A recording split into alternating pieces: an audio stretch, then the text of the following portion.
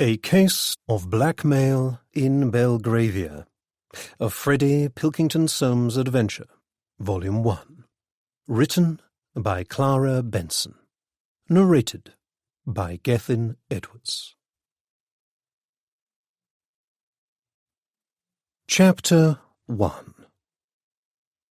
It was a splendid dinner at Babcock's. The restaurant was crowded and noisy, and the atmosphere festive. The manager had given them the best table, knowing that to do so was to ensure that the name of the establishment would, sooner or later, be cited in the society pages as having been the setting for yet another gathering of some of London's most fashionable and influential personages, since it was an open secret that at least one member of the party wrote a gossip column for one of the popular papers. 40 years after its founding, Babcock's, with its gilded ceilings, grandly arched alcoves and marble columns imported especially from Italy, was by now a venerable stalwart of Piccadilly and relied heavily on its reputation as the old dependable among the higher classes. Other restaurants came and went, their stars burning brightly but briefly, but still Babcock's went on, a superior and safe pair of hands with every intention of continuing for another 40 years or more. Respectable as it was, it had not the slightest objection to being mentioned in the occasional breathless report as the place in which such and such a person had found his wife dining in guilty company with a husband of another, and a scene had been narrowly avoided, or in which two senior members of the opposition had hatched a plot to overthrow their leader, or in which one society beauty had snubbed another cruelly and publicly. That was merely good business, and Babcock's was perfectly happy to be known as a place where one might dine superbly and perhaps catch a whiff of scandal at the same time, although, naturally, it affected to be entirely unaware of the less salubrious facets of its existence as enumerated with feigned disapproval in some of the lower publications. This evening the crowd was a mixed one.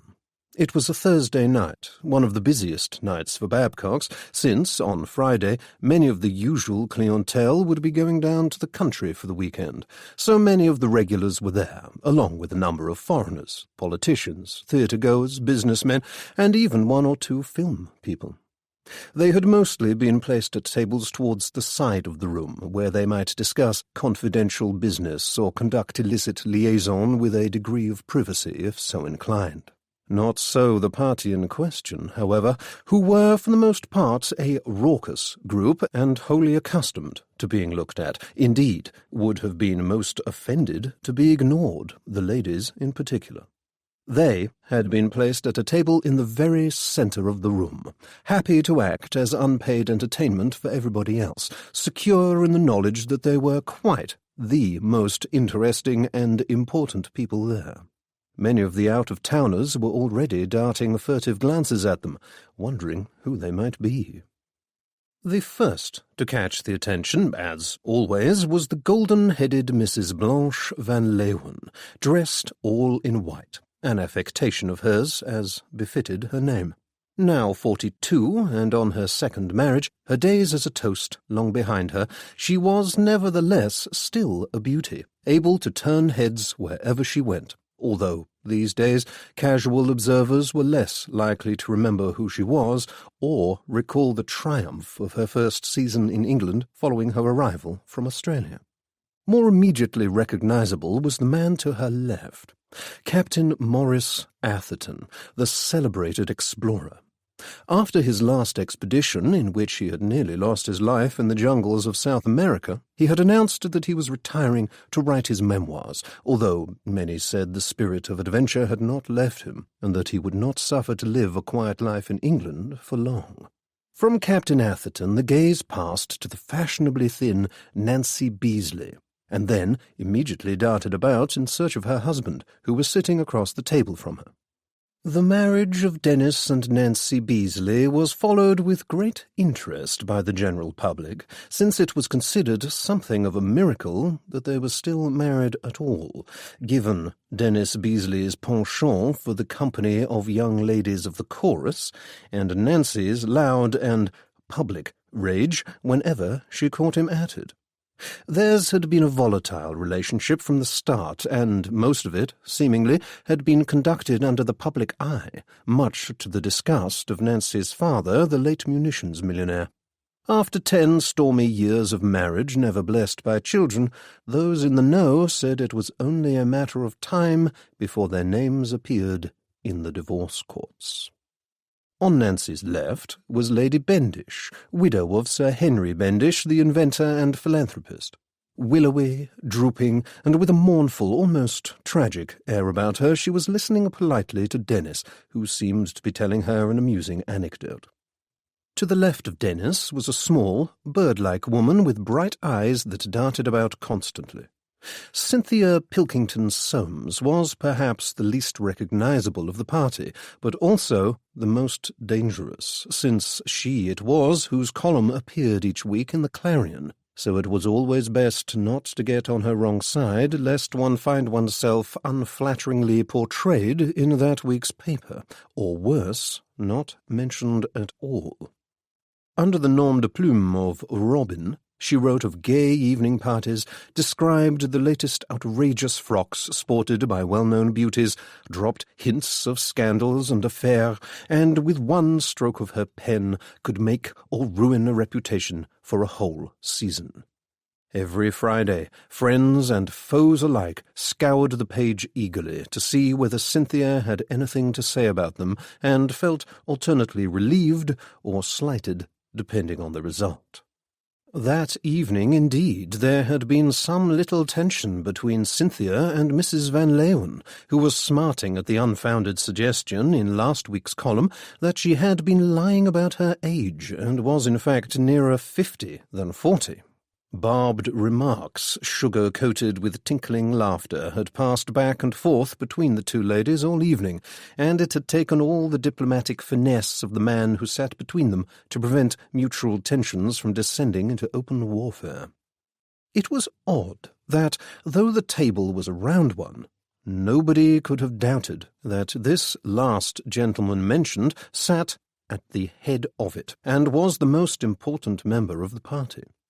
Nicholas Maltravers, or Ticky, as he was known to his many close friends, was a man whom any reader of the society pages would recognize immediately, since not a ball or a party or a picnic or a wedding was held without his being invited. When society matrons drew up their guest lists, they would invariably add, "Oh, and Ticky, of course." If there was an empty chair to be filled at a private dinner, Ticky was the man who would be called upon to fill it. Every page of his diary had something in it, so much so that he might have chosen never to dine at home if he liked. He was invited to everything, and could afford to pick and choose. He was a bon vivant, perched at the very pinnacle of society, although nobody could quite say how he had achieved this position, since he did not seem to be celebrated for anything in particular. He was certainly not known for his looks, being past 50 and of unhealthily sleek and glistening appearance, with hooded eyes and a curved smile that might almost have been described as a knowing smirk. His general habits and dealings with others did not bespeak any particular virtue of character. His wit could best be described as laboured. Nor did he throw parties of his own, but contented himself with attending those of his acquaintances, at which he was sure to be surrounded by a crowd of well-wishers, who shrieked delightedly at his pithy observations and seemed to want nothing more than to be admitted to his inner circle of friends. How he had attained his exalted status was a mystery, therefore, and it could only be supposed that he had managed it by a sort of osmosis, or perhaps even a magical charm. Whatever the case, and whether fair means or foul had been employed, he certainly seemed to relish the attention, and even accept it as his due. That evening was no different. He was feted and loved by his guests, his every comment agreed with, his every witticism seized upon and laughed uproariously at. If the party was the centre of attention at Babcock's, he was the centre of attention of the party. He dined lavishly, because it was his birthday, and because, although the restaurant was an expensive one, nobody would have dreamt of letting him pay. The other gentlemen ate heartily, while the women ate little, or affected to. The caviar and oysters were declared to be the freshest anyone had ever tasted, and were washed down with a most invigorating chablis, while the turtle soup was neither too hot nor too cold, and went beautifully with the sherry. The salmon and new potatoes were cooked to perfection, and were accompanied by a bottle of Montrachet from one of the oldest vineyards in France. After the roast venison, which all agreed was as tender as spring lamb, and which was served with an intriguing red claret, there followed ices and petit fours, complemented by a fine muscat.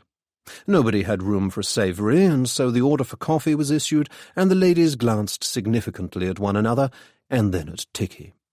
"Ticky, darling," said Nancy Beasley, bringing out something from under the table. "it's time for your present." Ticky assumed a look of combined surprise and modesty as the little gift-wrapped box was presented amid rowdy applause and squeals of excitement. "I believe you are spoiling me," he said. He smiled around at them all, and then carefully unwrapped the gift and brought out a little silver flask of the sort that fits in a pocket. "Look, it's engraved," said Cynthia. "So it is," said Ticky. "How perfectly delightful." "May I see?" said Blanche Van Leeuwen. She took the flask and exclaimed over it, then passed it to Captain Atherton, who also wanted to look at it. The little silver flask was passed from hand to hand around the table, since, although all had contributed, not all had seen it. Ticky took it again and regarded it with polite interest. "But you must try it, Ticky," said Nancy. "Don't let it be one of those presents that's never used." The knowing smile played around Ticky's mouth again, and he glanced up slyly at the other two men. "I believe I shall," he said. He summoned the waiter. "Do you have any of the 1820 Cusenier?" he said. The waiter replied in the affirmative. "Then you'd better bring it," said Ticky. "We'll have the whole bottle." The smiles on the faces of the other two men became wooden at the thought, first, of the cost, and second, of such a flagrant waste of good cognac. The bottle was brought, and a large measure decanted into the flask. Ticky looked around. "How splendid to have such true friends," he said, with every appearance of sincerity. "A toast to you, my dears." He raised the flask and took a large mouthful, then another. "Delicious," he said, as the other men eyed the remainder of the cognac still in the bottle. "Here, take this and share it with the kitchen staff," said Ticky to the maître d'hôtel, who was hovering nearby. The man was fulsome in his thanks, and the expressions of Dennis Beasley and Captain Atherton became more wooden still as the bottle was carried off and placed carefully to one side. The dinner was paid for, and there was a great fussing and stirring as everybody stood up, while at the other tables conversations were paused briefly as all the other diners took the opportunity to stare at the party as they left. Then they all moved out into the chilly October night, walking unsteadily, for a great deal of wine had been consumed, and calling out extravagant praises to the maître d'hôtel as they went. And then they were gone, and everybody went back to what they'd been doing, while the waiters raised their eyebrows at one another.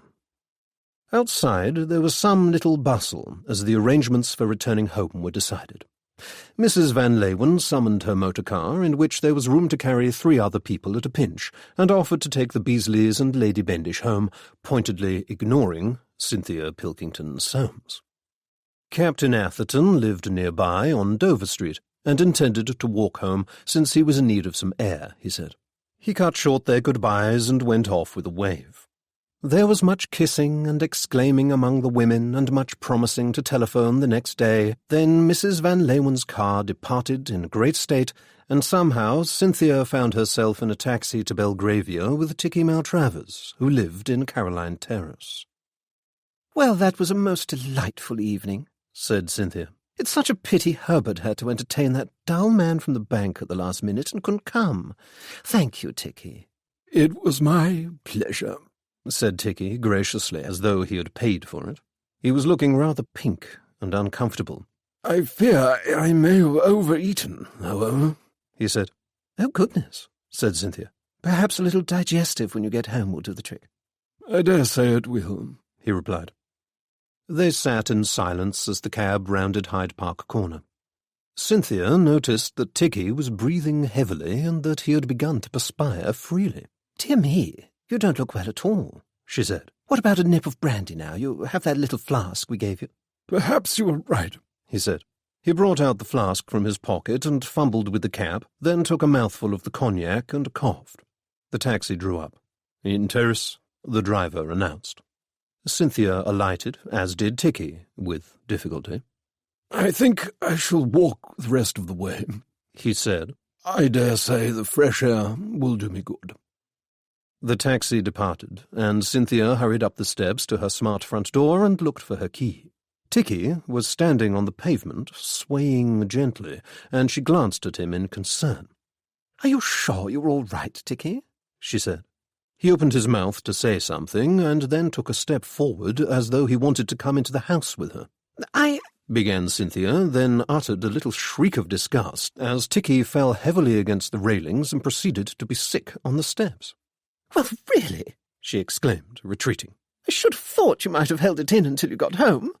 But Tikki Maltravers was beyond listening to anything. He slid down the railings to a sitting position and remained there, fighting for breath and twitching slightly. It had at last occurred to Cynthia that something was very wrong. "Tikki?" she said.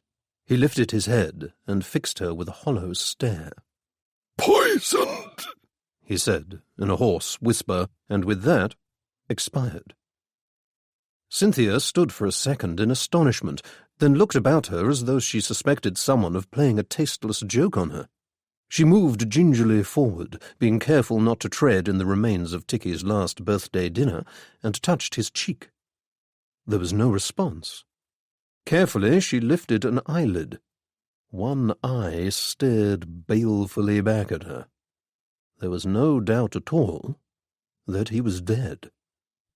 "Oh, dear me," said Cynthia.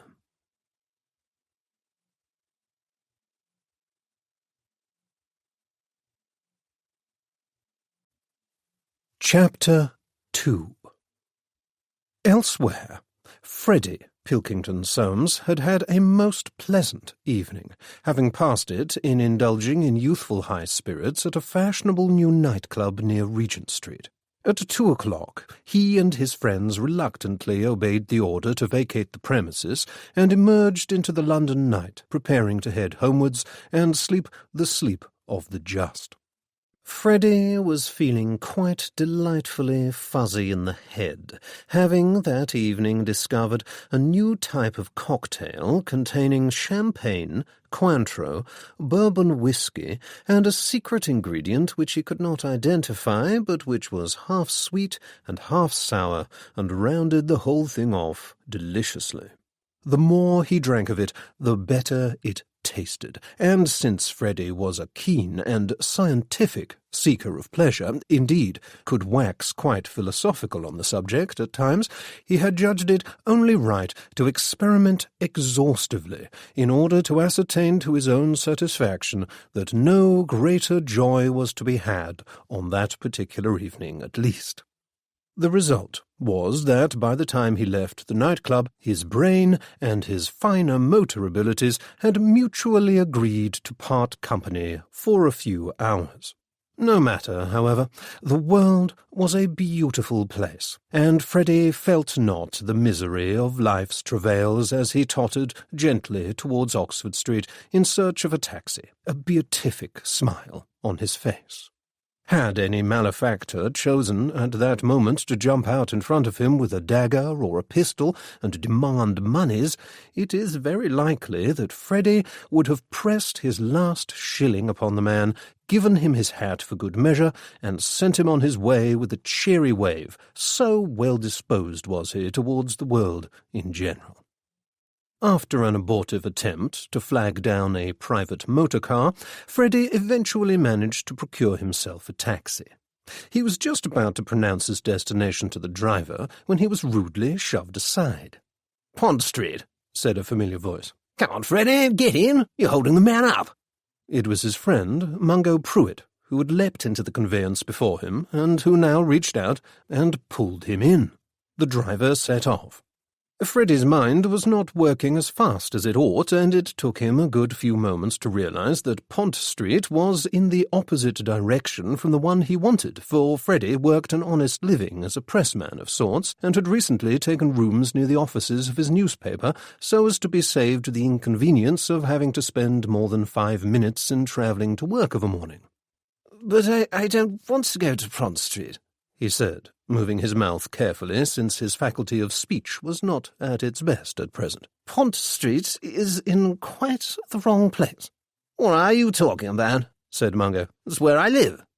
"But I want to go to Fleet Street," said Freddy. "Fleet Street be damned," said Mungo. "Why would anybody want to go to Fleet Street at this time of night?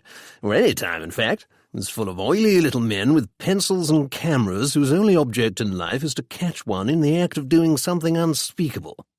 This was a point with which Freddy could not truthfully disagree, and yet the fact remained that he did not wish to go to Pont Street.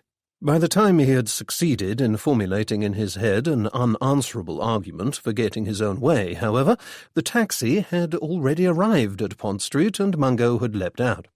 "Listen," said Freddy, who was now ready to present his case. He jumped out after Mungo, preparing to give a long and impassioned speech as to the desirability of having instructed the driver to go east first rather than west, but before he could begin, Mungo had paid the driver, and the taxi had pulled away without him. "Hey, dash it!" said Freddy, waving desperately at the departing vehicle. "Mungo, you ass! What the devil did you do that for?" "Do what?" said Mungo. "We're home, aren't we?" "You might be," said Freddy, "but I'm not. I want to go to Fleet Street." "Well, do you? I thought you were joking," said Mungo. "Still, I'm sure there must be a taxi around here somewhere. And now it's off to bed for me. Don't stand there too long, old chap. It's cold out here. Cheerio." And with that, he was off, leaving Freddy standing in a deserted street a good 3 miles from home. Lesser men might have railed against a similar inconvenience, not Freddy. The night was cold, and all he wanted at present was to find a comfortable bed. Any bed might do, and collapse into it for 8 hours or so. If Fleet Street were denied him, then let another sanctuary receive him. A short distance away was the house his mother used when she was in London, for which he had a key.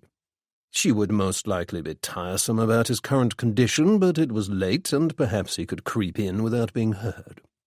He set off unsteadily down Chesham Street, and within a very few minutes was turning into Eaton Terrace. The house was dark. Perhaps nobody was at home, which possibility suited Freddy very well, since he was more afraid of his mother's sharp tongue than he cared to admit. He felt in his pocket for a key, and after a few false tries succeeded in inserting it into the lock. It turned, and the door gave way more suddenly than he had expected. It immediately hit an obstacle, something soft, yet unyielding, and at the same time he heard a shriek. He pushed at the door and felt someone push back from the other side. "Go away!" a voice said frantically. Freddy recognized it as that of his mother. "What are you doing?" said Freddy. "Let me in." "Freddy!" exclaimed Cynthia. "You frightened me half to death. Quick, come in." The door opened a little way, and he was able to squeeze in. The entrance hall was almost dark, with only a little light coming in through the glass above the door. "Why are you standing here in the dark?" said Freddy. "Who's this on the floor?" For he could feel with his foot that the obstacle blocking the front door was human. "Shh! Not so loud!" hissed Cynthia. "It's Dickie." "Dickie?" Freddy's brain was by no means operating at full capacity, but he felt it might matter less if he could see. He groped along the wall and switched on the light. Cynthia gave a little squeak. Freddie regarded his mother, who was shrinking against the wall, wide-eyed, still in her evening dress and fur coat, and then turned his attention to the thing on the floor. Ticky was lying still and supine on the black and white tiles, eyes closed. His face was white. "You're right, it is a Ticky," said Freddie. "Why is he sleeping there? He'll be awfully stiff and cold when he wakes up." "He's not asleep, he's dead," said Cynthia. "And please, keep your voice down, darling. There's a policeman walking up and down outside. Had to run out and clean up the mess quickly while his back was turned. It was quite horrid. You know I hate that sort of thing." "Dead?" said Freddie. "Are you sure? Perhaps he's just unconscious." He bent over unsteadily to peer at the motionless figure at his feet, then straightened up sharply. "Oh, he's dead," he said in surprise. "That's what I'm trying to tell you," said Cynthia. "He died on the steps and I had to drag him inside. He was awfully heavy, and now I don't know what to do with him." "Why, call someone to take him away, surely. A doctor, perhaps, or the police? Didn't you say there was a bobby just outside?" "No!" exclaimed Cynthia. "We can't call the police." "But why on earth not? You can't leave him here. He's not exactly ornamental, and he's blocking the doorway. The police will tidy him away nicely, and soon it'll be as though he'd never been here, you'll see." "Don't be silly, Freddie. It's not funny. We need to get rid of him somehow, but without the police." Freddie's head was starting to spin, and he had the feeling there was something about the situation that he had not quite grasped fully. "Look here, it's late," he said. "Perhaps we ought to leave him here and go sleep on it. Then we can call someone tomorrow with a clear head, and they'll come and fix everything for you, and you won't have to think about it any more." But his mother was shaking her head vehemently. "No," she exclaimed. "It's Mrs. Hanbury's day tomorrow, and you know what a dreadful old cat she is. If she turns up and finds a dead body here, she'll tell your grandfather, and he'll be terribly cross with me. You know how long it took me to persuade him to let us use the house again after we held our Rainbow Joy party last year? I never meant everyone to start throwing paint at each other, but you remember the mess, and the bill for redecoration was rather high. It won't take much to set him off again. We must get Ticky out of here tonight." "But why don't you want the police?" said Freddie. "And how did he die, anyway?" he added as an afterthought. "Poison," said Cynthia. "At least I think so." "Poison?" said Freddie. He stared as the reality of the situation began to seep in slowly. "You don't mean to say you killed him?" "Don't be absurd, darling," said Cynthia, although she looked a little uncomfortable. "Why on earth would I kill Ticky?" "But then how did you know?" "Because he told me so himself. He was ill in the taxi on the way back, and when he got here he collapsed and was sick, and then he exclaimed, 'Poisoned,' just like that, and died." "Good God," said Freddie. "Exactly," said Cynthia. "It was awfully sudden. We were out, a group of us, you see, for his birthday, and he ate far too much. Between you and me, it was rather revolting, and I could hardly bear to watch it. And there was lots of wine and champagne, and that dreadful Van Leeuwen woman was there. I don't know who invited her. And, of course, then I was left without a lift, so I ended up in a taxi with Ticky. He spent half the journey drinking brandy out of the flask we gave him because he didn't feel well, but it wasn't until he dropped dead outside the house that I found out just how ill he was. At any rate, it looks most suspicious that I was the last person to see him alive, so you see why we can't go to the police." "I don't, actually," said Freddie, who was struggling to keep up. "Why can't we go to the police?" "Why, because everybody will think I did it. I'll probably be arrested at the very least, or taken off for questioning, but I'm supposed to be going to Marjorie Belcher's reception tomorrow afternoon, and you know how straight-laced she is, and she's got Mr. Bickerstaff in her thrall, and he'll probably give me the sack, and to be perfectly frank, darling, I could do with the money at the moment." "Oh!" she exclaimed suddenly. "What?" said Freddie. "Nothing," said Cynthia. "I've just thought of something, that's all. Never mind, there's nothing I can do about it now. I shall just have to think about it later. In the meantime, we have to get rid of Ticky. I suggest you go and leave him outside his front door. Then they'll think he died there, and nobody need ever know he was here. It's only 200 yards or so. I'll keep a lookout if you like." "What do you mean you suggest I leave him outside his front door?" said Freddie. "What has all this to do with me?" "Well, naturally, I can't carry him, darling. What an extraordinary idea. You must do it." "But, Freddie, I simply insist. You know perfectly well—" She suddenly stopped, and her eyes narrowed. "Have you been drinking?" she said, accusingly. "No." Lied Freddie. "You have, haven't you? I can always tell. Oh, Freddie, just when I needed you, I feel you've let me down somehow." "It was only... I couldn't help. Mungo insisted. Look here, Mother, can't a man go for a perfectly innocent cocktail or two without—" "Oh, never mind that now," said Cynthia. "We'll just have to do the best we can with what we've got. I only wish you had the sense to remain sober." Her tone was reproachful. "Well, if you told me in advance you were planning to do away with someone, I might have," said Freddie. "Where's Father, by the way? Doesn't he usually dispose of your victims for you?" "Don't be impertinent," said Cynthia. "As a matter of fact, your father was supposed to come this evening, but he had to take Mr. Foss out for dinner at the last minute, and he said he would go straight back down to Richmond afterwards. Now, it's getting late, and I'd rather like to go to bed, so let's get this over and done with instead of standing here talking. You pick him up, and I'll just peep round the front door to make sure the policeman isn't still there." There is no doubt that Freddie had engaged in some, not to say many, morally dubious activities in his time. Nonetheless, let the record show that he was not, as a rule, the sort of young man to aid and abet in the disposal of a dead body. At least, not while sober and in his right mind. However, his defences were always low when he was in drink, and in such a condition he was easily taken advantage of. Moreover, Cynthia Pilkington-Soames was not a woman to be easily resisted at the best of times, since she had a tendency to talk incessantly until she got her own way. At present, therefore, Freddie's mind was fastening very hard on the facts it would comfortably hold. The first being that there was a corpse cluttering up the entrance hall, and the second that he would not be allowed to go to bed until it had been tidied away. He sighed and resigned himself to the inevitable. "Oh, very well, then," he said, "but I should like to make it clear that I do this on sufferance." He bent over Ticky and prepared to do as his mother said.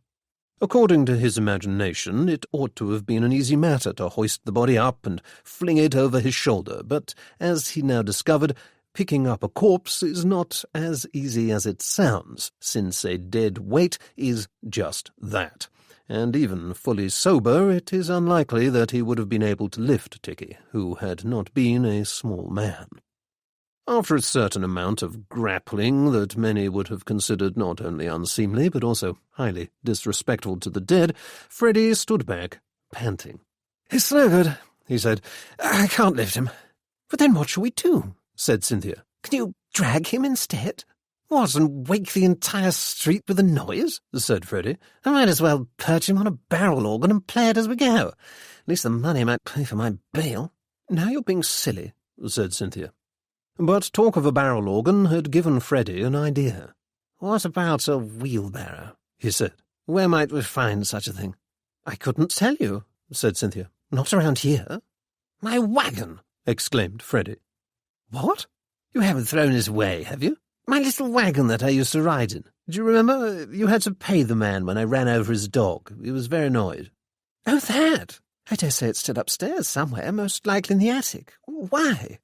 But Freddie had already disappeared. He reappeared 5 minutes later, bearing a child's toy cart, and set it down on the floor. They regarded it dubiously. "Will it hold his weight?" said Cynthia. "We shall just have to try it," said Freddie. "You take his feet." "Oh, goodness," said Cynthia, wrinkling her nose in distaste. With some effort, they managed to load Ticky into the wagon. His limbs were starting to stiffen, and he sat at an almost comical angle, his head tipped quizzically to one side as though he were wondering what was going on. "Now, have a look outside. If there's no one out there, I'll make a run for it," said Freddie. Cynthia opened the door and looked up and down the street. "The policeman has just turned into Eton Gate," she said in a whisper. "Go out and watch him," said Freddie. Cynthia hurried quietly down the steps and went to the corner of the street. She watched for a moment, then gesticulated wildly to signal that the coast was clear. Freddie pulled the wagon with difficulty over the threshold and bumped it down the steps, then stopped to rearrange Ticky, who had begun to slide out. He looked about him nervously, but saw nobody. "Well, here goes," he muttered. The string on the little cart had long since frayed through, so there was nothing for it but to bend over and push. The wood creaked and buckled under Ticky's weight, but held, and the strange procession moved down the street, slowly at first, then faster.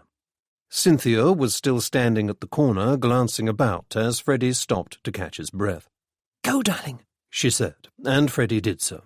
Now was the time to move as quickly as possible. Eaton Gate was deserted. Presumably the policeman had turned into another street. Freddie braced himself and pushed Ticky across the road. It was hard work, for the wagon refused to maintain a straight course and was doing its best to veer off in any direction that took its fancy. Moreover, every time it did so, Ticky slid a little further out, and Freddie had to keep stopping to adjust him. He continued down Eaton Terrace and turned right into Caroline Terrace. Ticky lived not quite halfway along at number 25. Freddie straightened the wagon carefully and, with one last burst of effort, bent almost double, broke into a run. He picked up such a turn of speed that he almost shot past the house and had to stop suddenly. The wagon skidded and came to a standstill, unlike Ticky, who slid off and landed with a thud on the ground. Freddie winced and glanced around, for it seemed to him as though he must have drawn the attention of everyone in the street. Fortunately for him, there was still nobody about, but Ticky was lying on the pavement for anyone to trip over who happened to be passing later.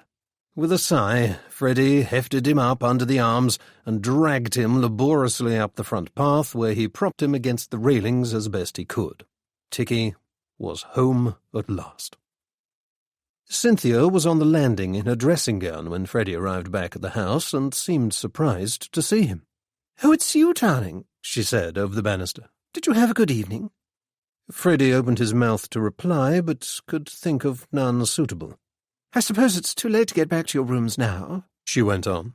"You may have the blue room, but try and keep it tidy. Don't forget that Mrs. Hanbury is coming to do tomorrow, and she gets very upset if there's any mess. Good night." And with that, she went into her room and shut the door, leaving Freddie standing in the hall, tired, dishevelled, and with an incipient headache.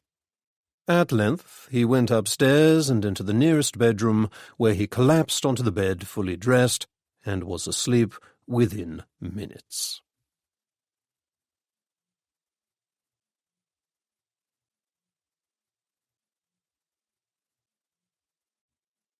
Chapter 3. The sound of singing filtered through into Freddie's brain, waking him by degrees. It was a low, droning, tuneless voice, which once heard was impossible to ignore.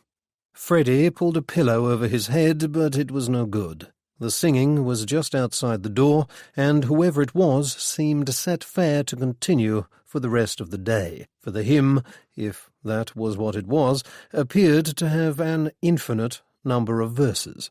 Not a cheerful hymn about bountiful harvests and joyfulness either.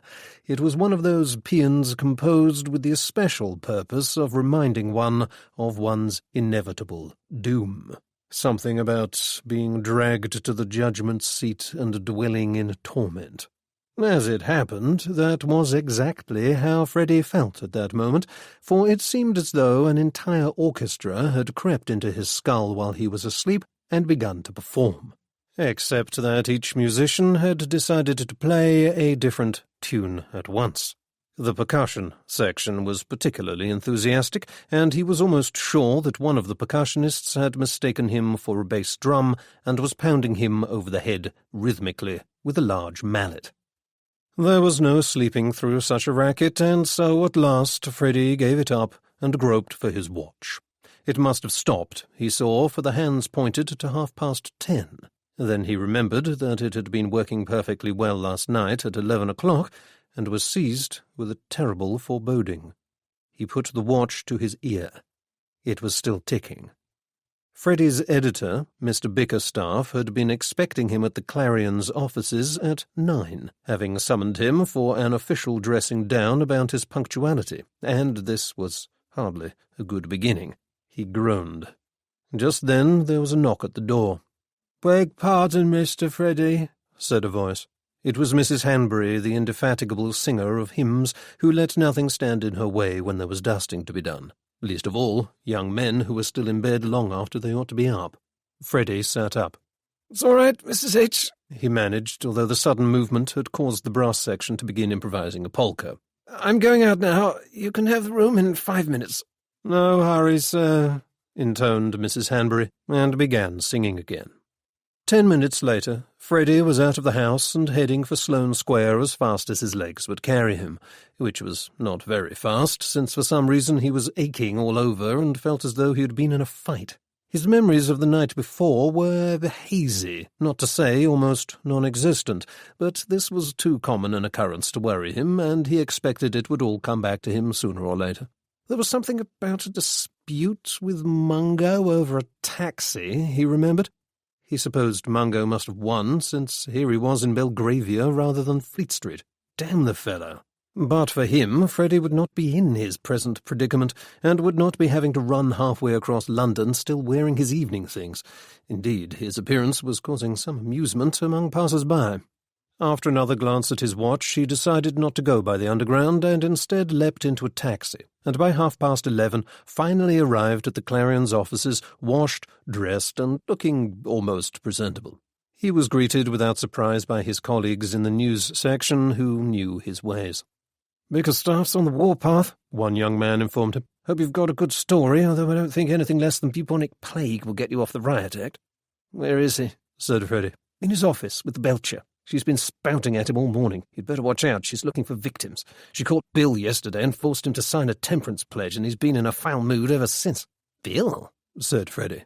He glanced across the room, where a freckled messenger boy could be seen licking stamps ferociously, a look of lowering fury upon his face.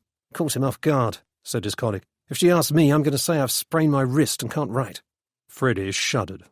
Mrs. Marjorie Belcher was the current scourge of the Clarion, having made it her life's mission to effect the reform of society's morals by means of the organs of communication. In this she was aided immeasurably by the fact that she was the sister of Sir Aldridge Featherstone, the paper's owner, which gave her significant influence and constant access to the newsroom. She was the founder and leader of the Young Women's Abstinence Association, patron of at least 2 charities which sought to promote the adoption of a more virtuous way of life through healthy exercise, and a fervent believer in getting 10 hours sleep a night. She was almost fanatical in her enthusiasms, and while it ought to have been easy enough to avoid hearing about them merely by avoiding her, in reality she was so highly connected that it was almost impossible to attend any society party or reception without finding her also in attendance, or being buttonholed by her at least once, for she was ever hopeful of persuading her acquaintances at the higher end of society to join one of her organizations. She had been haunting the newsroom of late, and there were rumours among the staff that her brother, Sir Aldridge Featherstone himself, had been listening to her strictures and was preparing to forbid the publication of the more scurrilous stories in which the Clarion tended to specialise.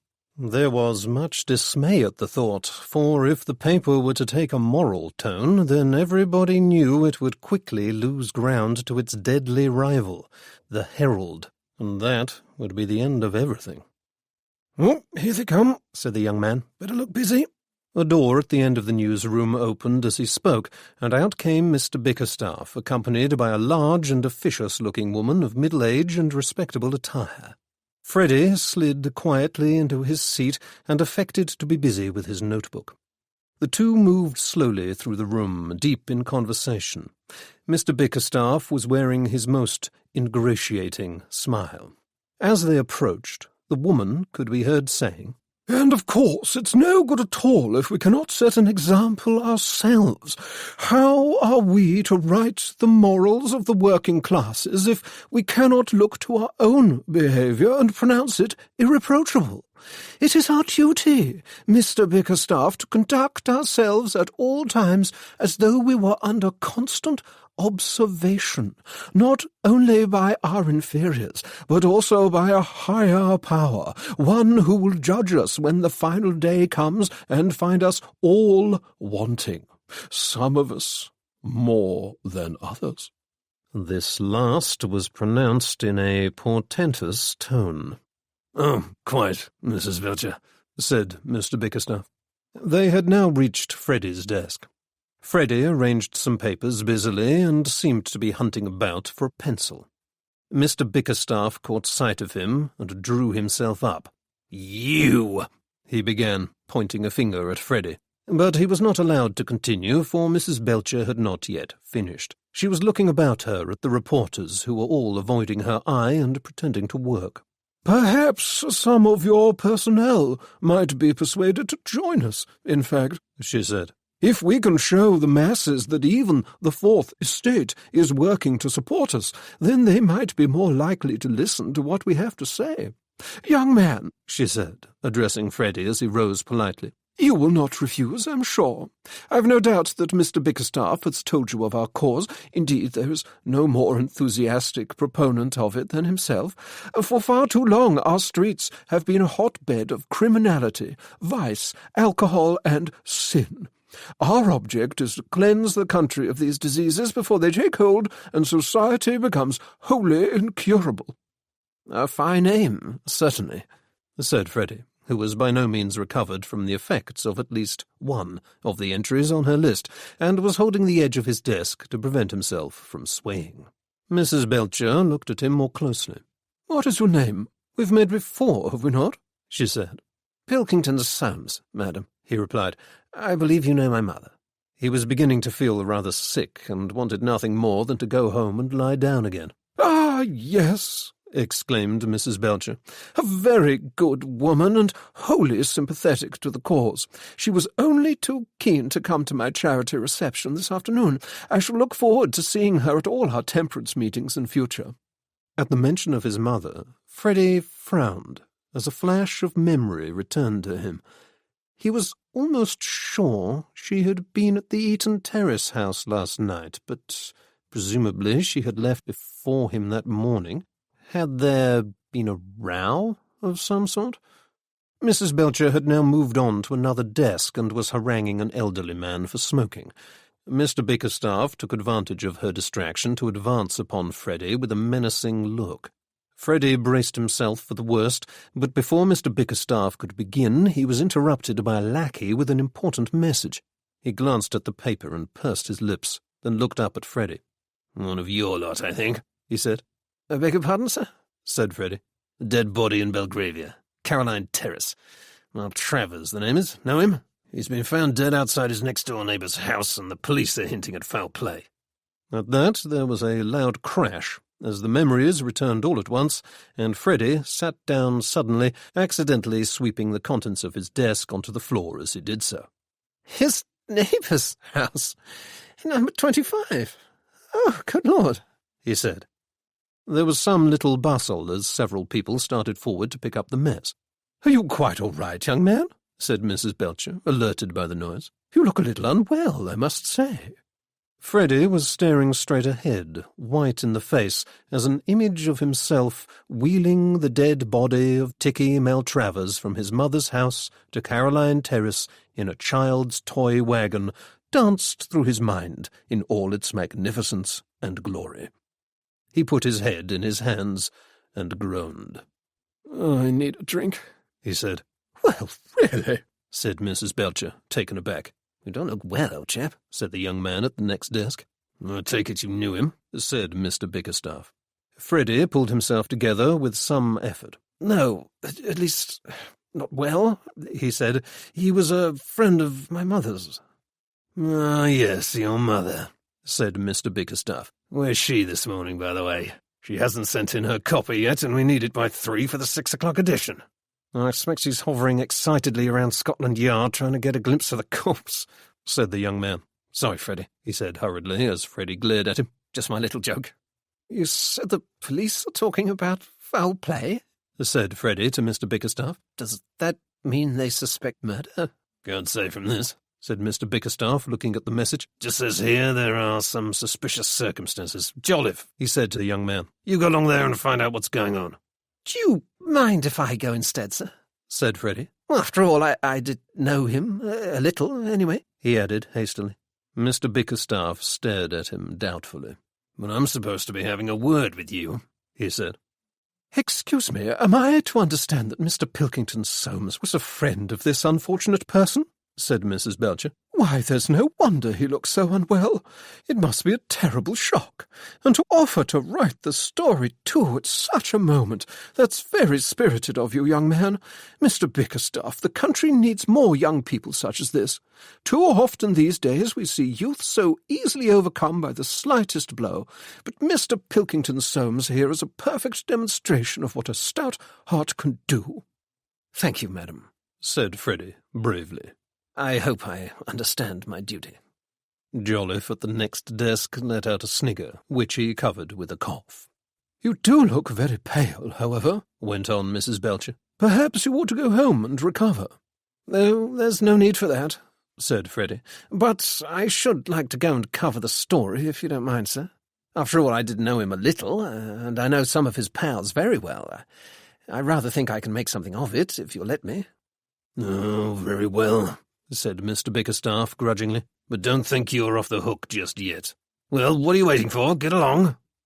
Freddie needed no further encouragement. He wished Mrs. Belcher a respectful good morning and headed for the door.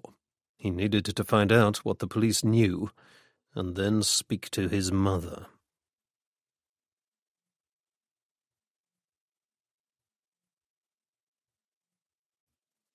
Chapter 4.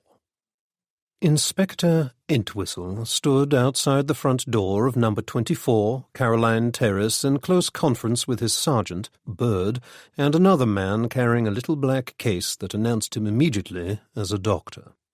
The inspector was a man whom nobody could have picked out in a crowd, and that was the way he liked it. For 20 years he had dedicated himself to his job almost to the exclusion of all else, and he regretted it not for a moment. His calling was the law, and the law he meant to uphold, come what may.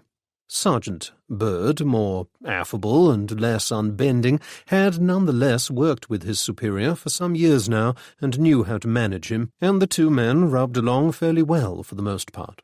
They now listened earnestly to what the doctor had to tell them about the strange events of that morning. Nicholas Maltravers had been discovered outside the house of his next-door neighbour at number 25, Caroline Terrace, at 8 o'clock, when the maid had come out to scrub the step. The young woman had screamed loudly at the unexpected sight of a dead man in full evening dress propped up against her nice clean railings, and the noise had brought out her elderly mistress, who was not a little displeased at having her breakfast interrupted by such a row. Miss Fosdyke was made of sterner stuff than her maid. She recognized Ticky immediately and sent the girl round to fetch Weaver, Ticky's manservant. Weaver went pale at the sight, wrung his hands and summoned a doctor, and together they carried Ticky into his own house and laid him as best they could on his bed. The doctor had attended to Ticky many times and knew him well, and his suspicions were very soon aroused by one or two little circumstances that caused him to frown. He questioned Weaver closely about where his master had been last night, and whether he had been in any way unwell recently, and then announced that he could not think of issuing a death certificate until the police had been called. A young constable was sent along, but swiftly saw that it was a serious matter, and that more help would be needed. He was now engaged in keeping an eye on the small crowd of people who had gathered outside number 24 to watch proceedings, while Entwistle and Bird heard what the doctor had to say. "So, you see what I mean about the traces," Dr. Spillman was saying.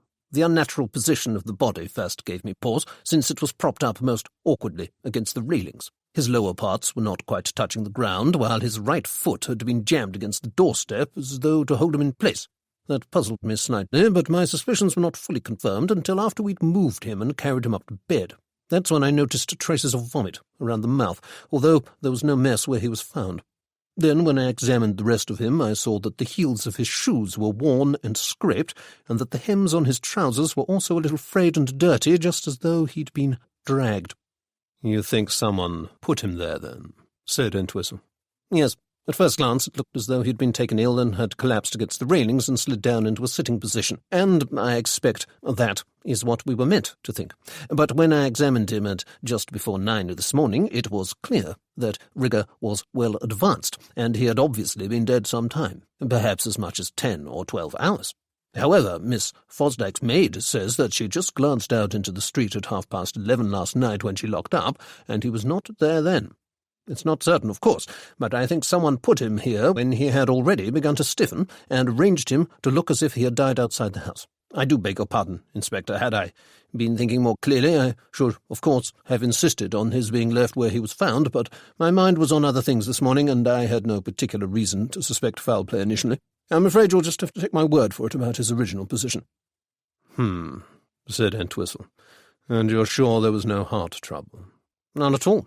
I'd attended him for years, and his heart was as sound as a bell. He had one or two other conditions, but none that would cause him to collapse suddenly and die in the street. I can't say what killed him, but it certainly bears further investigation, don't you think?" "Perhaps," said Entwistle, non-committally. The doctor prepared to leave. "I'd like to stay and speak to the police surgeon when he arrives, but I'm already late for several appointments," he said. "Here's my card, anyway. I shall be back in my office by 3 if he wants to speak to me."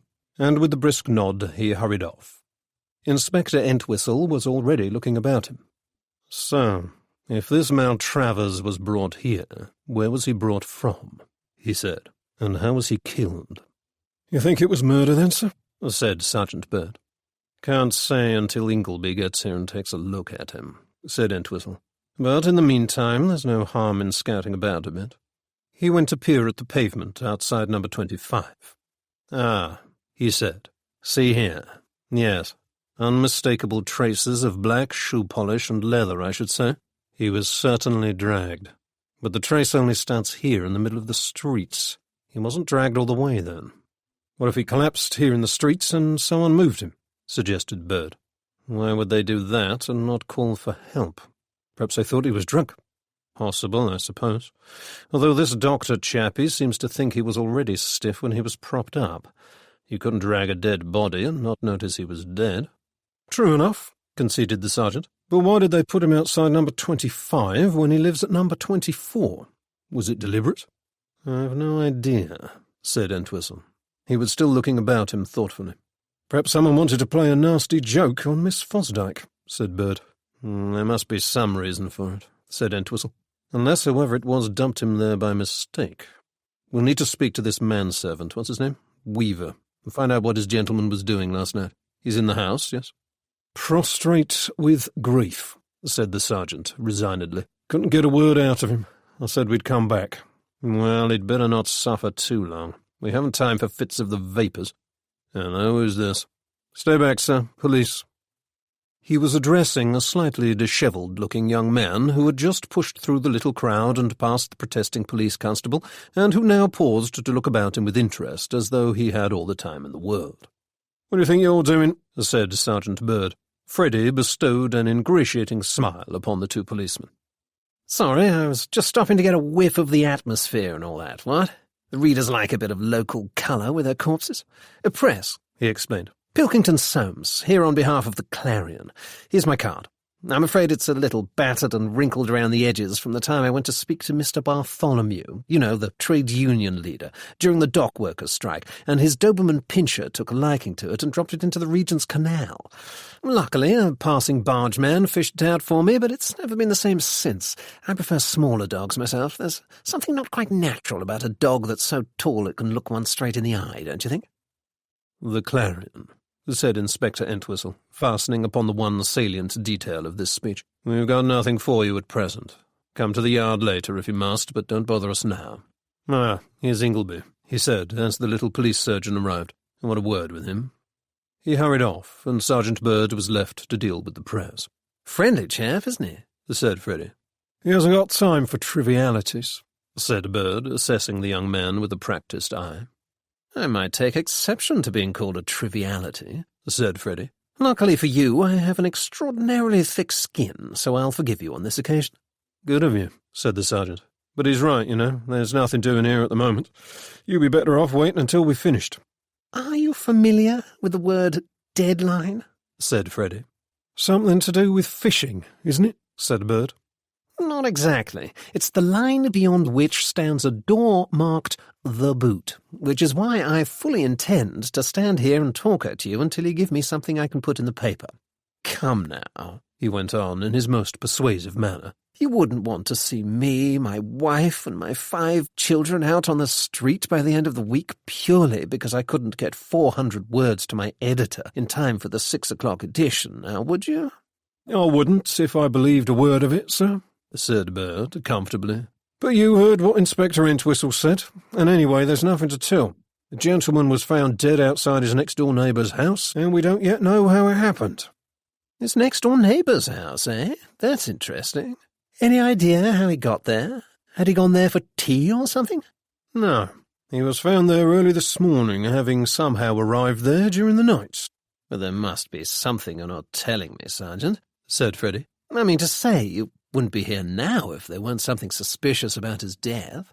What is it? A gunshot wound to the temple? A dagger to the heart? A mysterious note smelling faintly of perfume clutched in the dead man's hand?" "Nothing so exciting as that, I'm afraid," said Bird, amused despite himself. "The only mystery at present is how he came to be where he was, as it rather looks as if someone put him there. At least that's what his doctor says. But we don't know who, and we don't know how." "No witnesses, I suppose?" said Freddie, as casually as possible. "Not so far. This is a quiet street, and it's unlikely anybody was out and about in the middle of the night. As for the dead man, he certainly wasn't shot or stabbed, but we won't know how he did die until there's been a post-mortem examination. And now that's all I can tell you." "Splendid. And in return I shall tell you that I knew the dead man. Slightly, at any rate." "Did you, indeed?" said Bird with sudden interest. "Yes, I thought that might get you. As a matter of fact, I'm surprised you haven't heard of him yourself, or are you one of these types who professes not to read the society pages?" "I may have perused them on occasion," admitted Bird, cautiously. "Then you must have heard of Tiki Maltravers, surely?" "The name does sound familiar. Is this the same gentleman?" "The very same. Now listen, I'm in a spot of trouble with my editor, and he's put me onto this story, and if I can steal a march on the competition, the Herald in particular, then I'll be back in his good books. What do you say to a little exchange of information? You tell me what you know, or at least as much as you can say without ruining your case, and I'll tell you anything I find out. A sort of quid pro quo, what?" "I can't promise anything," said Bird. "The inspector's not too keen on that kind of thing." "Doesn't trust the press, eh?" said Freddie. "Very wise as a general rule. I, however, am a man of unimpeachable morals and ironclad honour who would never dream of publishing a story without your say-so." "That remains to be seen," said Bird. "As I said, we can't be certain there's any mystery at all yet. I've told you all I know, and if you can get 400 words out of that, then you're a better man than I am." "Oh, I shall pad it out somehow," said Freddie, with a wave of the hand. "It's rather a gift of mine. I once spent 600 words describing the hat ribbons of an abandoned wife who killed her children and then herself, and everyone said it was one of the most moving and tragic things I'd ever written. So let's take that as agreed, shall we? I shall go off and write my little piece, then you shall read it and see that I am exactly what I purport to be, and can be relied upon not to transform a dull news story into a work of vulgar fiction, although you must allow for a little poetic license, naturally, and then we shall become friends and entrust one another with such little tidbits of information that might happen to come our way." "I make no promises," said Sergeant Bird again. "Now, you're standing where you ought not to, so you better go off and write your story. No hat ribbons here, I'm afraid." He then went off to speak to the constable, leaving Freddie to think about what he had learnt. Despite his apparent insouciance, he was in fact deeply relieved that the police had not arrested him on the spot as soon as he had arrived. They had evidently not found any witnesses to the disposal of Tiki's body yet, and Freddie trusted fervently that they never would, and that by ingratiating himself with the police he would throw them off the scent. The inspector did not look like much of a prospect, but this sergeant seemed a friendly enough sort, and would perhaps let him know what was going on with the investigation. Ever since the memory of last night had come back to him, Freddie had been kicking himself at his own stupidity, and was at present highly displeased with his mother for having taken advantage of him in his weakened state, for he had no desire to run afoul of the law, and was quite certain he would never have agreed to what she had asked of him had he been fully compos mentis at the time. But was Cynthia right when she said Tiki had been poisoned? How did she know?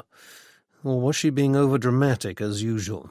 If she was right, then the police were bound to find it out, and then they would start asking awkward questions about where everybody had been last night. Of course, Ticky's death was nothing to do with Freddie, but he suspected the police would not look too kindly upon his half-unwitting interference in the affair. The thing to do now was to find his mother, and quickly. But where was she? Just then, Freddie remembered his conversation with Marjorie Belcher, who had mentioned that Cynthia was supposed to be attending her charity reception at Sir Aldridge Featherstone's house that afternoon. He would have to run her to earth there. At any rate, he seemed safe from arrest for the moment. 2 men were now emerging from number 24, bearing a covered figure on a stretcher. The little crowd which had gathered in the street now became very excited and surged forward in an attempt to get a better view as Sergeant Bird and the ineffectual police constable tried to hold them back. Freddie took the opportunity to melt away. The reception was at 3, he seemed to remember. He would have some lunch to restore his faculties, then he would go and find his mother and give her a piece of his mind.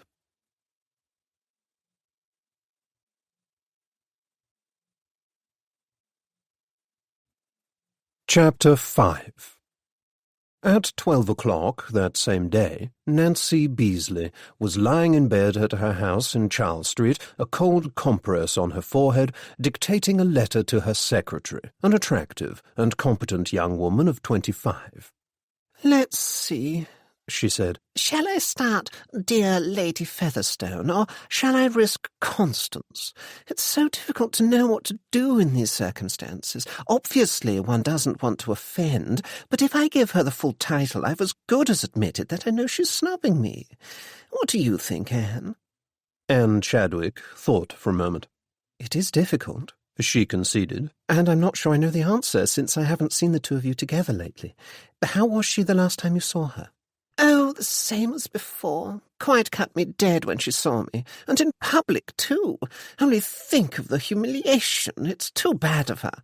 And it's not as though I did it on purpose. How was I to know she was throwing her beastly party on the same day as mine? Just a tiny little faux pas, and she's been holding a grudge against me for months now. And after all I put myself through to get in with her in the first place, all those charitable committees I've inveigled myself onto, and all the things I've had to hide from Marjorie Belcher, who simply can't imagine that a person might want to have a little fun once in a while. I don't suppose for one second that Constance is as virtuous as she makes out to be, but with a sister-in-law like Mrs. Belcher, she can pretend as much as she likes to be holier than thou, and nobody doubts it for a second. I'll bet no one asked her a lot of awkward questions about her views on drink before they let her on the board of trustees. Hateful woman. I can't bear people who won't forgive and forget. If you can't bear Lady Featherstone, then surely it doesn't matter what you call her, said Anne. And there must be other charities who would be glad of your help.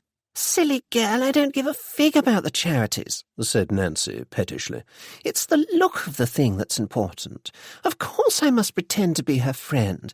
Why, you know perfectly well that she throws the most important parties. One simply has to be seen at them, or one might as well retire to the wilds of Scotland and take up fishing. The invitations will be going out to her Christmas ball soon, and everyone who's anyone will be there, so I can't possibly let her freeze me out. I'd simply die if she didn't invite me, and Cynthia would never let me hear the last of it. Think of everyone gloating over it if she put it in the Clarion. I should never be able to hold my head up in public again. In that case, I think the best choice would be the formal title. Oh, you think I ought to grovel? Said Nancy, wrinkling her nose. Perhaps it might be safest. Oh, but it's Mrs. Belcher's reception this afternoon, said Anne, as a thought struck her. Lady Featherstone will be there, won't she? Perhaps you might leave the letter for now and see whether you can't try and thaw things a little in person first. Now there's an idea, said Nancy. Do you know, I believe you're right. I shall go to the reception and be charming and delightful to Mrs. Belcher, and then Constance will have no choice but to acknowledge me, because she's the one who'll look bad if she doesn't. Oh, she might be cool, but she certainly can't ignore me, and that'll be a start at any rate. You'll back me up, won't you, Anne? Oh, Dennis, darling, she said to her husband, who entered the room then. I've just had the cleverest idea. I'm going to work on Constance Featherstone at the reception this afternoon before I reply to that frosty letter of hers about the opera recital. If I suck up to Marjorie Belcher and pretend to be dreadfully enthusiastic about her silly temperance association, Constance won't be able to snub me, or she'll lose face in front of everyone. What do you think?" Dennis Beasley and Anne Chadwick exchanged glances of understanding, unseen by Nancy on the bed. "I don't know why you're so bothered about that woman," he said. "She's not worth half the attention you give her. Hello, Anne. Did you and Larry have a nice time last night?" "Yes, thank you," said Anne. "They had a better time of it than we did, I imagine," said Nancy. "They went to the theatre to see that new play we liked the look of, while we were all suffering through a positively interminable evening with Ticky. You must promise me never again, darling." "It wasn't my idea," said Dennis. "I can't bear the fellow. He practically drips oil." "Wasn't it a nice evening?" said Anne. "Far too loud for my taste," said Nancy. "I prefer a smaller, quieter party. Still, at least he seemed to like the flask." "Oh, I'm glad," said Anne. "I almost decided on the pocket watch, but then I remembered that he prefers a wristwatch." "I never know what to buy people," said Nancy. "I'm lucky I have you for all that sort of thing. Just plump this pillow up for me, would you, darling?" Anne did as she was told, and Nancy sighed. "I did think Captain Atherton might have had more to say for himself. He must have some thrilling tales to tell about life in the jungle, but he didn't seem inclined to indulge us last night. And Sarah Bendish was there, looking sick as usual. I don't know what she's got to complain about. She seems to have a perfectly comfortable life, but she insists on moping about with a face like melting wax. I'm sorry, darling," she said to Anne. "I know you're marrying into the family, and I'm sure she's a perfectly delightful woman, but I only wish you'd cheer up a little." "Now, Nancy," began Dennis, but got no further before the telephone bell rang. Anne Chadwick rose to answer the instrument, which stood on a little table by the bed. "It's Mrs. Pilkington Soames," she said to Nancy, who removed her cold compress and took the receiver. "Cynthia, darling," she said. "Ghastly night, wasn't it?" She listened to the excitable voice at the other end of the line, and her eyes grew round. "What?" she exclaimed. "Are you sure? But how?" She was silent as the voice chattered on. "Oh, I see. You weren't there? Then who told you?" Yes, of course. Well, how simply extraordinary. I'll tell Dennis immediately." "Yes, I imagine you are in a hurry. You'll be there this afternoon, won't you?" "Good. You shall tell me more about it then. Goodbye." She replaced the receiver and looked at Dennis and Anne, who were regarding her with the greatest of curiosity. "Ticky's dead," she said, and then, as they exclaimed, went on. "Cynthia says he collapsed outside his house last night. She just heard it from the people at the paper." "Heart attack?" suggested Dennis. "They don't know, but there seems to be some suggestion that he might not have died of natural causes. The police have been called and there's going to be a post-mortem examination." "Goodness," said Anne. "Does that mean they'll want to come and ask you questions?"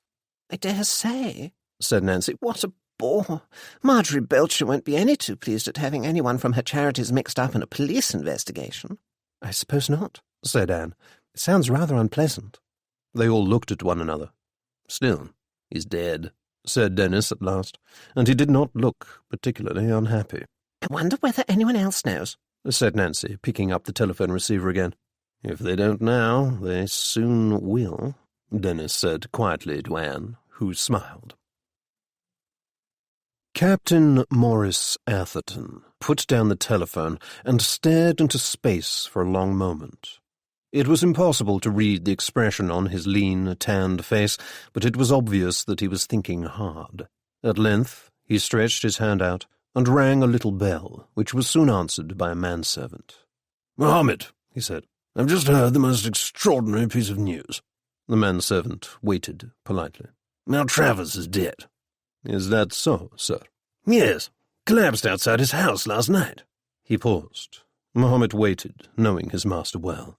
"Well, so it's not a relief," went on Atherton. "The man was a foul pestilence, right enough. They don't know how he died, and it looks as though the police have been called. They'll start poking around, no doubt." "Do you suppose they will find anything, sir?" said Mohammed. "Yeah, that's the question, isn't it? At least while he was alive, there was no danger of..." He stopped and turned to the other, looking him searchingly in the eye. "If only one could get into the house," he said. "I'd go myself, but that wretched servant of his was under instructions not to let me in after we nearly came to blows last time, and I don't suppose anything's changed just because he's dead." "Do you wish me to go and see what I can find out?" said Mohammed. "Would you? Would his man speak to you?" "I do not think so. He has made disparaging remarks about my brown skin in the past," said Mohammed with perfect equanimity, "but there are other means of finding out what one wants to know." Atherton smiled. "You're a wily one," he said. "I've no doubt that you'll find a way." "There is always a way," said Mohammed. "Very well, you know what to look for," said Atherton. Mohammed gave a little bow and left the room, and Captain Atherton was left to consider his next move.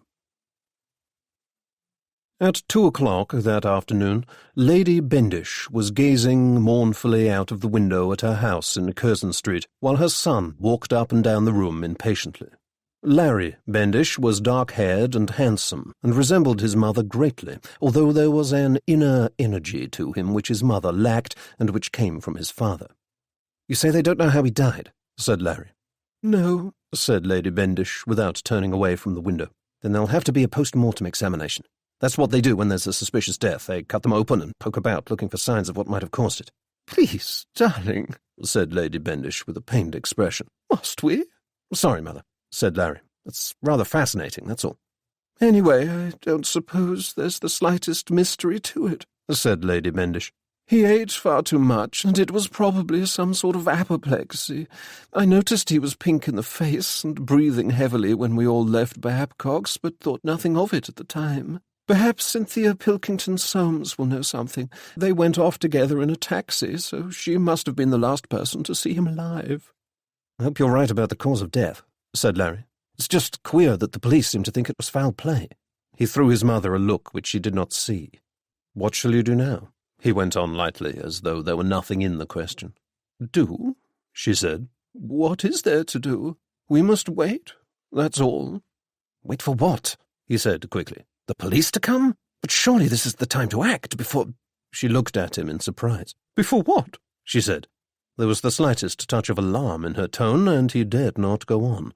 He looked at the floor.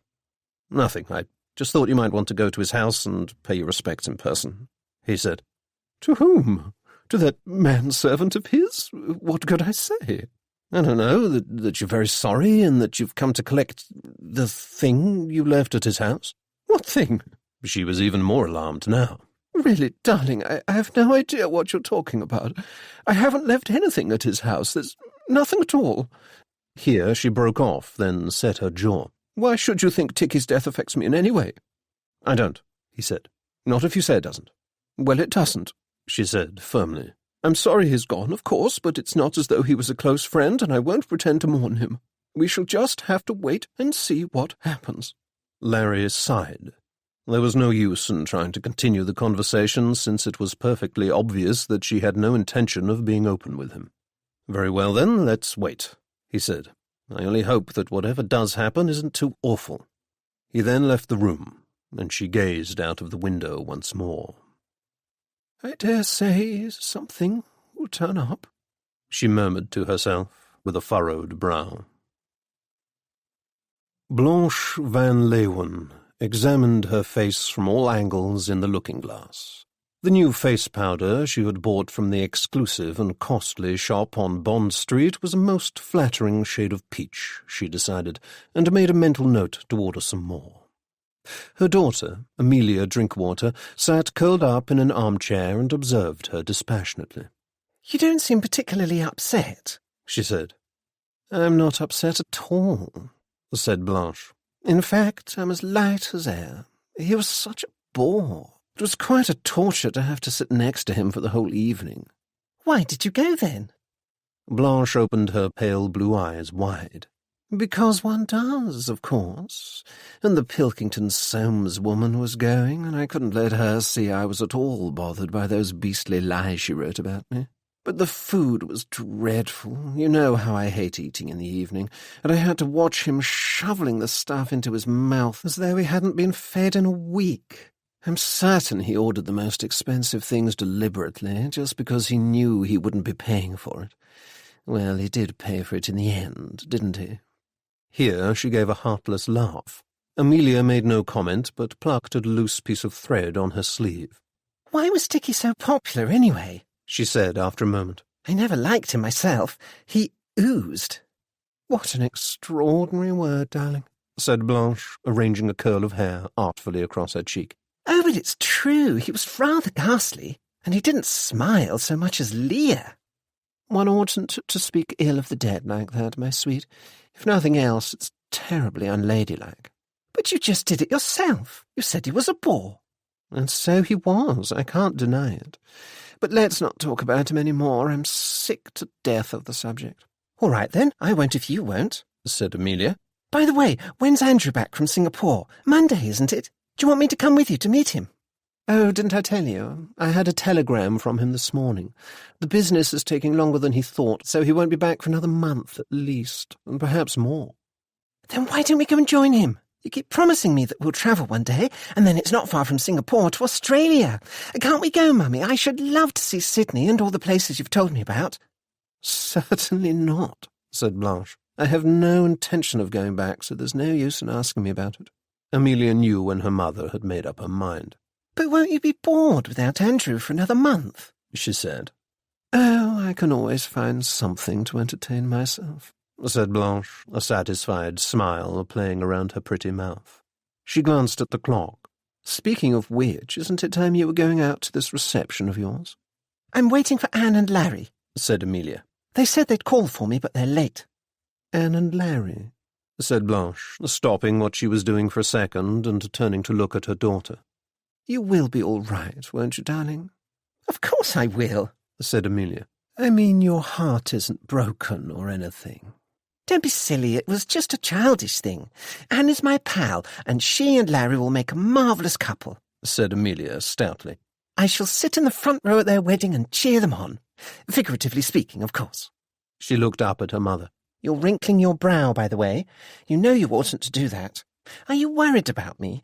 I told you there's no need.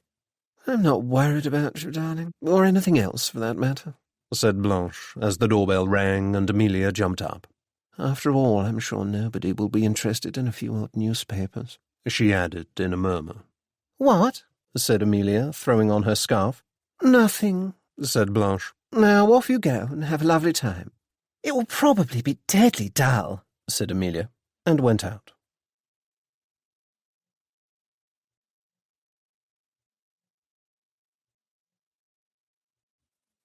Chapter 6. Freddie arrived late at Mrs. Belcher's reception, having gone home for a bite of lunch and unaccountably fallen asleep afterwards, so it was gone 4 o'clock when he arrived at Sir Aldridge Featherston's mansion in Grosvenor Square. The first thing he saw on being ushered into the grand salon was his mother and Nancy Beasley in earnest conversation with Marjorie Belcher herself. Cynthia spotted him immediately, but affected not to, and went on talking, and he narrowed his eyes in exasperation. An enthusiastic woman with a collection box advanced upon him, and within 5 minutes he had spent 17 shillings and 9pence on raffle tickets and other donations, and had narrowly avoided being tricked into signing a temperance pledge. He escaped the clutches of the enthusiastic woman and went across to a long table spread with a white cloth, behind which 2 or 3 slightly defeated-looking young women of the lower classes were standing waiting to serve him tea. Several others of their kind were standing in a gaggle in one corner, looking and evidently feeling out of place, having been given their tea separately in the less valuable china. They bore patiently the stares of the guests and the loud remarks of the charity ladies as they were pointed out at every opportunity as shining examples of what a pledge to abstain from drink could do. One of them, Freddie noticed, was eyeing an unattended silver teaspoon with interest. Since it was obvious that his mother would be engaged for some time to come, he made a beeline for someone he recognized. It was Larry Bendish, who was standing in conversation with Anne Chadwick and another young woman. "Hello, Freddie," said Larry. "What are you doing here? Oughtn't you to be plugging away at a typewriter, or did they send you to write a story about the evils of demon drink? Dreadful bore, this sort of thing, but I promised my mother I'd come, and so here I am. You know Anne, don't you? Of course you do." Freddie said what was proper, and then Anne said, "Have you met Amelia?" Freddie turned to see a girl with neat brown hair and wide, pale blue eyes, and was instantly smitten. "Amelia Drinkwater, pleased to meet you," said Amelia. Oh, I say, what? said Freddie, idiotically, and forgot to introduce himself. I expect you've heard about Ticky, said Larry Bendish. Freddie closed his mouth with a snap and pulled himself together. Ticky Maltravers? He said, as though he knew several Tickies. Yes, the paper sent me along there this morning. What did you find out? Said Amelia with the greatest curiosity. Did you speak to the police? Do they really suspect foul play? They wouldn't say, said Freddie. I don't expect they know themselves yet. They'll have to do a post-mortem to find out how he died. I understand he dropped dead outside his own house, said Larry. As a matter of fact, it was the house next door, said Freddie. He didn't make it as far as home. But why were the police called at all? Said Amelia. I mean, who decided his death was suspicious? Ticky's doctor, I gather. He, seemed to think the body had been moved and thought it needed looking into, said Freddie, uncomfortably. He was moved after he died, you mean? Said Larry in surprise. Why would someone do that? And where was he moved from? I couldn't say, replied Freddie, for to tell the truth was obviously impossible. Well, it's all very mysterious, said Amelia. I shall be poring over the newspapers to find out what happens next. I do love a good murder. Murder? Said Anne, laughing. Why, Amelia, I believe your imagination is running away with you. What on earth makes you think he was murdered? I have an instinct for these things. Just you watch. I'll bet that sometime soon we'll read that they've found out he was poisoned or something, and then the police will be all over the place, and Mummy will become even more impossible than she is now. She was at Babcock's with him last night for his birthday, she explained in reply to Freddie's questioning look. Really? So was my mother, he said. And mine, said Larry. How funny, said Amelia. Then we already have 3 murder suspects. Not that I would believe for a moment that my mother would kill anyone, of course. Freddie said nothing, since he could not speak quite so confidently about Cynthia. It's 5 if you include Mr. and Mrs. Beasley, said Anne. And Captain Atherton was there too. You know, the explorer. You mean the one who discovered that lost tribe in the Amazon jungle? Said Amelia. Goodness! Well, that makes 6. I expect one of them put something in his food. I wonder which one of them it was. I don't really suppose it was any of them, or anybody at all, in fact, said Anne. And I don't know that it's a good idea to be talking about murder at this stage. There might be a perfectly ordinary explanation for what happened, and we don't want people gossiping and pointing fingers at innocent people now, do we? How sensible you are, said Amelia. No wonder Mrs. Beasley can't do without you. She'll have to soon, said Larry. I can't do without her either, and husbands come first. When is it to be? Said Amelia. And won't it feel strange to move out of that enormous house in Charles Street and into a little place of your own? Anne prefers a smaller house, don't you, Anne? Said Larry. It'll be easier for her to look after, since we won't have a great deal of money to start with, and Michelle'll have to struggle along for a little while. I don't mind that, said Anne cheerfully. I've always been poor, and I'm used to making do. She and Amelia began to talk of weddings and gowns and other subjects of interest only to the female mind, and Freddie's eye wandered away for a moment, fortunately for him, for he just then saw his mother, who was quite obviously trying to sidle out of the room without being seen. Excusing himself quickly, he ran out after her, and caught up with her at the bottom of the marble staircase. "Where do you think you're going?" he said. She started guiltily. Oh, there you are, darling, she said. I was just about to go outside and have a cigarette. You know how Mrs. Belcher disapproves of smoking, but there are some things one simply can't give up, however good the cause. All right, then. I'll come with you, he said. There's no need for that. In fact, I'd rather you didn't. I need someone to distract her before she notices I'm missing. I'll only be 5 minutes. She made as if to leave, but Freddie caught hold of her arm. Not so fast, he said. If you think I'm letting you run off, you're very much mistaken. I want a word with you. Cynthia pouted. You're being very tiresome, she said, then sighed as she saw that she'd been fairly caught. All right, then, if you must. I expect you're going to bother me about that silly business last night. That silly, exclaimed Freddie. Do you call skipping about with a corpse in a toy cart a silly business? I'm living in fear of my life. What if the police catch me? Who knows what they'll accuse me of? Aiding and abetting in a murder? Kidnapping? Will they settle for a lesser charge of dangerous driving with an overloaded vehicle, do you suppose? Shh, Cynthia said, glancing about. Not so loud. Don't be ridiculous. Nobody need know about it except ourselves, as long as you keep quiet. Except that the police are already investigating, said Freddie. Ticky's doctor saw at once that he'd been moved after he'd died, and it's only a matter of time before they find out who did it. Cynthia put her hand to her mouth. Oh, goodness, she said. Are you sure? Is that why the police were called? I had no idea. Of course that's why the police were called. Why do you think it was? Why, I don't know, she said vaguely. I can't say I'd given it much thought. Freddie suppressed the urge to give his mother a good shake. Look, he said, you can't wriggle out of this one. I don't know what you were thinking of, but it's perfectly clear we've made things 10 times worse by doing what we did. If you'd called a doctor straight away, then everything would have been so much easier. They'd probably have put it down to a heart attack and nobody would have been any the wiser. Now they're suspicious, and as soon as they find out where he was last night, they'll be sniffing around, asking awkward questions, and then what shall you say? You'll have to admit everything. I? What have I to admit? You're the one who did it, said Cynthia sweetly. I shall tell them I had nothing to do with it. You wouldn't, he said, aghast. Just watch me. As Freddie spluttered with indignation, she put her hand on his arm. Look, darling, she said persuasively, I expect you're right. I probably ought to have called a doctor, but the thing's done now, and if we don't want to get into trouble, it's in both our interests to say nothing.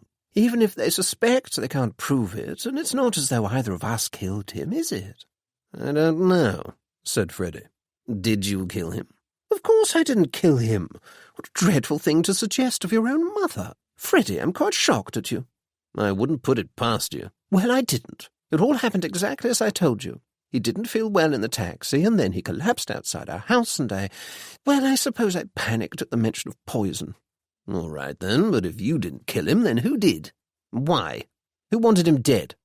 Oh, we all wanted him dead, darling, she said without thinking. What? Nothing, she said hurriedly. I was just joking. No, you weren't. What do you mean you all wanted him dead? I thought you were all terrific pals. Well, dead is a strong word, she said. I mean, that's probably a little bit of an exaggeration, but he wasn't the nicest sort, and he did take advantage rather, and I really didn't have the cash to spare quite often, but he was always very firm and wouldn't let me off. And I expect if he was doing it with me, then he was doing it with everybody. Not that anyone's confessed to it in so many words naturally, since it's not the sort of thing one talks about, but I have heard some strong hints, so I suppose it's always possible that he pushed things a little too far with someone. Perhaps he caught them on a bad day, or, I don't know, perhaps they couldn't afford it that week or something. You know how one can put up with things for a while, then suddenly get sick and tired of it all and decide that enough's enough. So if he really didn't die of a heart attack, then I expect that's what happened. Do you see? No, said Freddie, although he was beginning to have a sinking feeling. Why were you paying him money? Cynthia looked away and said nothing. Mother, said Freddie, as the truth dawned, do you mean to say Ticky was blackmailing you?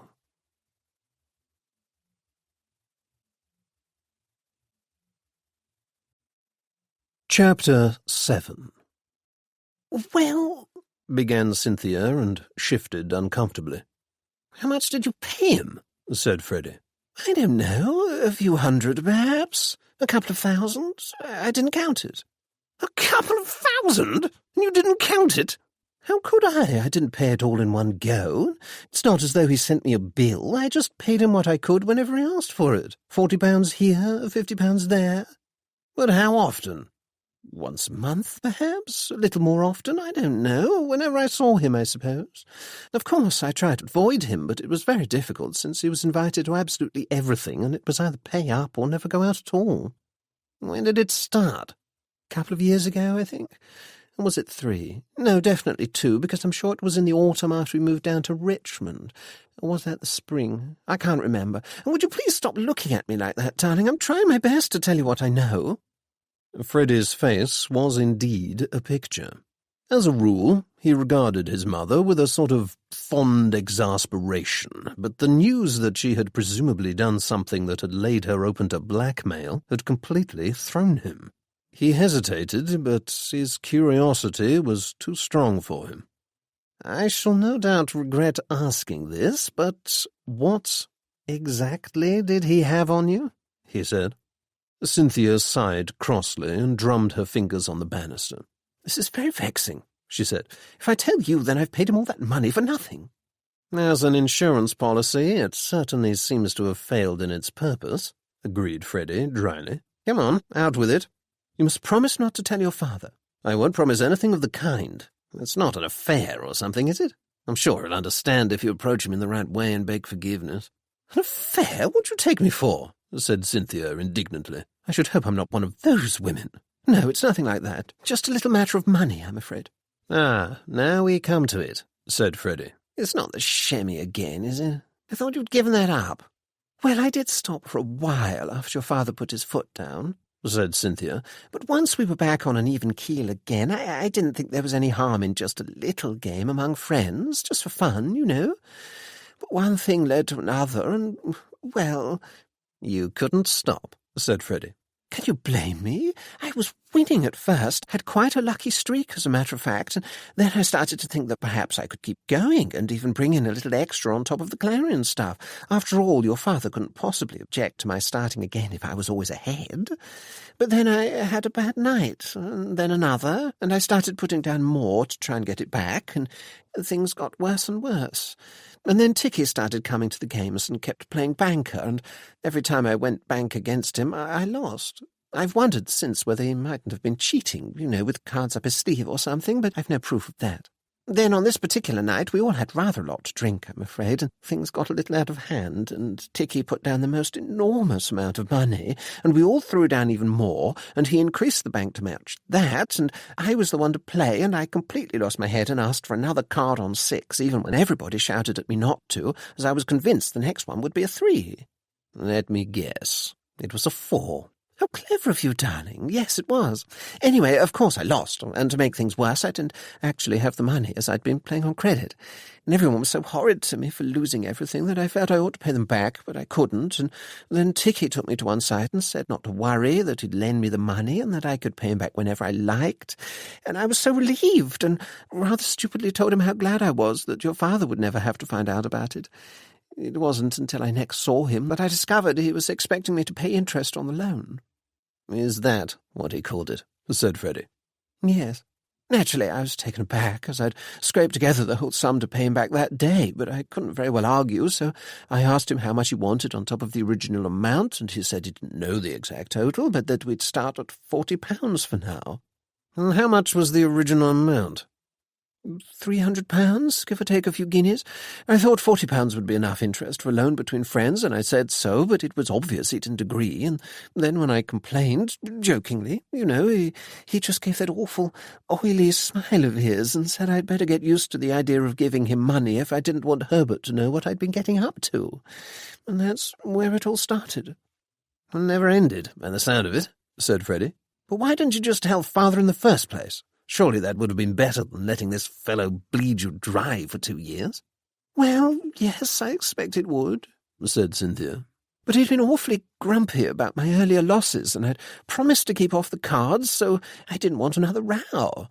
And at first, you know, I didn't quite understand that I was being blackmailed. After all, Ticky was a friend of sorts, and friends don't do that to one another, do they?"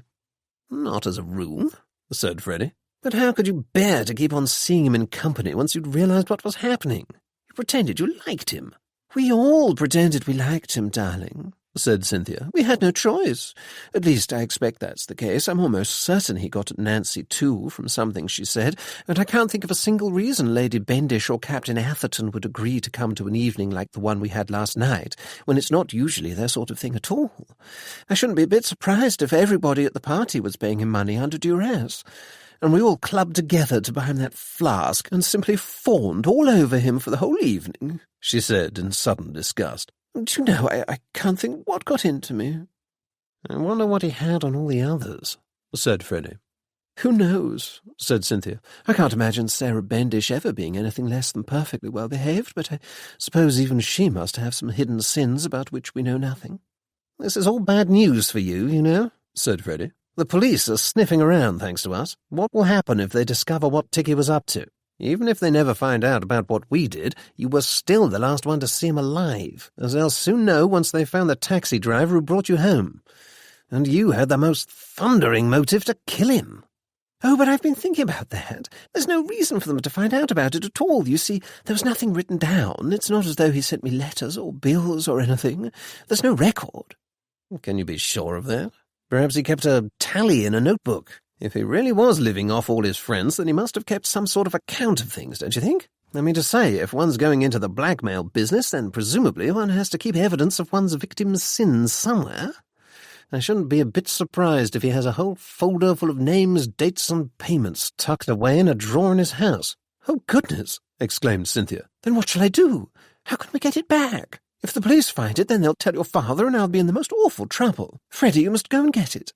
Now, just a minute, said Freddie, who saw with alarm that he was about to be dragged further into the business. I've already transported a man's corpse to a more convenient location for you, at great risk to myself. Now you're asking me to go and burgle his house. I'm not asking you to burgle anyone's house, said Cynthia. All you need to do is talk your way in past that manservant of his. You're so good at that sort of thing that I'm sure you'll manage it with no difficulty at all. Did this manservant know what Ticky was up to? Why, I don't know. I suppose he must have. Then he's hardly going to let me in, is he? I mean to say, he'll be watching for angry customers skulking about, looking for an excuse to knock on the door. What's his name?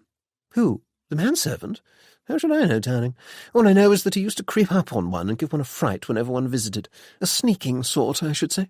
Two of a kind, it sounds like, said Freddie, thoughtfully. I wonder if he was in on it. The blackmail, I mean. I can't believe Ticky did all the dirty work himself. Someone had to rifle through pockets and drawers for evidence of other people's naughtiness. But of course this is all speculation, since you say you don't know whether Ticky was blackmailing anybody else. But I don't care about anybody else, said Cynthia. I just want to be sure he hasn't kept any record that he was blackmailing me. It would be too bad if it all came out into the open after I've managed to keep it a secret from your father for all this time. It's not father you ought to be thinking of. All you'll get from him is a wigging. But the law has a nasty habit of hanging people who poison their acquaintances. So it's the police you need to worry about. Oh dear, said Cynthia. I don't want to be arrested. You must help me, Freddie. You must search the place for me and bring back whatever it was Ticky was keeping so I can burn it. Weaver, she exclaimed suddenly. That's his name. I've just remembered. A horrid, damp little man. Go and talk to Weaver. Tell him something, anything you like, just so long as you get into the house. Freddie sighed. This was all starting to look inevitable. If he did not do as his mother said, and Ticky did have something in writing, then the police were bound to start looking at Cynthia with interest, since they would certainly track down the taxi driver and find out that she had been the last to see Ticky alive. And after that they would no doubt start asking questions about where exactly he had died, and how he had come to be found outside number 25 Caroline Terrace, since Cynthia could not possibly have moved him herself. Freddie suddenly remembered that he had left the toy cart downstairs in the entrance hall at Eaton Terrace, and hoped Mrs. Hanbury had put it back in the attic.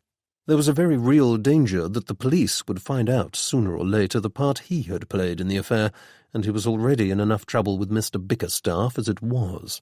Freddie had not read his contract of employment lately, but he was reasonably sure it included a clause prohibiting employees of the Clarion from engaging in illegal activity of any kind on pain of instant dismissal. "Oh, very well," he said grumpily at last. "I'll see what I can do. It's just a pity you didn't think to pick his pocket after he died. You might have got his door key at least and saved me some bother." Pick his pocket, indeed. What sort of a person do you think I am? A common thief? Said Cynthia with a nervous laugh. But you'll do it, darling. Splendid. Just make sure nobody catches you. Now, I must go and say goodbye to Mrs. Belcher, and then I think I shall go home and have a little rest. I had to get up early this morning to write my column, and I do believe I'm rather tired after all the excitement of last night. You'll let me know when you've managed it, won't you? And don't tell your father." And with that she hurried off back up the stairs, smiling gaily as though the conversation had never taken place, and she was not in danger of being arrested on suspicion of having committed at least 2 crimes. Freddie stood on the stairs for a minute or two, wondering what he had let himself in for, then followed her slowly back into the salon. There he spent an hour or so adroitly dodging all attempts to persuade him to embrace the temperance cause and become a benefactor of the Young Women's Abstinence Association, after which he was quite exhausted and made up his mind to go home. He wanted to say goodbye to Amelia Drinkwater, but she was not in sight, and he glanced into a side room with some idea that she might be there. Instead, he saw the young woman who had earlier been showing interest in the silver, peering into a cupboard. She jumped when she saw him and gave him a fierce glare from under her heavy eyebrows. "You'd better come out of there," said Freddie. "You're spoiling the look of the thing." "Stuck-up old cats," she said furiously. "Think they're it, do they? They crowd around and stare at us as if we were animals in a zoo. They think it's all so simple. It's all do what we say because we know better than you. Then they give us the chipped china because we're not good enough for the best. Oh no. Well, they're all stupid and I won't be told what to do. That's clear enough, said Freddie. But in that case, why are you here? To see things from the inside, she said. You lot won't always have it this easy. Everything's going to change, and soon, you mark my words. It's about time the wealth was shared about more equally between the rich and the poor. Ah, said Freddie. You're here on behalf of your own cause, I see. I have a friend who believes in all that stuff, too. Beastly dull, I call it. Still, I'm all for letting people occupy themselves in whatever manner they see fit. I suppose if I made a donation towards the revolution, you wouldn't go and spend it on drink. Not I, she said, accepting the proffered coin. Can't stand the stuff. But you'd better put the teaspoons back before you go. She hesitated, then dug in a pocket and brought out 3 spoons and a pair of silver tongs, which she handed to him.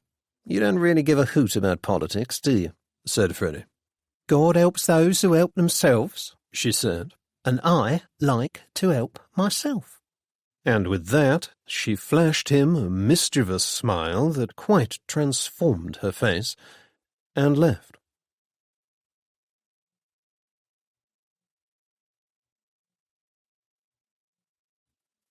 Chapter 8. Then it was murder, said Inspector Entwistle. Dr. Ingleby pursed his lips. I shouldn't like to commit myself in court at this stage, he said, but all the signs are that he was poisoned, although with what I can't tell you yet. It wasn't cyanide, at any rate, and it wasn't strychnine either, although I suspect it was some sort of fast-acting alkaloid. I shall need to do more tests before I can be sure. He was certainly moved after he died, however. There's no doubt at all about that. That's suspicious in itself, said Entwistle. Presumably it means someone was not only with him when he died, but also had a hand in it. If they didn't, then why didn't they simply call a doctor when he collapsed instead of going to all the trouble of moving him? No, whoever moved him killed him, all right. But in that case, why did they put him outside number 25 instead of his own house? I've no idea, said Ingleby cheerfully. That's your job, and quite frankly, I don't envy you it. He rose. Very well, I must get back, but I thought you'd like to know my preliminary findings. I shall be doing some more tests this afternoon, and I hope to have something for you by tomorrow. And with that, he gave a nod and hurried out. What do you think, sir? Said Sergeant Bird to Entwistle. I think it's all distinctly fishy, replied the inspector. We'd better speak to this Weaver fellow again and find out more about what his employer had been getting up to before he died. No use in doing that this morning, sir. He sent in a message to say he was going to Dorking for the weekend. He won't be back until late this afternoon, he said. What? That's rather convenient for him. On Friday he was too upset to talk to us, and now he's off gallivanting around the country. He's gone to visit his frail old mother like a good boy, said Bird. Said Entwistle. I suppose he'll have to wait until later, then. Still, at least he wasn't too distraught to tell us where Maltravers had been that night. All right, let's go and question the waiters at this place in Piccadilly. The manager of Babcock's was shocked and desolated to hear the news of Ticky's tragic fate, for Mr. Maltravers had been one of his best and most generous customers. Mindful that it would not do to have people thinking that his clients were in the habit of dropping dead after dining at his establishment, he expressed himself eager to help the police in any way he could. The party had been a lively one, he said, but it had been a busy night, so he had had little time to attend to them. However, he would summon Antoine, the maître d'hôtel, who would no doubt have more to say. Antoine was equally shocked and not a little worried that he was about to be blamed for the death in some way, and so was only too willing to tell what he knew. The menu was consulted, and various underwaiters brought forth, and at length it was established to everyone's satisfaction that if a noxious substance had indeed been introduced to Ticky's dinner, and, please God, it had not, then it had certainly not originated in the kitchen, for all the food presented that evening had been served to the whole party from shared dishes, so one person alone could not have been taken ill. Would it have been possible for someone to poison Ticky's food after it had been served? Inspector Entwistle wanted to know. As to that, said Antoine, he did not know. Mr. Maltravers had been seated between Mrs. Pilkington-Soames and Mrs. Van Leeuwen, but he did not like to think that either of them might have been responsible for such a heinous act. At the mention of Cynthia's name, Sergeant Bird's ears pricked up, and he frowned, but said nothing. Inspector Entwistle then wanted to know what the party had had to drink, and did his best not to whistle at the lengthy list of wines consumed. "And they all partook of the same drinks, you say?" he said. Antoine could not say for certain, but he could say that wine from each bottle had been poured into at least 2 or 3 different glasses, and he could only assume had therefore been drunk by 2 or 3 different people. Coffee had been ordered, but, again, had been served from one pot. "Then it sounds as though it wasn't in his drink either," said Entwistle. "If everyone shared all the wines, then he wouldn't have been the only one to fall ill, unless, of course, one of the ladies sitting next to him put something in his glass. We shall have to ask the members of the party just to be sure. Did he take a digestive after dinner?" "There was a rare cuisinier," said Antoine. "He was the only one of the party to drink it, but I know it was not poisoned because he was so kind as to give me the rest of the bottle, that it might be shared among all the waiters. We all had some, and it was magnifique, sans pareil. It was most certainly not poisoned." Said Entwistle. "That's rather a facer, then. Perhaps he didn't take the stuff here after all." "I should be most relieved to hear that," said Antoine. "As you say, I do not see how the poison could have been introduced into anything that was consumed that night, unless, of course, it was in the flask," he added. "Which flask?" said Entwistle, suddenly alert. "Why, the little silver flask they gave him. I believe it was a birthday present or something of the kind. It was engraved with his name. He poured some of the cognac into it, and I was forced to turn my face away." He lowered his voice. "Monsieur Maltravers was a good customer, of course, but it was a scandal what he did there, and I did not wish him to see my thoughts." "Do you think someone put poison in the flask?" said the inspector. Antoine shrugged. "I do not know," he said, "but any one of them might have done it when they passed it around the table to examine it and exclaim over it." Entwistle and Bird glanced at one another. "Are you quite sure that is what they did?" said Entwistle. "Quite sure," said Antoine. "You say he unwrapped the present, then put the cognac in it, and then passed it around the table?" "No. First was the passing around, then was the cognac. Gaston, this is what happened, yeah?" "Oui, monsieur," said the young waiter thus addressed, who had been standing nearby in case he was wanted. "The ladies screamed with much delight at the flask, although the gentlemen were a little more reserved." "I don't suppose you saw anybody put something in it, did you?" said the inspector, looking from Antoine to Gaston, then, as they both shook their heads, went on. "I mean to say, it might not have been obvious that they were doing it. It might have looked as though they were examining it closely, or feeling the quality of it." "I saw nothing of the kind," said Gaston. "Nor did I," said Antoine. "Or, shall we say, they all looked at it closely, and so, for that matter, it might have been any of them." "He didn't happen to leave the flask here when he left, did he?" said Sergeant Bird. Both men shook their heads, and Entwistle and Bird glanced at one another again. "It's all looking very suspicious," said the former as they left Babcock's half an hour later. "Not least because we now seem to have a missing silver flask. There was certainly nothing of the sort in the dead man's pockets." "No," said Bird. "I wonder what happened to it."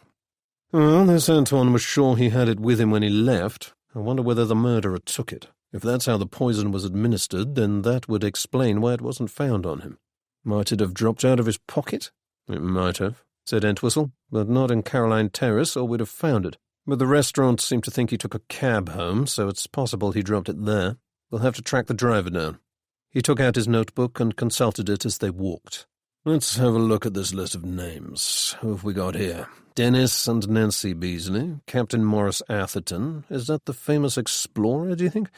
Lady Bendish, Blanche Van Leeuwen, Cynthia Pilkington Soames. We'll have to speak to all of them, and especially those last two, since they were apparently sitting next to him. Perhaps we ought to wait until Ingleby has more to tell us about what killed him. Sergeant Bird was frowning again. Pilkington Soames was the name of that young reporter, he said. He said he was a friend of Maltravers. I wonder if it's any relation. It sounds like it, said Inspector Entwistle with sudden interest. Why was he nosing around? Is he really press? He had a card from the Clarion, and it looked real enough to me. I wonder whether he knows anything. He was trying to get information out of me the other day. Was he, indeed? Did you tell him anything? I didn't have much to tell, said the sergeant. We didn't know anything ourselves on Friday, but he did hint that he had an in on that sort of society, and that he was willing to try and find out what he could about what happened. Presumably in exchange for an in on what we're doing, yes?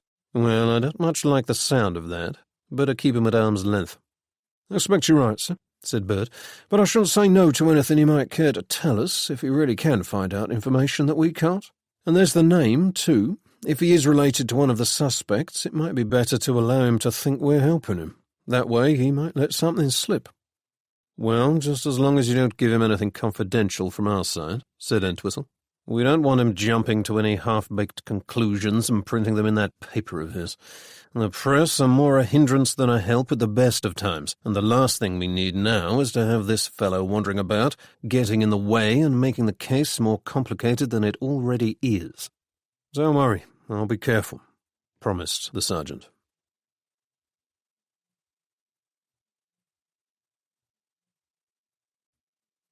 Chapter 9. True to his promise, Freddie visited number 24 Caroline Terrace several times on Saturday and Sunday in an attempt to catch Ticky's servant, Weaver, at home, but it seemed the man had gone away for the weekend, for there was no answer to his knock. By his seventh unsuccessful attempt on Sunday evening, Freddie was beginning to contemplate whether it might not be possible to get in through a window and search the place, but swiftly brought himself up short. He had already been drawn further into the affair than he liked, and he had no wish to add breaking and entering to the list of offences that might be held against him if the police ever found out the part he had played in Ticky's last journey. No. His mother had got herself into this scrape, and while he was willing to help her as far as he could, he drew the line at risking a spell in prison. He would wait until Weaver returned and get into the house through the front door. On Monday he was wanted at the paper, and so had no opportunity to visit Caroline Terrace until late in the afternoon. But when he eventually arrived, he found to his dismay that the police had got there before him, for there was a stolid-looking constable standing outside the front door, writing in a notebook. Freddie's first thought was that they had found out Ticky's secret and had come to search the house, but the policeman soon informed him otherwise. "Burglary," he said, briefly, when Freddie had introduced himself and his newspaper. "Man went away for the weekend and got back to find that the house had been broken into."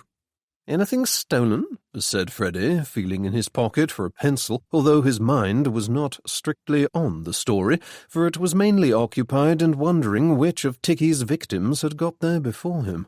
"Doesn't look like it. Odd, as there's some valuable stuff in the house. The man who owns the place died a few days ago, and his manservant was away, so it may be that someone had been watching the house looking for an opportunity to get in when it was empty." "I can't see any broken windows," said Freddie, looking up at the house. "I take it they got in through the back." "That's right," agreed the constable. "There's a mews of sorts on Bourne Street. It looks like they went in that way and over the back wall." "One thief? More than one?" "Just one, it looks like." "I wonder why he didn't take anything," said Freddie. "Beats me," said the constable. "Perhaps he was disturbed before he had the chance, although he was there long enough to judge by the state of the place. There are drawers overturned everywhere and papers scattered all over the floor. I guess he was looking for something in particular." "I see," said Freddie thoughtfully. "Do you think he found it?" "Not according to the manservant," said the other. "He wasn't happy with the mess, but he couldn't see anything missing. He's just having another look now." Here he stopped and looked Freddy up and down. "I must say you press chaps sniff things out pretty quickly. How did you know to come here?" "I didn't, really," said Freddy. "I was here about another case. The man who died last week. I understand there were suspicious circumstances, and I was just passing on the off chance that I might find Inspector Entwistle here." "He's supposed to be on his way," said the policeman, "but he's a busy man, so who knows when he'll arrive." "Is Weaver in the house now?" said Freddy. "Would you mind awfully if I knocked? He might be able to give me something for the paper." "Well, I'm not sure about that," said the constable doubtfully. "I don't know whether that's allowed." He was interrupted just then by the sound of the front door opening behind him. A man came out and said, "I have had another look around, Constable, and I cannot see anything missing. I think we must assume that the burglar was frightened off by something, since Mr. Maltravers had many valuable articles in his possession, which one would expect to have been of great interest to a thief." Freddy examined this newcomer with interest. Weaver was of middle height, with slick black hair and a face that was almost ghostly white. In appearance he was not unlike Tiki Maltravers himself, albeit some years younger. Although there was nothing strictly offensive in his appearance, for he was perfectly clean and tidy, there was something none the less repellent about him. Whether it were his unsmiling manner or his reluctance to meet one's eye could not be told, but if any man could have been said to look like a blackmailer's manservant, then Weaver was that man. Freddy now seized his chance. "Hello," he said. "Mr. Weaver, isn't it? I'm from the Clarion." Here he waved his card, but carefully kept his thumb over the surname in case Weaver recognized it. "I understand your employer died suddenly a few days ago, and I hear you were quite his right-hand man. They tell me he never stirred without you and relied wholly upon your counsel. I don't suppose you'd care to say a few words to our readers about the terrible tragedy? I know Mr. Maltravers was well known in high circles, but I think it only fair that everyone know that his fame and success weren't all his own work, and that the value of a loyal servant simply can't be overestimated." Weaver's expression did not change during this speech, and it was impossible to say whether he believed a word of it. He was clearly very wary. "What is it you wish to know?" he said. "Suppose we go inside?" suggested Freddy. "It's coldish out here and not exactly conducive to talking about personal matters, what with the police crawling all over the place, if you'll excuse my saying so," he added over his shoulder to the constable. Weaver hesitated for a moment. "Very well," he said, "but I believe we must remain in the hall, as the rest of the house is at present unfit for occupation following this most unfortunate burglary." "Ah, yes," said Freddy, following him into the house. "Despicable behaviour, what? I mean to say, taking advantage of someone's death to rob his house. It's hardly the mark of an honourable man, is it? Not that theft is an honourable profession, of course, but one might have supposed them to have some level below which they will not stoop." "Alas, it seems not," said Weaver. He paused outside the door to the sitting-room and pushed it open. "As you can see, the burglar went through the house very thoroughly." Freddy peered in and saw that he was right. The whole room had been turned upside down. Tables had been upended and cushions dragged off chairs, while a whole bookshelf had been emptied onto the floor, and a tall lamp stood tipped half over by the window, its shade comically askew. Even the rug had been rolled up. Whatever the thief had been looking for, he had obviously searched with a fine-tooth comb. "Good Lord," exclaimed Freddy. "That's going to take some time to clear up. This burglar of yours is rather destructive, I see. I expect things wouldn't seem half so bad if he'd left the place tidy. But nothing was taken, you say?" "I do not think so." "That's a queer thing, don't you think? Why go to all the bother if not to help oneself to the silver? I don't suppose the Burglars' Association will be giving this chap a merit card?" "The thief was not looking for ordinary valuables," said Weaver. "No? Then what was he looking for?" The man did not reply immediately, but the corners of his mouth turned up briefly in a complacent smile. It did not suit him, and the effect was somewhat alarming. Then he fixed Freddy with a cold, insolent stare and said, "Whatever it was, he did not find it, because it is not here. Nobody who comes will ever find it, so you may tell them they needn't bother." "I don't quite understand," said Freddy, taken aback. "Oh, there's no need to pretend. You may not know me, but I know perfectly well who you are, Mr. Pilkington Soames. I make it my business to know people. Mr. Maltravers found me a most satisfactory servant in that respect." "I'm sure he did," said Freddy, "and I expect he left you well provided for, eh?" "That is so," said Weaver, with a bow. "Very well provided for, as a matter of fact." Again there was the unpleasant smile. "You may tell your mother that I shall be most happy to see her here on the 1st of next month. Mr. Maltravers was somewhat irregular in his habits, but I propose to make it a regular thing. I find it easier to keep accounts that way." "Ah," said Freddy. There was no doubt at all that the interview was going very badly. Not only had he not succeeded in finding the evidence of blackmail, it was also now abundantly clear that Ticky's death had not brought it to a halt, but had merely caused responsibility for it to pass to someone else. That being the case, there seemed little point in continuing the conversation. "Very well, then," he said. "I shall, tell my mother what you said."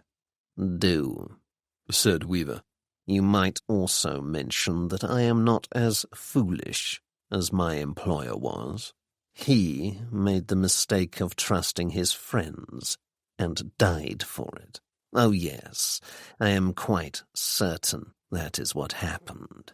I dare say we shall never find out who did it, since naturally nobody will want the police to look into the matter too closely.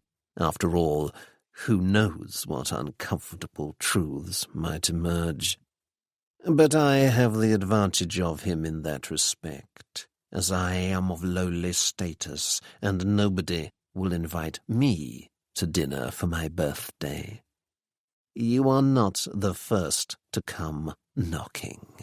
I have had 1 or 2 visitors already today, but I sent them away. Let it be understood that I trust nobody." "I should say that was very wise in your line of work," said Freddy, and Weaver smirked. "Until next time," he said with another bow. Freddy went out and took a deep breath of fresh air. "The Tick and the Weevil," he said to himself. "What a loathsome pair they make." "I beg your pardon, sir?" said the policeman. Nothing, said Freddy. "I don't think this will make much of a story after all, Constable. Weaver had nothing to tell me that I didn't already know. I think I shall have to look elsewhere." He set off down Caroline Terrace, wanting nothing more than to brush the dust of number 24 off his feet, for he felt almost grubby after his encounter with Weaver. But what was he to do now? His mother had sent him to try and find evidence that Ticky had been blackmailing her, but Weaver had as good as told him that it was not in the house. Then where was it? And how could Weaver be stopped, if indeed he really did intend to continue where his former employer had left off? And, of course, there was the minor question of how Ticky had died. Had he really been poisoned? It was looking increasingly likely. His last question was very soon answered when a motor car drew up and Inspector Entwistle and Sergeant Bird got out.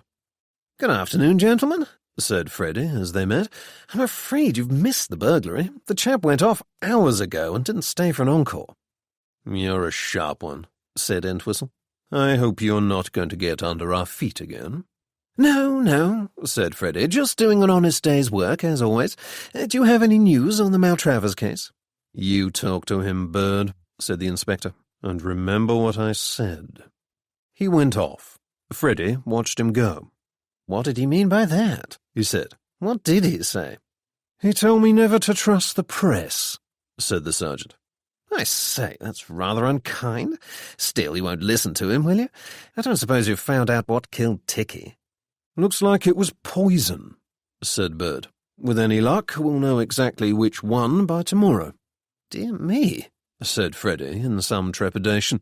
Do you have anyone particular in mind? Why, I don't know. It appears the gentleman had spent the evening with some of his friends at Babcock's, which is by way of being a fashionable restaurant among your lot. Yes, I know the place, said Freddie. We don't know exactly how the poison got into him, but it's more than likely it was given to him over dinner. You mean by one of his friends? Said Freddie. Exactly, said Bird.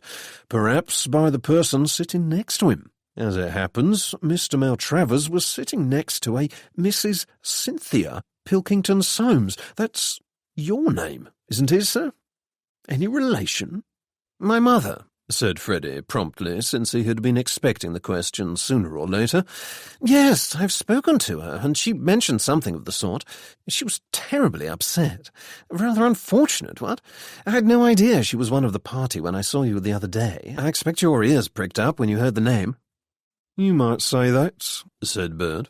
If you're going to ask me whether she killed him, I shall tell you quite frankly that I have no idea, although I doubt it very much, said Freddie. She's quite ridiculous most of the time, but I'm fond of the old girl, and I can say pretty much for certain that she's not generally in the habit of murdering people. At least if she is, she's never been caught at it yet. I see, said Bird. Have you talked to her? Said Freddie.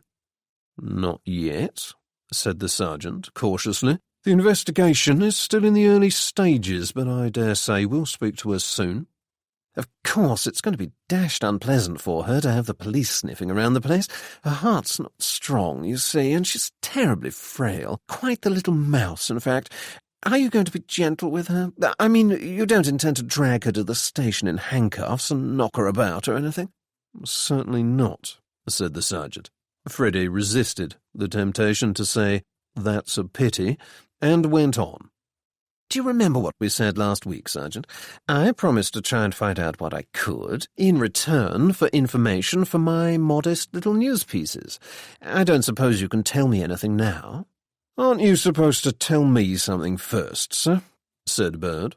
I would if I knew anything, but Mother has been sobbing all weekend, and I haven't been able to get a word out of her. She's distraught about Ticky's death, simply devastated. I expect they all are, in fact.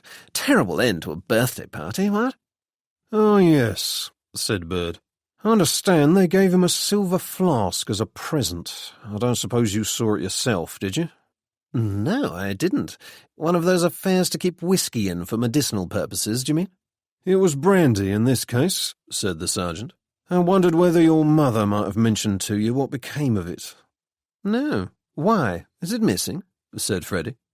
Not exactly, or at least we've barely begun searching yet, so I expect it'll turn up soon, said the sergeant vaguely, for he did not want Freddie to think it important. Perhaps he left it at Babcock's, said Freddie, though he was certain this was not the case. The most awful foreboding was stealing over him. Listen, I must go. I shall tell you anything I find out, but in the meantime, I expect there'll be an inquest, what? I dare say, said Bird. Freddie bade him good-bye and hurried off, frowning. What had his mother said on Friday? Yes, he was sure she had mentioned that Ticky was drinking from a flask in the taxi on the way home, but the police had presumably not found it on his body since they were looking for it. Did that mean they believed it had contained the poison? And where was the flask now? Freddie had a dreadful suspicion that his mother knew exactly where it was, nay, that she had herself abstracted it from Ticky's pocket and had purposely kept it from him. He had no idea where she was now, but he would have to speak to her again as soon as possible, since it rather looked as though she had complicated matters even further. Drat the woman, he said to himself. Why must she go and get herself into this sort of fix? And why must I be the one to get her out of it? And now there's this Weaver fellow who's as good as told me to spread the word that business is continuing as usual. What have I to do with it? I've kept my nose clean? Well, more or less, so I don't see why I should have to get mixed up with blackmailers. I shall find Mother and give her a piece of my mind. And, having worked himself up into a fine grump, he set off back to Fleet Street.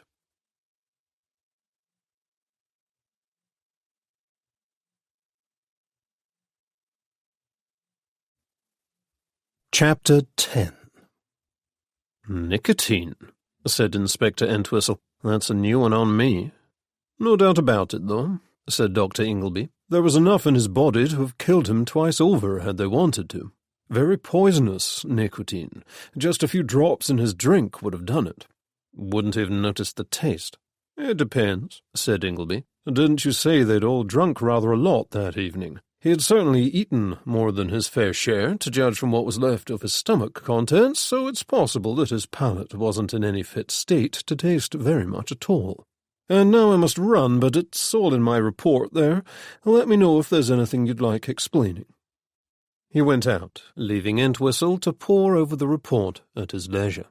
"Nicotine, eh?" said Sergeant Bird, who had arrived just in time to hear what the doctor had to say. "That's easy enough to get hold of. Anyone might have a store of it at home. My old dad uses a nicotine solution on his roses. One of the party might have kept a little bottle of the stuff in his pocket, ready to put a few drops in Maltravers' drink when the opportunity presented itself. Do you think it really was in the flask, sir? Where is the flask?" "Well, we've found no trace of it so far," said Entwistle. "Perhaps he dropped it in the taxi." "Ah, no, he didn't," said Bird, remembering his news. "That's what I was coming to tell you. Johnson's called to say he traced the driver this morning. He gave the cab a look over, but it wasn't there." Said Entwistle. "What did the driver say?" The sergeant looked pleased with himself. "Funny you should ask, sir, but it seems that Maltravers wasn't alone in that taxi." "Oh?" "No, there was a woman with him. The driver didn't hear her full name, but he heard Maltravers calling her Cynthia. They got out at Eaton Terrace." "Mrs. Pilkington Soames, eh?" said Entwistle. "Any funny business going on, do you suppose?" "Not of that sort, sir. Or at least it doesn't look like it. The taxi driver said Maltravers seemed unwell, and she looked as though she was trying to keep as far away from him as possible. He noticed it in particular, he said, because he has a sister who's the same way. Can't stand to be near people when they're sick." "Did either of them say anything of interest?" "Driver says Maltravers was very red in the face and mentioned something about having eaten too much, so Mrs. Pilkington Soames suggested he take a nip from his flask, which he did. And then they got out, and Maltravers said he needed some fresh air, and that's all the driver heard before he went off." "Then she was the last person to see him alive, by the sound of it," said Entwistle. "I think we shall have to have a word with this Mrs. Pilkington Soames. The disappearing flask is very suspicious." "I've already tried her at home in Eaton Terrace, but no luck," said Bird. "No wonder that son of hers has been sniffing around. I'll bet he knows far more than he's letting on." "I shouldn't be surprised. Still, though, he does seem to have his uses. He has found a possible witness to the burglary at Maltravers' house." "Oh? Who's that?" "No one reliable, unfortunately. He's a tramp who goes by the name of Ugly John and spends most of his days hanging around the New Court. He swears he saw a dark-skinned man loitering suspiciously on Bourne Street early on Monday morning." "Did he, indeed?" said Entwistle, unconvinced. "And I expect this Ugly John was as sober as a judge at the time, yes?" "I think that's too much to hope for, sir," said Bird. "Still, it's something." "I doubt anything will come of it, since nothing was taken," said Entwistle. "Very well, then. We'd better start questioning these people who were at Babcock's. Bird, you keep on trying Mrs. Pilkington Soames, and you'd better go and speak to Lady Bendish and Mrs. Van Leeuwen, too. I'll take Mr. and Mrs. Beasley and Captain Atherton." "All right, sir," said Bird, trying to hide his disappointment, for he had been very keen to speak to the famous explorer, who was something of a hero of his. "We'll meet back here later and compare notes," said Entwistle, who had also followed Atherton's adventures with interest, and had no hesitation in exploiting his seniority in this manner. Bird nodded resignedly and went off to do his duty. Had the two men been in a position to hear the conversation which had taken place between Captain Atherton and his manservant only the day before, they might have looked less favourably upon their hero. Atherton was sitting in his armchair at about 2 o'clock on Monday afternoon, reading his newspaper, when he felt a presence at his elbow. "Well," he said, without looking up from the shipping page, "did you get them?" "Alas, no, sir," said Mohammed. "If they are in the house, then they are well hidden. I looked under everything, and behind everything, and inside everything, and there was nothing. I am convinced that they have been taken elsewhere." "But they were in the house once," said Atherton. "I know they were, because the scoundrel showed me them. Waved them in front of my face, in fact. I wonder where he put them." "Perhaps he gave them to his man for safekeeping," said Mohammed. "Good Lord, I hope not. That would be the worst of all possible worlds. What if he gets ideas of his own?" "Then we must think of some solution," said Mohammed. Larry Bendish was not a man to stoop to burglary, but he was very worried about his mother, who had become withdrawn and silent since Friday. He was eager to do something to help her, but since she would not admit that she had any particular worries, there seemed nothing he could do even to comfort her. But he could not bear to do nothing, and so, on Tuesday morning, he found his steps turning in the direction of Caroline Terrace.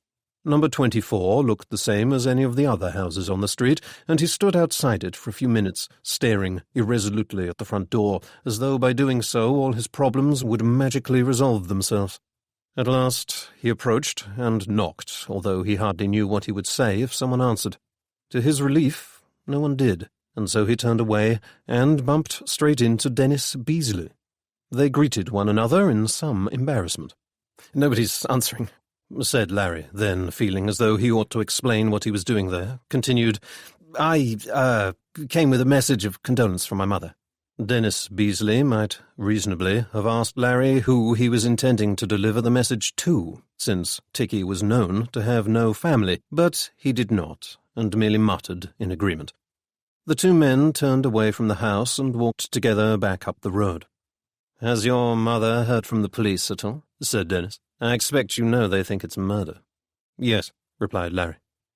"Dashed awkward business, don't you think? I mean to say, presumably they suspect one of us of having done it. Naturally, it was nothing to do with me, but still, it's not exactly fun having the police prying into one's private affairs." "No, I suppose not," said Larry. "My mother hasn't said much. I think she prefers not to think about that sort of thing." Dennis let out a humorless laugh. "I only wish I could do that," he said, "when I was never much good at ignoring uncomfortable truths. I should advise your mother to start looking facts in the face." "What do you mean?" said Larry, looking up suddenly. Nothing. It's been an odd few days. I suppose my thoughts have been running away with me. Here's my car. Can I offer you a lift back?" "No, thanks," said Larry, who disliked Dennis for reasons that he knew were not altogether rational. "I prefer to walk." "I'll tell Anne I saw you," said Dennis, and drove off. "I shall miss you dreadfully when you leave me," said Nancy Beasley to Anne Chadwick, who was hunting about for a stamp. "but we'll keep your room for you here, just in case you ever need it." "I don't think I shall, but thank you all the same," said Anne. She smiled her serene, competent smile and sat down to address the envelope. "Your Larry is such a nice boy," went on Nancy. "and you did it so neatly, too. Quite expertly, in fact." "What do you mean?" said Anne. "Why, the way you stole him from under Amelia's nose, darling. Now, don't deny it. It was as smart a job as I ever saw. He was all set to propose to her, I'm sure of it, but then you came along and looked at him sideways, and he suddenly lost interest." "Nonsense," said Anne, laughingly. "There was never anything between Larry and Amelia. She told me so herself." "Of course she did," said Nancy. "The girl has no lack of pride, I'll say that for her. She saw the game was up and made the best of it." Anne shook her head, serious now. It's not true, you know, and I should feel simply awful if it were. They've known one another since they were children, and they're good pals, that's all. As a matter of fact, I shall always be grateful to Amelia for introducing us.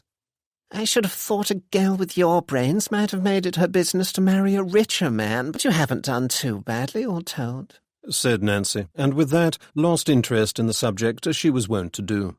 She idly examined the rings on her fingers.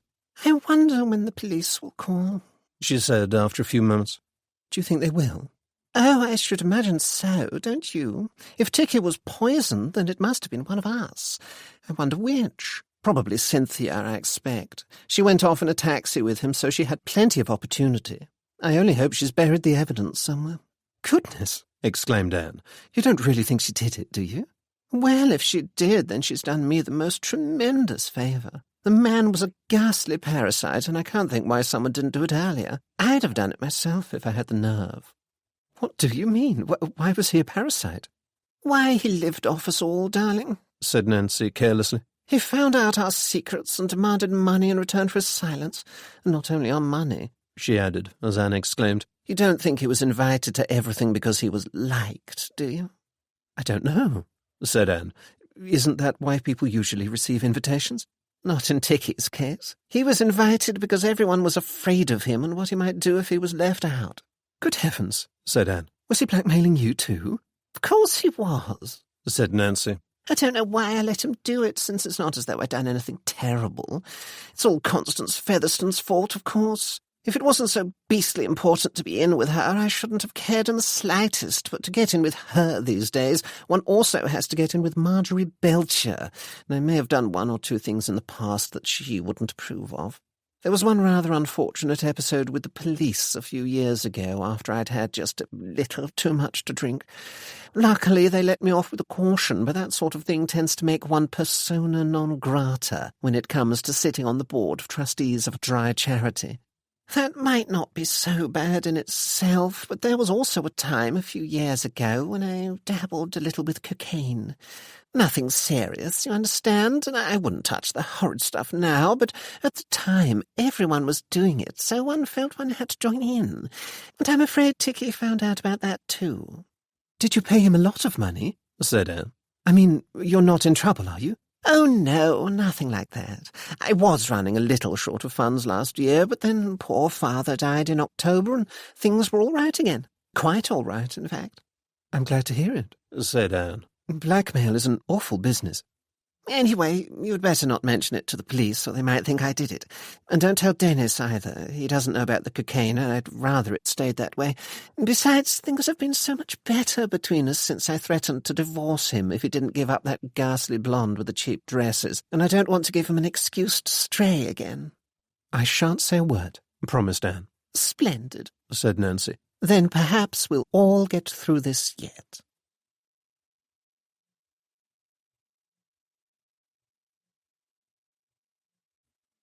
Chapter 11. By Wednesday, Freddie had spent 2 fruitless days trying to find his mother to ask her whether she had taken the flask from Ticky's pocket, and he was starting to think that she was deliberately avoiding him. When he went to Eaton Terrace, he was told she had gone down to Richmond, but when he followed her there, he found only his father, who had seen her briefly the day before, but had no idea where she was now, although he supposed she was off gallivanting in London as usual. And what was all this about Ticky Maltravers dropping dead? It was hardly a surprise, of course.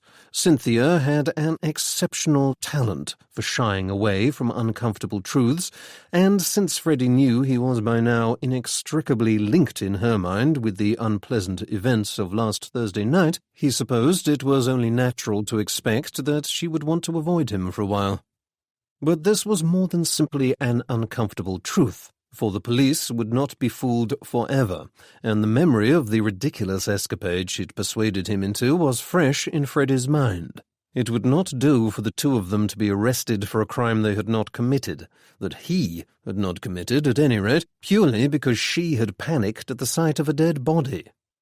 For the present, however, there was nothing he could do except to loiter around Scotland Yard as much as he could, under the pretence of following the case for the Clarion.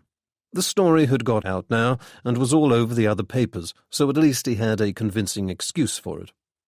To his surprise, he found that the police had already spoken to all the members of the party, including Cynthia, although Sergeant Bird would tell him little of what had been said, and seemed to have become much more wary. It was inevitable, now that it was known he was Cynthia's son, but still it was an inconvenience, for he was nervous at being kept in the dark.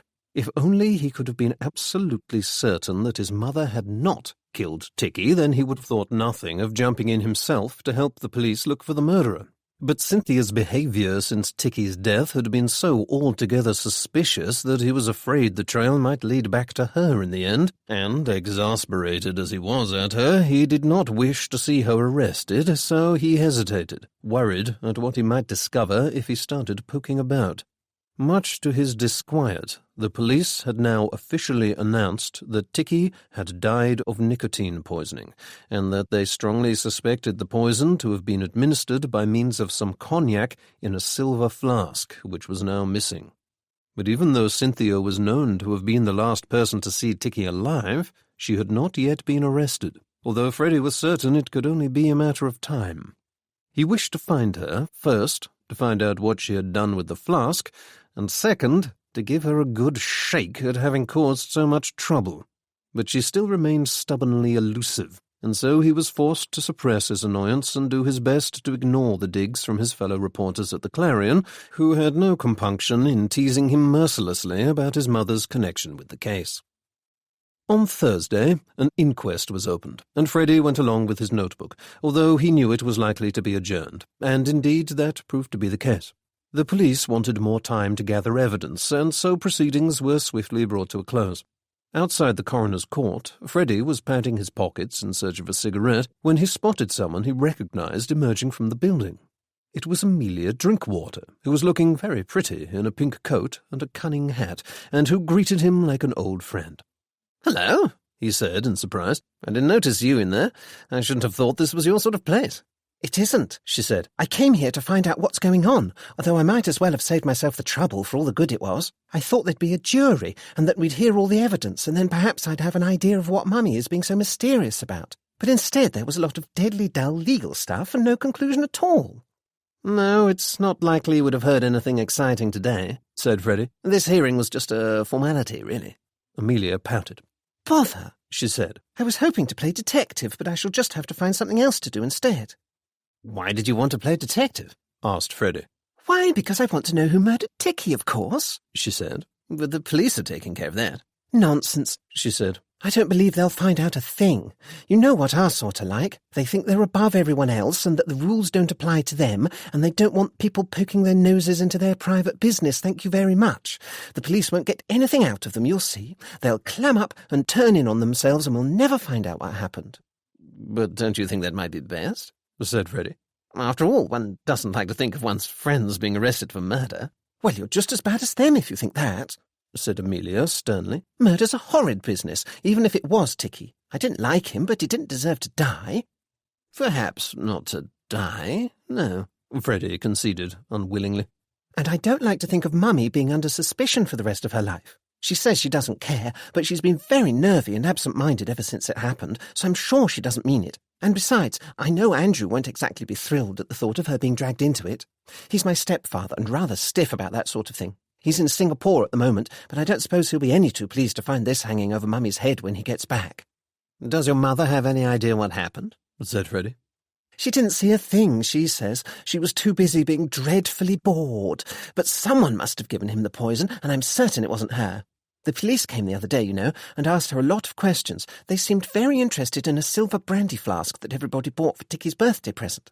"Oh, yes," said Freddie with interest. "What did they want to know?"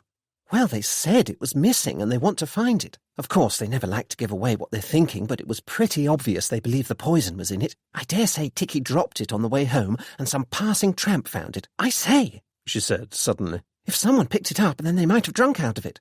I wonder whether anyone else has dropped dead mysteriously in London over the past few days. If they have, then I'll bet that's where the flask got to."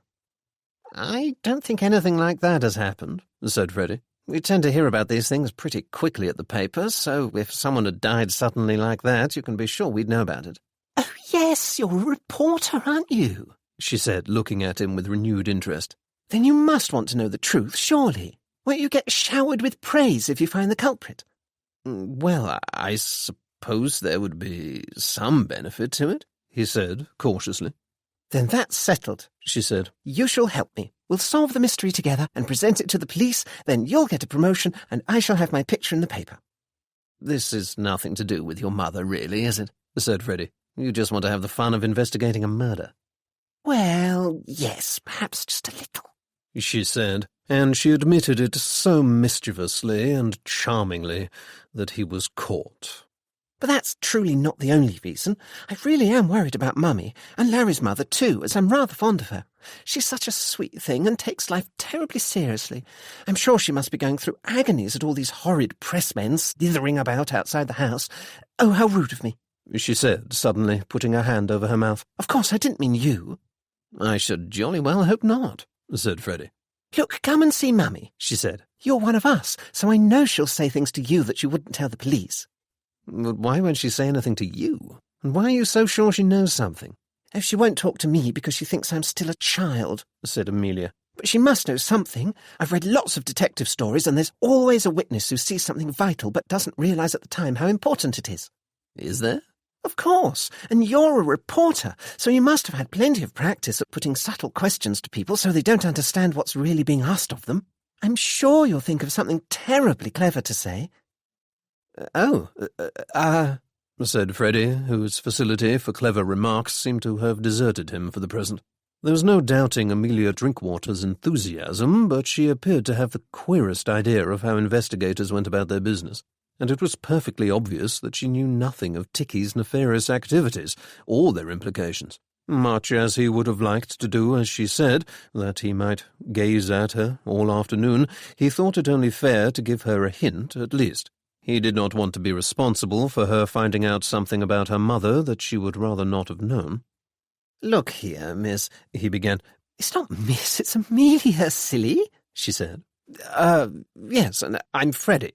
"I know that," she said. "What is it?" She was regarding him innocently with her wide blue eyes. Freddie gave it up. "Where does she live?" he said. She positively beamed. "Brook Street," she said. "If we go now, we'll just catch her at home." The lady in question was indeed at home, and on the telephone, to judge by the female voice that came drifting down from upstairs as they arrived. Amelia led Freddie into an expansive sitting room with high ceilings and large windows. "You'd better sit down," she said, directing him to a Spartan-looking chair in the modern style, which was precisely as comfortable as might have been expected from its appearance. Then she went out to fetch her mother, while Freddie looked about him. The apartment was furnished stylishly and fashionably, and spoke of having had much money spent on it in recent times. It did not seem to fit with what he had seen of Amelia Drinkwater up to now, and he wondered who had been responsible for it. He soon found out as Amelia returned, followed by another woman with golden hair. He jumped to his feet. "This is my mother, Blanche Van Leeuwen," said Amelia. "Mummy, this is Freddie Pilkington Soames." "Hello, Freddie," purred Blanche. Freddie took a sudden step backwards and let out a strangled exclamation which he just managed to turn into a cough. He said, swallowing hard and looking from one to the other. Hello, Blanche." "Oh, do you know each other?" said Amelia. "I had no idea." "A little," said Freddie, carefully. "Of course we know each other, darling," said Blanche with a complacent smile. "We're old friends, aren't we, Freddie? Why, I must have known you since you were 18, was it?" "Was it? I mean, was I? I don't remember exactly," said Freddie, darting a desperate glance at the door. "You were already quite a man in many respects, and yet still such a child in others that I couldn't help but take you under my wing. How long ago it seems. And now look at you." Said Freddie. He was feeling uncomfortably hot, although it was a cold day, and was half wondering how best to make his excuses and leave.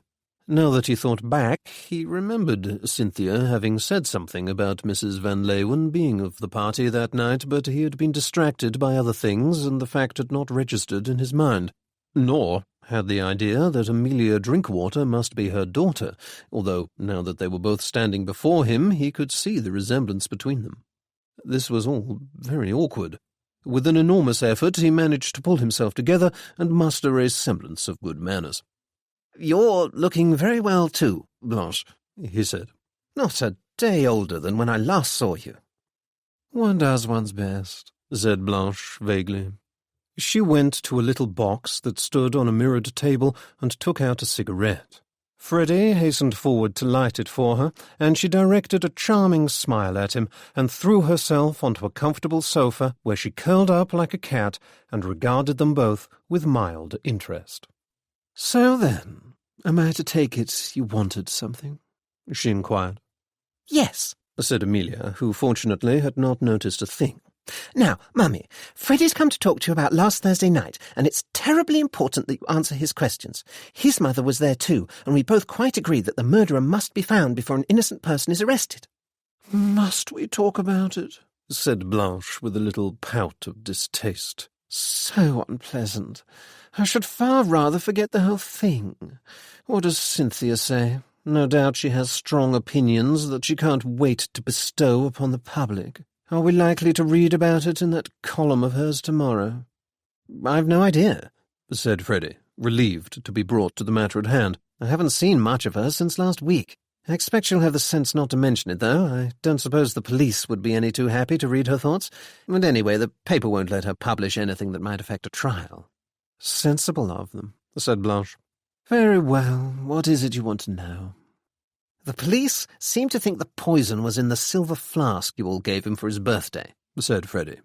"Oh, that again," said Blanche. "I told them I didn't see a thing." "You know I never notice anything unless I'm particularly interested in it, darling." "But you did examine the flask," said Freddie, ignoring the significant look she directed at him. "Yes, and what an ugly object it was. I should never have bought anything so tasteless myself." "Then it wasn't you who chose it?" "Goodness, no. It was Nancy, I think. She agreed to see to it, and we all said we'd contribute. As a matter of fact, I was surprised when I saw it, because she'd mentioned something about getting him a pocket watch. I should rather not have had anything to do with it, but one didn't feel as though one could refuse, especially since your mother was there, watching us all with those beady eyes of hers. I'm sorry, darling, I don't mean to offend, but you know she and I don't especially get along. At any rate, I only had the thing in my hand for about 10 seconds, and then I passed it to Captain Atherton.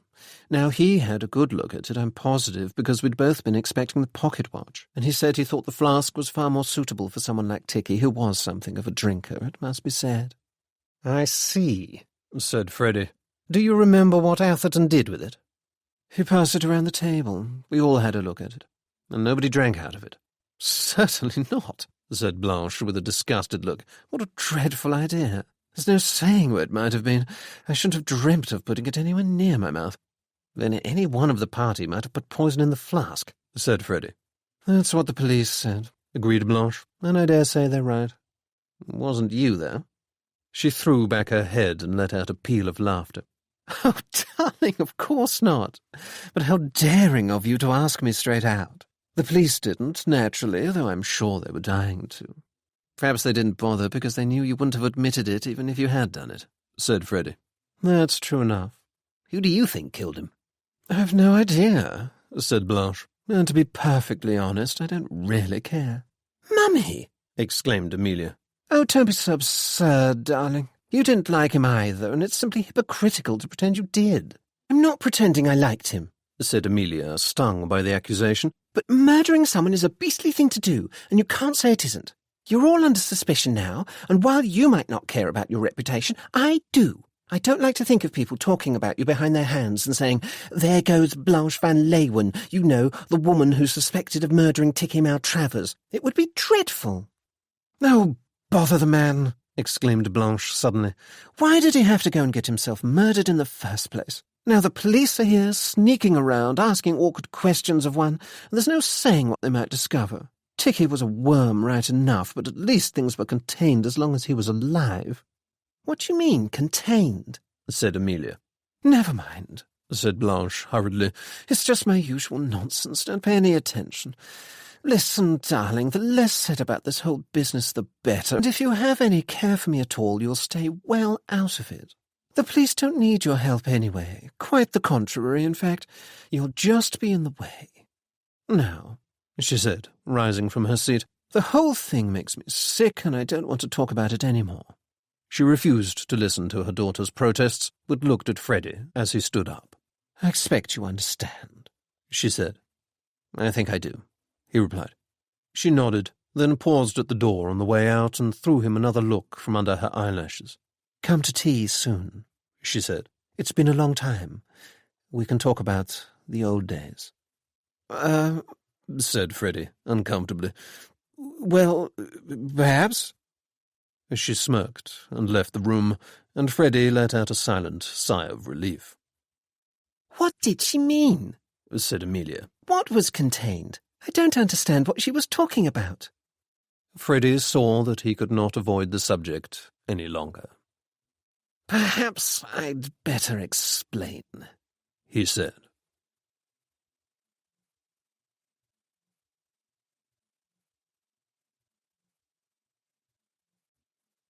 Chapter 12. On Friday afternoon, Freddie found himself once more pacing up and down Caroline Terrace, wondering whether there were any way in which he could get hold of the evidence of Ticky's blackmail activities.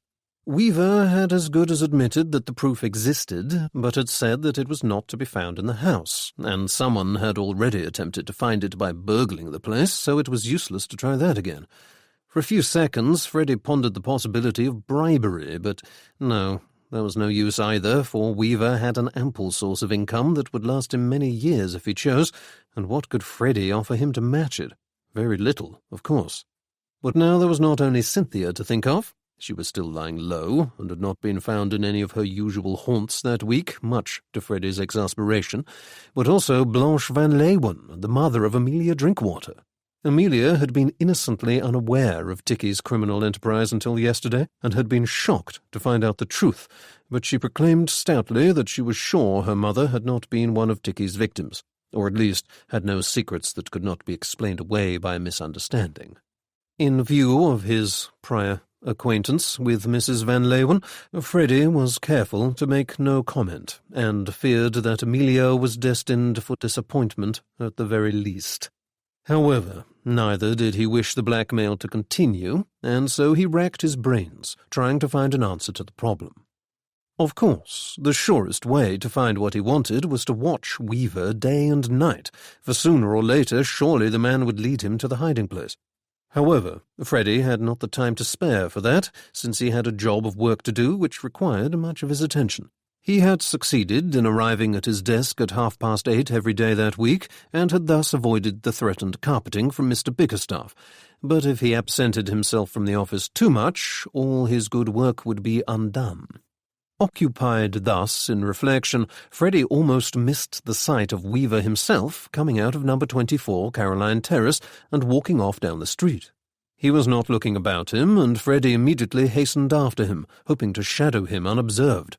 Alas, it was not to be, for just then a young woman coming the other way addressed Weaver with some slight salutation, and when he looked up to reply, he glanced round and saw Freddie.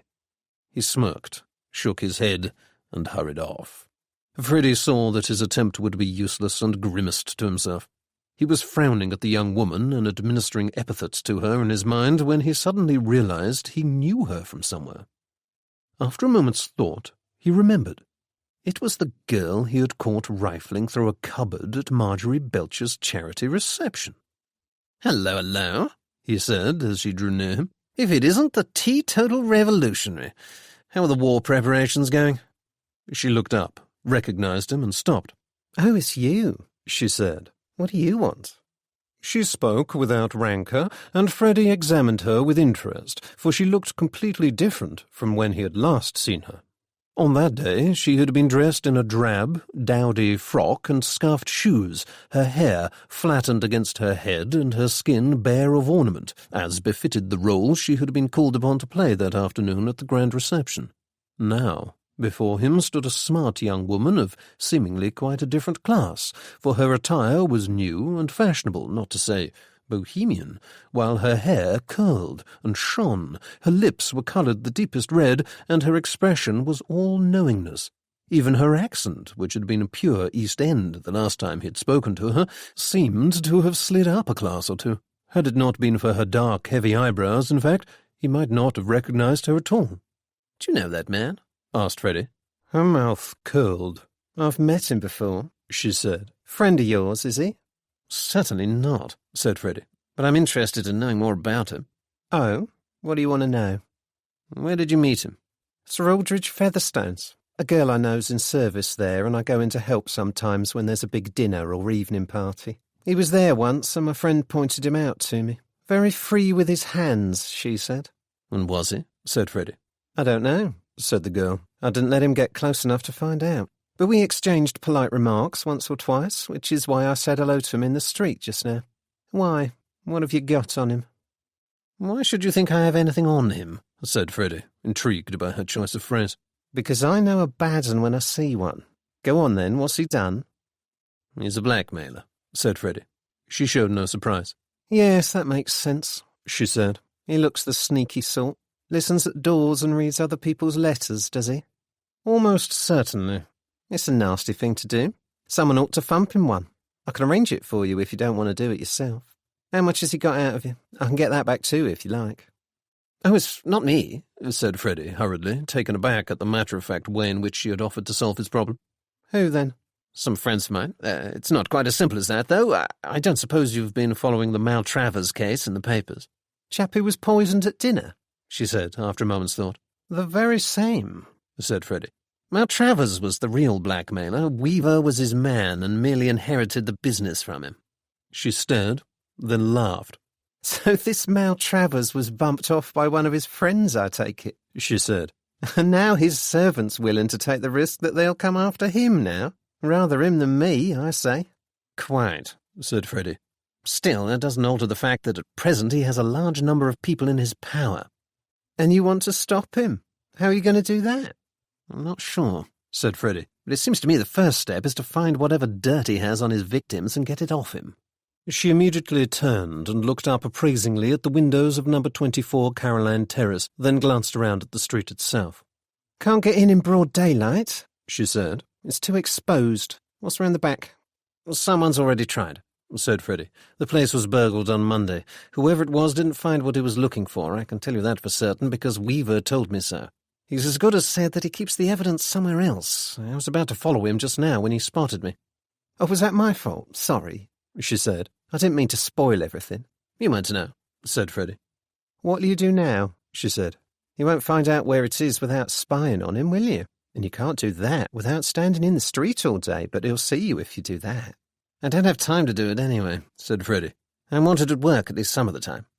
"I could do it if you like," she said. She pointed at a house diagonally across the way from number 24. "That's my berth at the moment. I reckon I'll be there for another couple of weeks at least."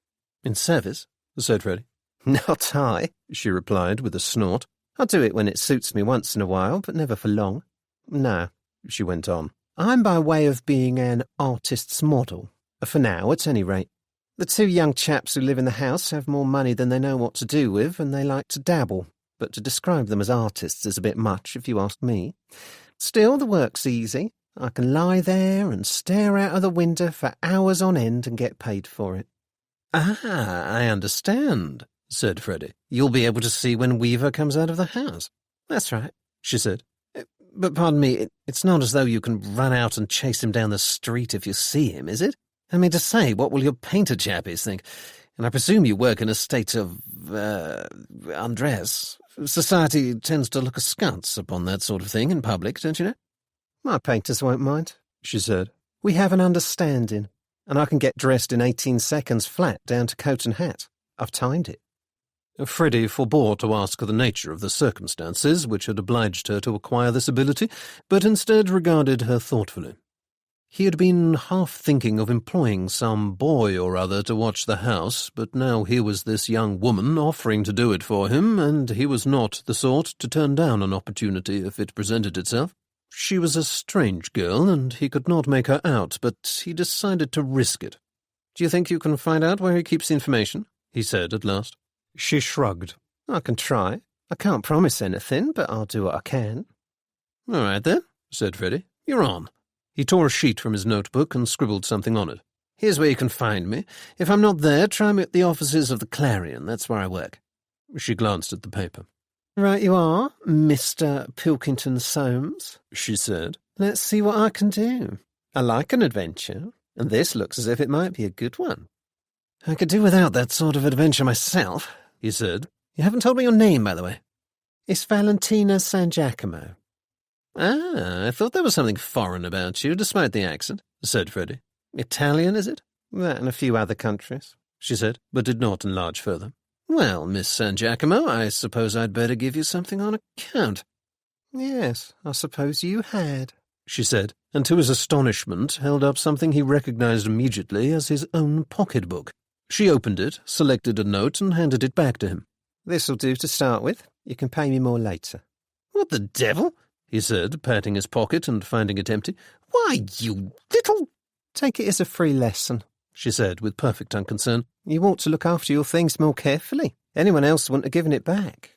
Count it if you like. I only took the 10. He did so and found she was telling the truth. How do I know you won't keep the information if you find it? He said. You don't, but I won't. Blackmail's a sneak's trade, and I'm not a sneak. And neither are you, which is why I offered to help you. What time is it? She said suddenly and craned her head to look at his watch. He put his hand on it instinctively, for it was rather a valuable one. I'll better go. You'll hear from me soon. Goodbye, and watch your pockets. And with that, she tucked his 10 shillings into the front of her dress, flashed him her radiant smile, and walked off.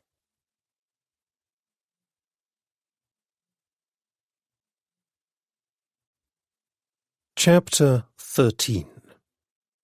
If Freddie had had any thoughts as to how best to recover the information Tiki Maltravers had held about his victims, they certainly had not entailed employing a young woman of questionable character to spy on Tiki's manservant Weaver. But now that the agreement had been made, he was not at all sure whether he had done the right thing, for this Valentina San Giacomo seemed to be something of a law unto herself, and despite her professed dislike of blackmail, there was no saying whether she might not decide to keep the information if she found it, always supposing she did what she had been engaged to do at all, in fact. Still, the deed was done now, and all he could do was wait to hear from her. In the meantime, he had yet to speak to his mother about the missing silver flask. Since her house was just around the corner, he went and knocked at the door, although without much hope of finding her there. Mrs. Hanbury answered. "Hello, Mrs. H," he said. "Is my mother at home?" She did not have time to reply before Cynthia herself came out into the entrance hall, saw him, and gave a little squeak of fear. She covered it up immediately and smiled briskly. "Hello, darling," she said. "Where on earth have you been? I've been wanting to talk to you for days about the dinner party next week. Now, you will come, won't you? I've already spoken for you, so you'd better not forget to turn up as you did last time. It was very embarrassing, especially since I'd been boasting to Dinah Hepworth about what a devoted and well-behaved son you are. You know all the trouble they had with their Edward. Heaven knows how much they had to pay to get the girl to keep quiet.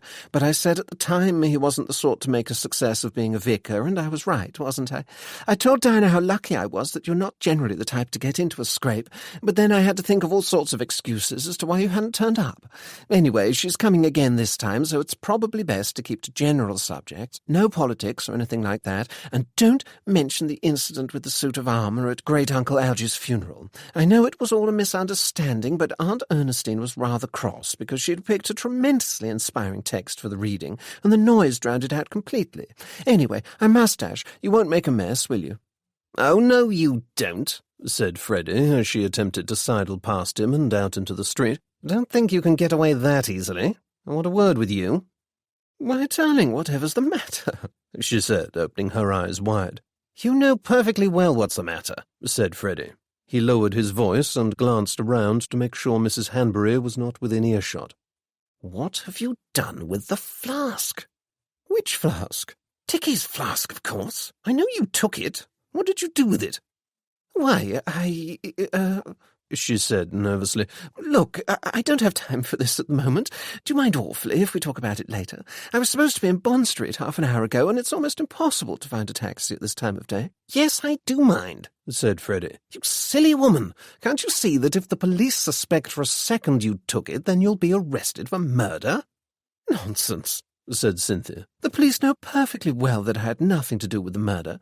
We had a pleasant little chat earlier in the week, and I told them Tiki was perfectly all right when I left him, and they didn't give the slightest sign that they'd guessed what really happened. But they're looking for the flask, said Freddie. There's no other way Tiki could have been killed. The poison was in the flask, and they know he had it when he was in the taxi. Quite frankly, I'm surprised they haven't been here to search the house yet. Now confess it. You took it from his pocket, didn't you? She lowered her eyes. Oh, very well, she admitted at last. Yes, I took it. But you must understand, darling, that I was in a dreadful fright, and I didn't know what to do. I mean, what was I to think when he drank from the flask, shouted poison, and then died? First I was terrified they'd arrest me, and after that I started to think that even if they didn't, even if I managed to convince them that it was nothing to do with me, they'd start snooping about and find out about the blackmail, and then where would I be? So in the end I decided it was safest to pretend there was no flask at all and hope they wouldn't realize it was murder. But they were bound to realize it once we moved the body, said Freddie. I only wish you'd called the police to start with instead of dragging him all over the place and rifling through his pockets. I didn't drag him all over the place, said Cynthia. I believe that was you. Only because you took advantage of me, said Freddie indignantly. I'd never have dreamed of doing it if I'd been in my right mind. I hope I'd have had the sense to leave him where he was and call for help without touching anything. Listen, if it weren't for the fact that I might be arrested as an accessory at any moment, I'd leave you to stew. So you ought to think yourself lucky that one of us at least understands what a sticky position you're in. As long as you have that flask, you're in terrible danger, and you were an idiot to steal it in the first place. All right, perhaps I was, she said crossly, but there's no need to be so superior. When was the last time someone dropped dead unexpectedly in front of you? I can't help it if I'm not very good at keeping my head in an emergency, and I can see now it was probably a mistake, but I only did what I thought was best at the time. Where is it now? I put it behind the wardrobe, she said reluctantly. Behind the wardrobe? That's the first place they'll look. Oh, you'd better give it to me. Yes, she said eagerly. And you'll throw it in the river for me, won't you, darling?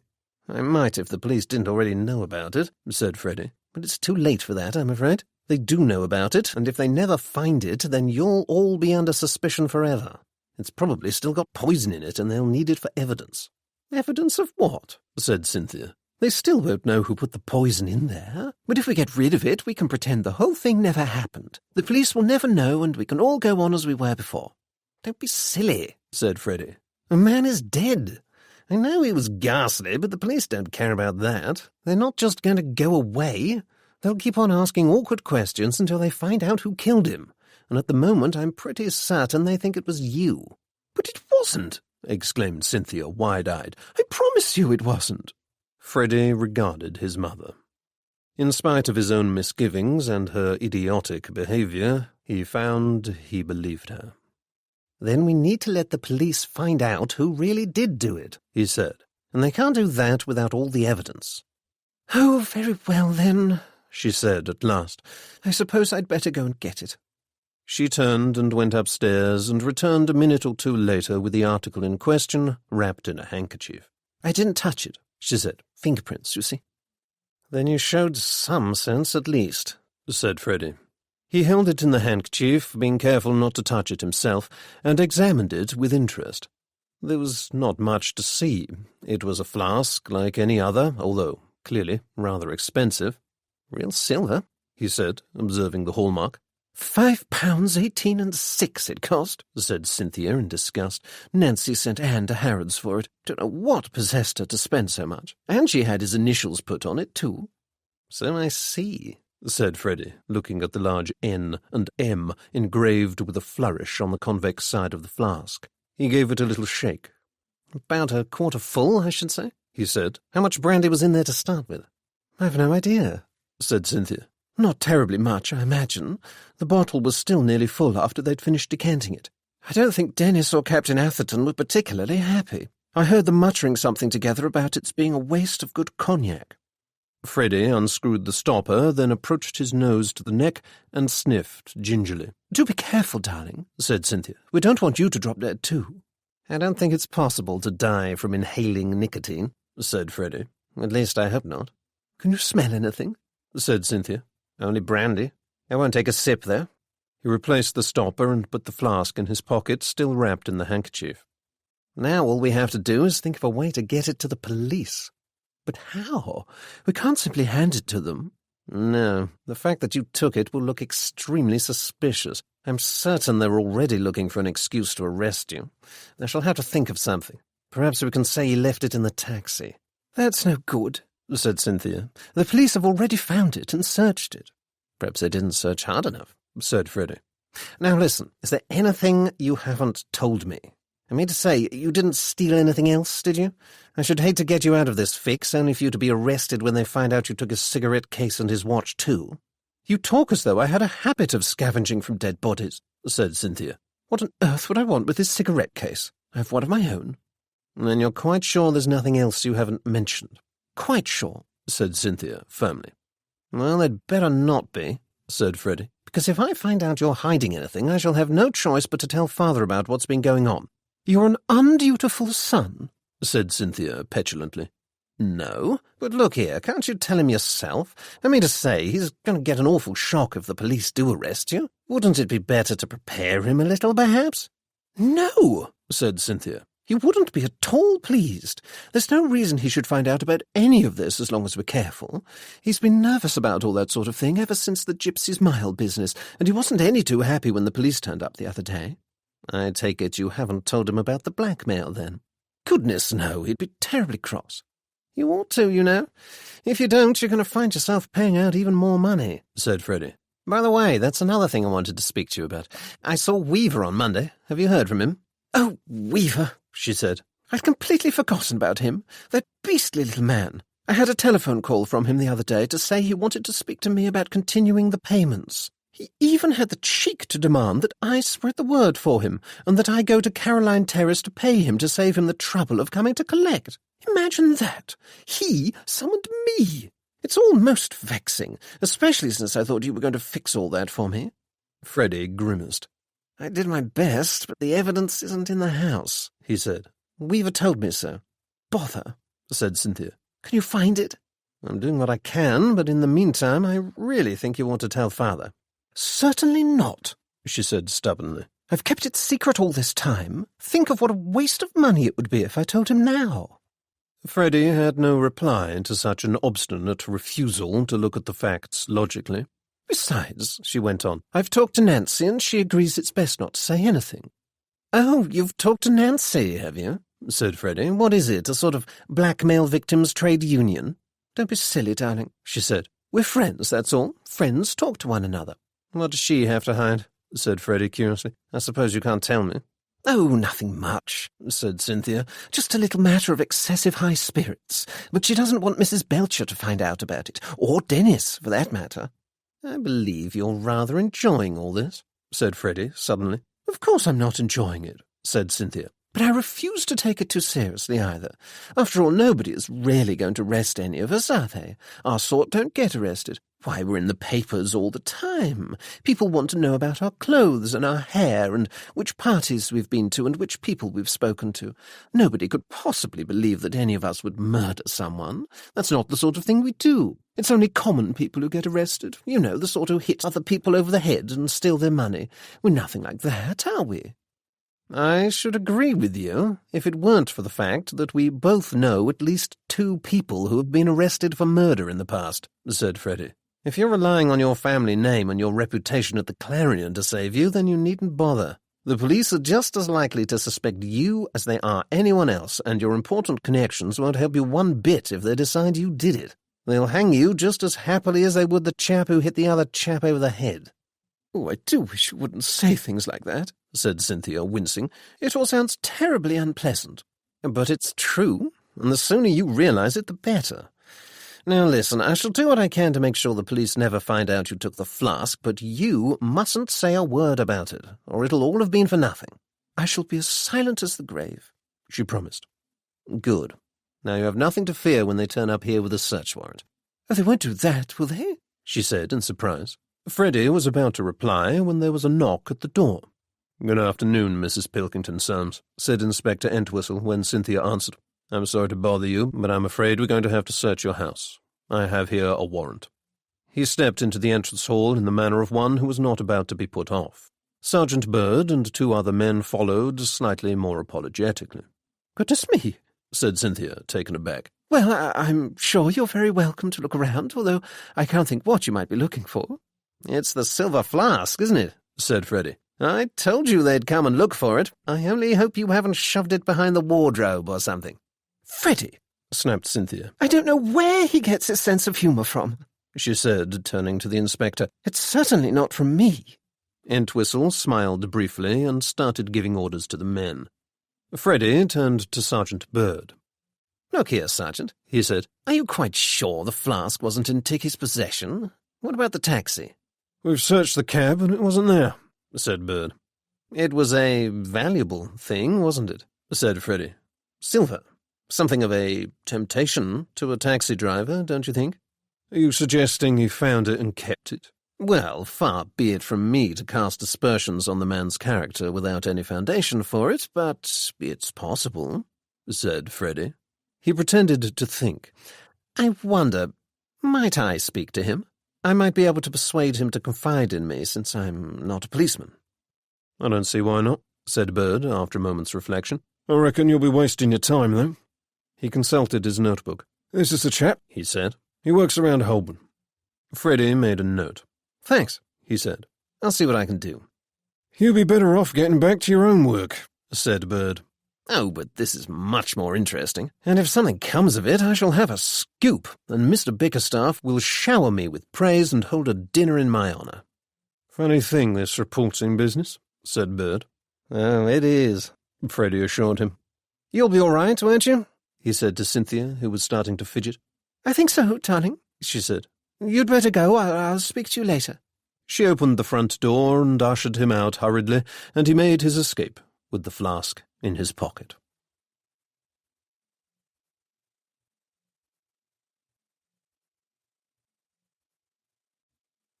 Chapter 14. The taxi driver, a morose and taciturn man of 50, was having a bite to eat at a slightly grubby establishment near Kingsway in between shifts, and glanced up without curiosity when a young man strolled in who appeared altogether too well looked after to be frequenting that sort of place. "I'm looking for Bert Evans," announced Freddie to the place at large. 1 or 2 voices directed him to the table in the corner, and he headed in the direction indicated. "Awfully sorry to bother you while you're eating," he said, "but I'd like a word with you. You don't mind if I sit?" He did so without waiting for a reply, turned his head to right and left as though to be sure they could not be overheard, then leaned forward and said in a low voice, "I've come to warn you that you may be in a spot of trouble." "Trouble? What kind of trouble?" said Bert, surprised. "I gather you had a visit from the police the other day," said Freddie. "What of it?" said Bert. "I understand they were looking for something in particular, a silver flask."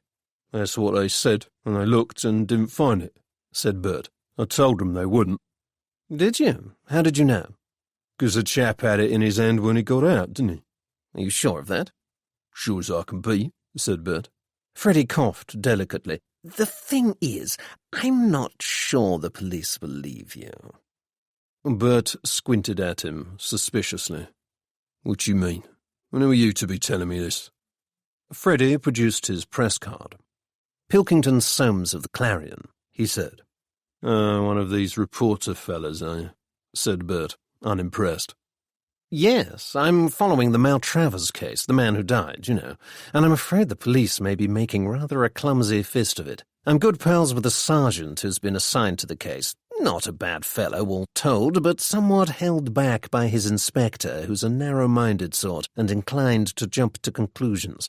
Now, I was speaking to the sergeant this morning, and he said it's of vital importance that they find this flask, as they're certain it contained the poison, but they've looked everywhere and haven't found a trace of it. That's when he mentioned you." "Me?" Yes, one doesn't like to ruin a man's dinner, but I think I ought to warn you that they suspect you of having filched the thing yourself. What? Said Bert in alarm. But I never. I'm an honest man, I am. Freddy gave him a conspiratorial look. Oh, we're all honest, up to a point, he said. I mean to say, I'd never dream of breaking into someone's house and stealing the spode, but I shouldn't like anyone to look too closely at my expense account. And if I happen to find a 10-shilling note lying on the ground, I can't absolutely promise that I'd look for its owner. I expect you understand what I mean. Don't people leave things lying around in your cab once in a while? Sometimes, said Bert, but I always hand 'em in. What, always? Said Freddy. Do you mean to say you've never kept the odd umbrella? Well, said Bert uncomfortably.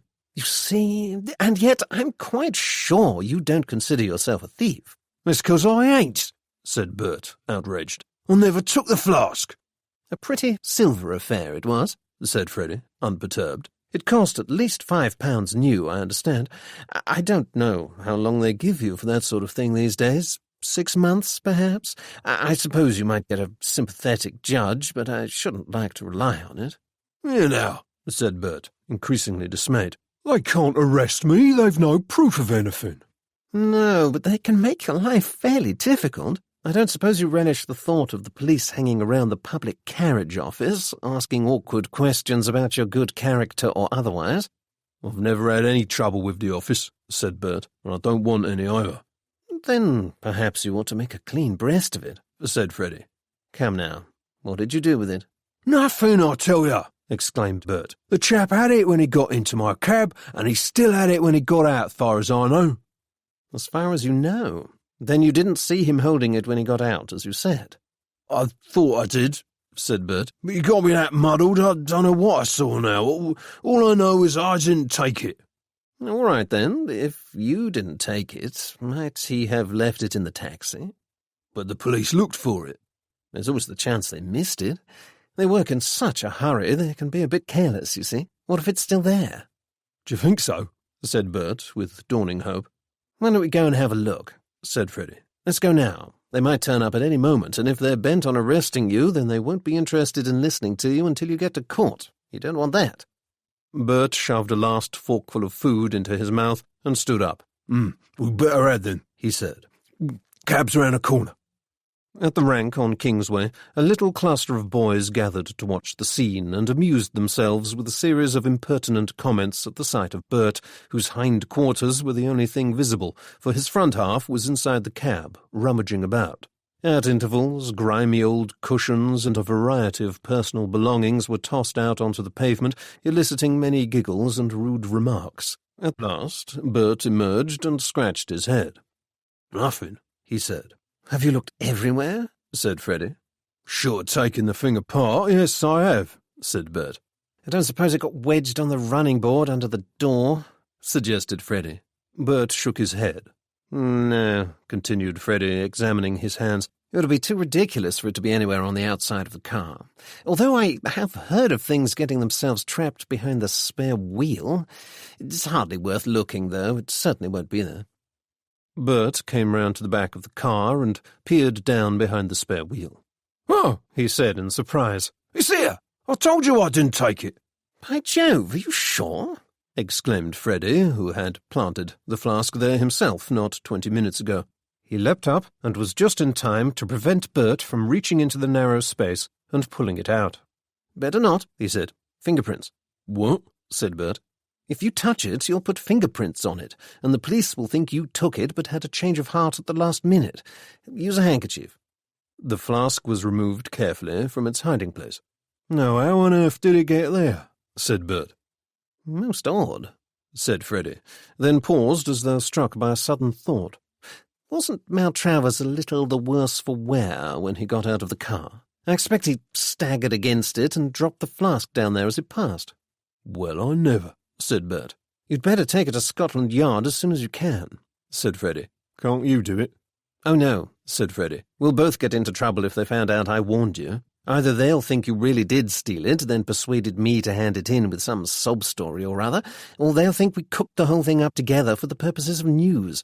Inspector Entwistle doesn't think much of the press, you see. He seems to have the strangest idea that I make up my stories. No, much better not to bring me into it at all, then you can take the credit for having found it for them.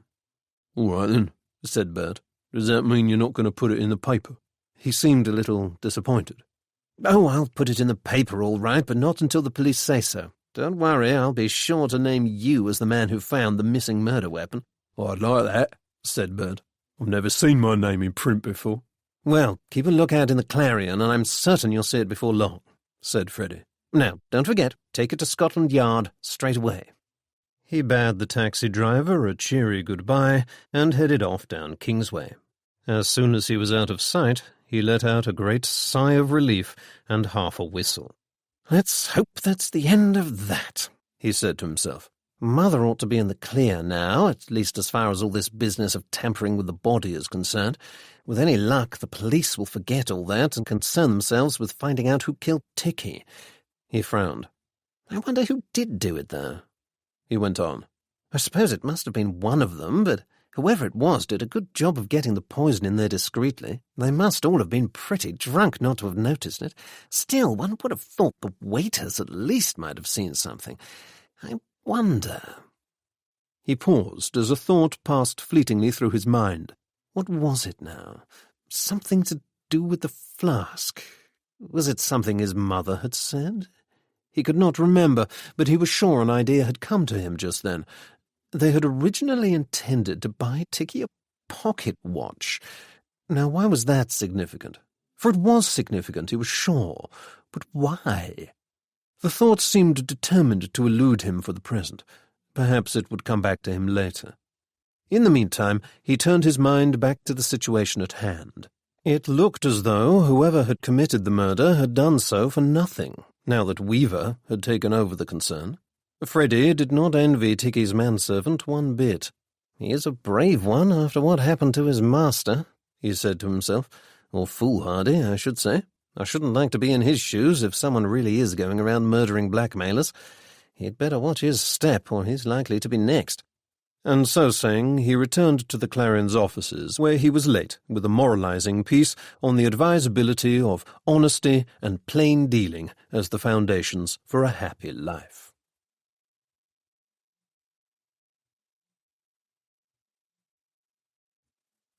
Chapter 15.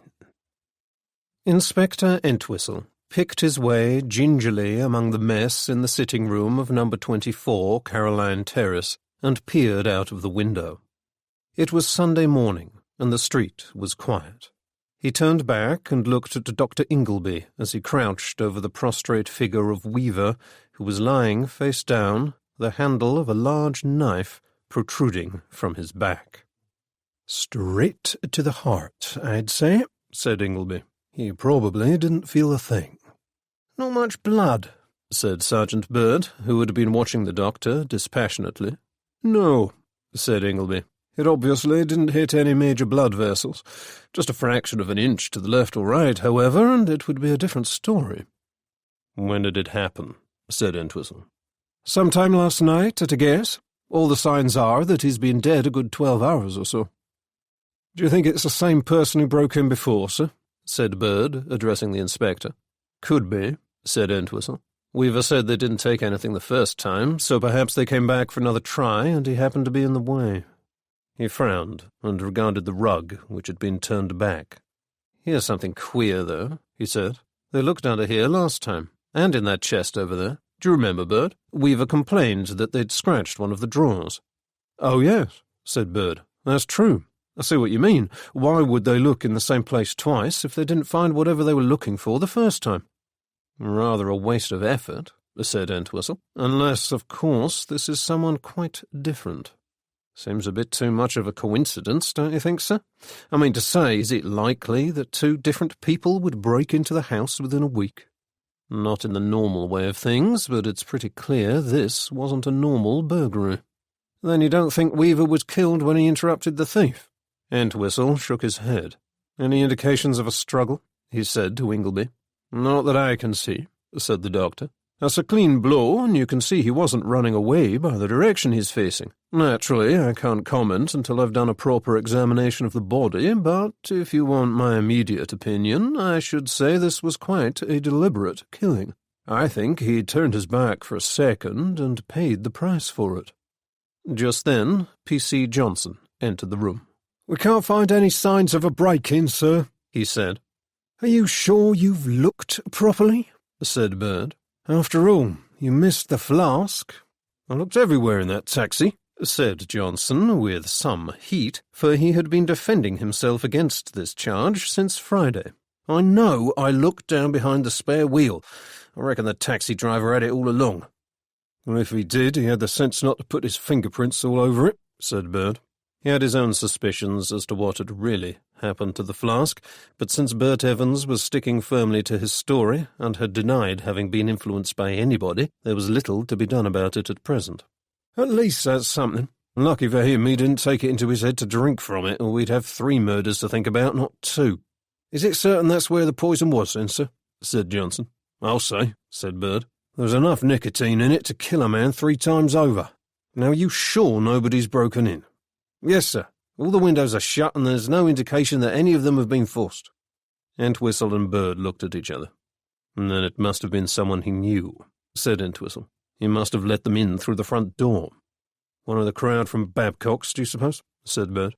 "It must be," said Entwistle, "although I'm damned if I can see why. Still, there must be some connection between the 2 murders. It can't possibly be a coincidence." "Are we to assume that the person who killed Weaver is the same as the person who killed Maltravers?" said Bird. "Oh, yes, I think we must, at least until we get evidence to the contrary. But what was the motive?" "Money's a popular one," suggested Bird. "Oh, yes," said Entwistle. "The bank book. Maltravers was depositing regular sums of £300 or £400 a month into his bank account, all in cash. Where did it come from? He didn't have a job that we know of, or a private income, although he was investing some of the money rather tidily in funds." "Drugs?" said Bird. "It's quite a disease of the upper classes, I understand. Someone has to supply the stuff." "Perhaps, although we didn't find any evidence of it when we searched the house the other day. What else?" "Blackmail?" said Bird. That seems more likely to me," said the inspector.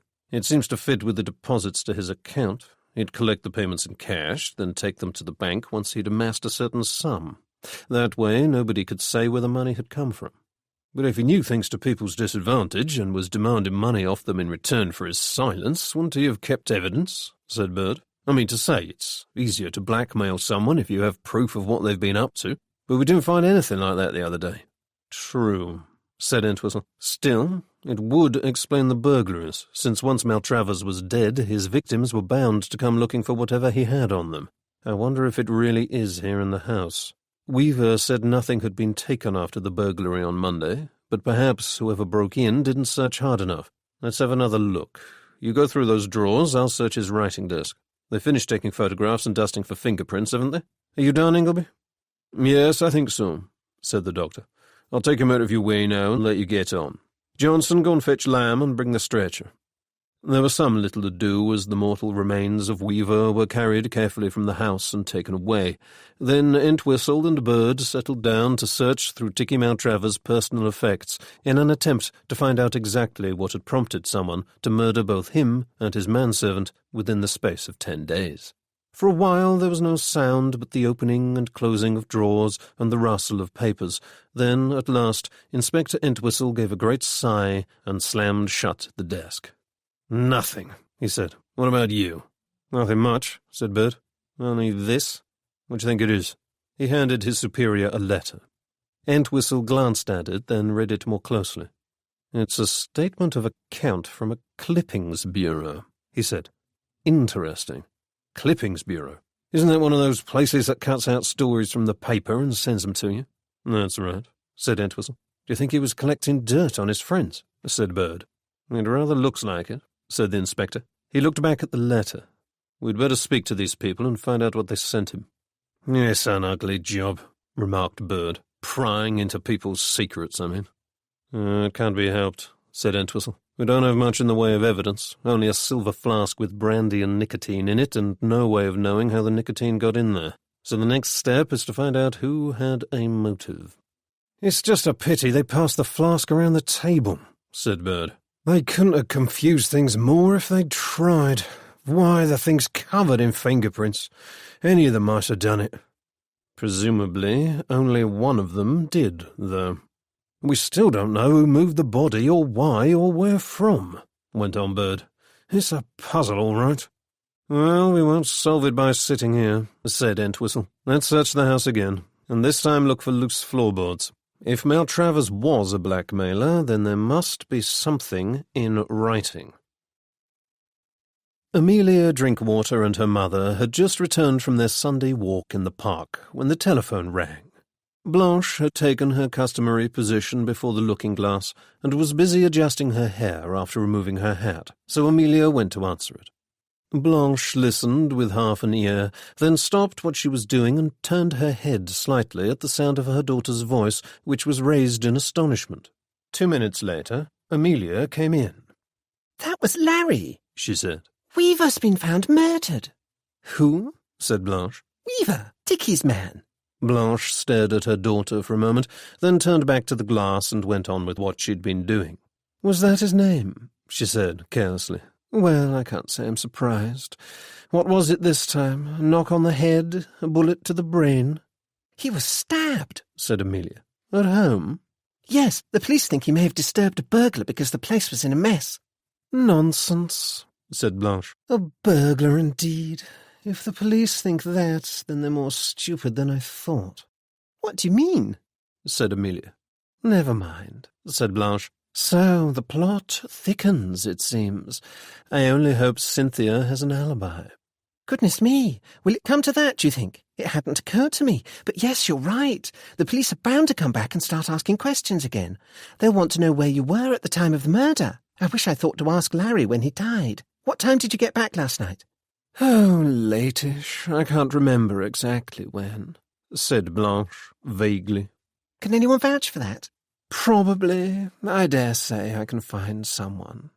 "You don't seem to be taking this very seriously, Mummy," said Amelia. "Why, don't you realise they might arrest you if you can't prove where you were?" "Nobody is going to arrest me," said Blanche. "I haven't been to Caroline Terrace in weeks, so I couldn't possibly have done it. I expect it was one of the others. I wonder which." Amelia said nothing, but darted a worried glance at her mother. In Dover Street, Captain Atherton was sipping tea. His man, Mahomet, stood respectfully to attention. "Stabbed in the back, eh?" said Atherton. "Well, there's a turn-up, though I can't say I'm especially surprised. I suppose the police will be all over his house again now?" "They will find nothing," said Mahomet. "I am certain of that." "That's something at least. Still, I wish we could put an end to this business once and for all. It's damned inconvenient." "Indeed, sir," said Mahomet. "Is there anything else you would wish me to do?" "I don't see what you can do. The letters have disappeared, presumably hidden somewhere. Unless you have any ideas as to where they might be, all we can do is to wait and hope they never turn up." "There is no reason to think they will," said Mahomet. "It is unlikely that Weaver had time to make arrangements to pass them on to anybody else, since he died so soon after his employer." Something in the tone of his voice caused Captain Atherton to lift his head. "I dare say you're right," he said. Then he went on casually. "I don't suppose you know anything about it, do you?" "No, sir," said Mahomet. "I have no idea who did it." Atherton was not looking at his servant at that moment, but if he had been, he might have seen his own curiosity reflected in Mahomet's eyes. After a moment, the man begged leave and left the room, and Captain Atherton was left to drink his tea. "Why didn't you tell me you knew?" said Lady Bendish to her son. Her eyes were large and dark and filled with despair. "How could I?" said Larry Bendish. "I thought about it occasionally, but I always lost my nerve before I got to the point. And besides, it seemed to me that it was much better not to say a word. I didn't want things to change, you see. And this changes everything." "How long have you known?" "Since I was 8. "What?" exclaimed Lady Bendish in horror. "How can this be?" He looked uncomfortable. "I didn't mean to," he said. I promise you I didn't, but you dropped a letter once. I remember it was shortly after Father died, and I picked it up. I didn't mean to read it, but I saw one or two words that caught my attention, and before I knew it, I'd read the whole thing. Of course, I was too young to understand it properly at the time, so I kept quiet about it, but when I got older, I realized that we'd both be in trouble if anyone found out. You know how Father's family hate us. They tried their best to overturn his will and prove that he hadn't been in his right mind when he married you. Of course, they failed. He wasn't a young man, but there was nothing wrong with his brain. I can just imagine how they'd lick their lips if they found this out. They'd have you thrown out on the street before you could say knife. "Your father was an excellent man," murmured Lady Bendish sadly. "I only wish he'd lived to see you grow up." "I hated what they said about you," said Larry fiercely. "They were always insinuating things, as though you'd somehow hypnotized him into marriage, as though you were only interested in him for his fame." "Well, I certainly didn't marry him for his money, since he gave most of it away," said Lady Bendish. "He was always so terribly generous. I loved him for it, of course, but I do wish he'd provided a little better for you." "He provided perfectly well for me," said Larry. "I have nothing to complain about, and nor does Anne." "But what now?" said Lady Bendish. "As it seems you know, none of it is rightfully ours anyway, because of what I am." Her tone was bitter. "You're my dear, sweet mother," said Larry, "and I won't let anyone say differently." "But the law doesn't care how dear or sweet I am," she said. "I wasn't legally married to your father, and that's all there is to it." "You acted in good faith. You thought your first husband was dead." "I did," she said. "Everybody did. He disappeared for years, and I thought myself free to marry again, but when I found out he was still alive, your father was already dead, so it was impossible to put things right. Then Eduardo died too, and I thought I was safe since we'd married in Argentina. I thought nobody in England would ever find out." "But Ticky did, didn't he?" Lady Bendish lowered her eyes. "Yes," she said. "How much did he get out of you?" She waved a hand in a gesture of what might have been desperation. "I don't know. I never counted it. I just paid him whatever he asked, anything to make him go away. But it wasn't so much the money. I'd have paid him it gladly in return for his silence. It was the taunts I couldn't stand, the constant mocking. I don't believe the money meant a thing to him. I think he just enjoyed having power over people. He took pleasure in the knowledge that his position in society was all thanks to the misery of others." "Then he deserved everything he got," said Larry. "Good riddance to the man. And to his contemptible servant, too. They're both out of the way now, and you don't have to worry about them any more. I only wish you'd confided in me sooner." "Why? What could you have done?" "I don't know, but I should have thought of something. The man was nothing but a foul parasite, a bloodsucker, feasting on others' misfortune. People of that sort don't deserve to live." He sounded so furious that Lady Bendish regarded him in alarm. "You are just talking out of anger, aren't you, darling?" she said. "I mean, you didn't actually do anything." "No, but I wish I had," said Larry, setting his jaw. "I should like to find whoever did it and shake him by the hand." She gave a little bleat of protest. "Well, what of it?" he demanded. "He's done you the most enormous good turn." "I wish I could believe it," she said. "But the police are no doubt searching the house at this moment, and I'm frightened of what they'll find." "I don't believe they'll find anything," said Larry. "I think Ticky was far too wily to leave anything compromising lying around the house. I expect it's well hidden, and with any luck it will never turn up." "I do hope you're right," she said. Dennis Beasley winced as the door slammed behind his wife, then turned to Anne Chadwick. "I don't seem to be able to say anything to her at the moment," he said. "Every time I try to start a perfectly normal conversation, she flies off the handle. What was it this time? I only said I suppose we can expect another visit from the police now." "I think the whole thing has made her nervous," said Anne. "She doesn't like to be reminded of it." "Well, there's no need for her to take it out on me," said Dennis. "And why is she so nervous? Don't tell me Ticky had got to her, too." Good Lord, that's it, isn't it? He was blackmailing her. What was it? The cocaine, I suppose. I'm sure she thinks I don't know about it, but I'm not stupid. It was perfectly obvious what she was doing. I have no idea, said Anne untruthfully. She's never said anything to me, and I've no reason to suppose she was one of his victims. And you wouldn't tell me even if you did know, would you? You can keep a secret. That's why I tell you all mine. I don't mind you knowing everything about me, because I'm certain I can trust you. But no one ever knows what you're thinking. What are your secrets, Anne?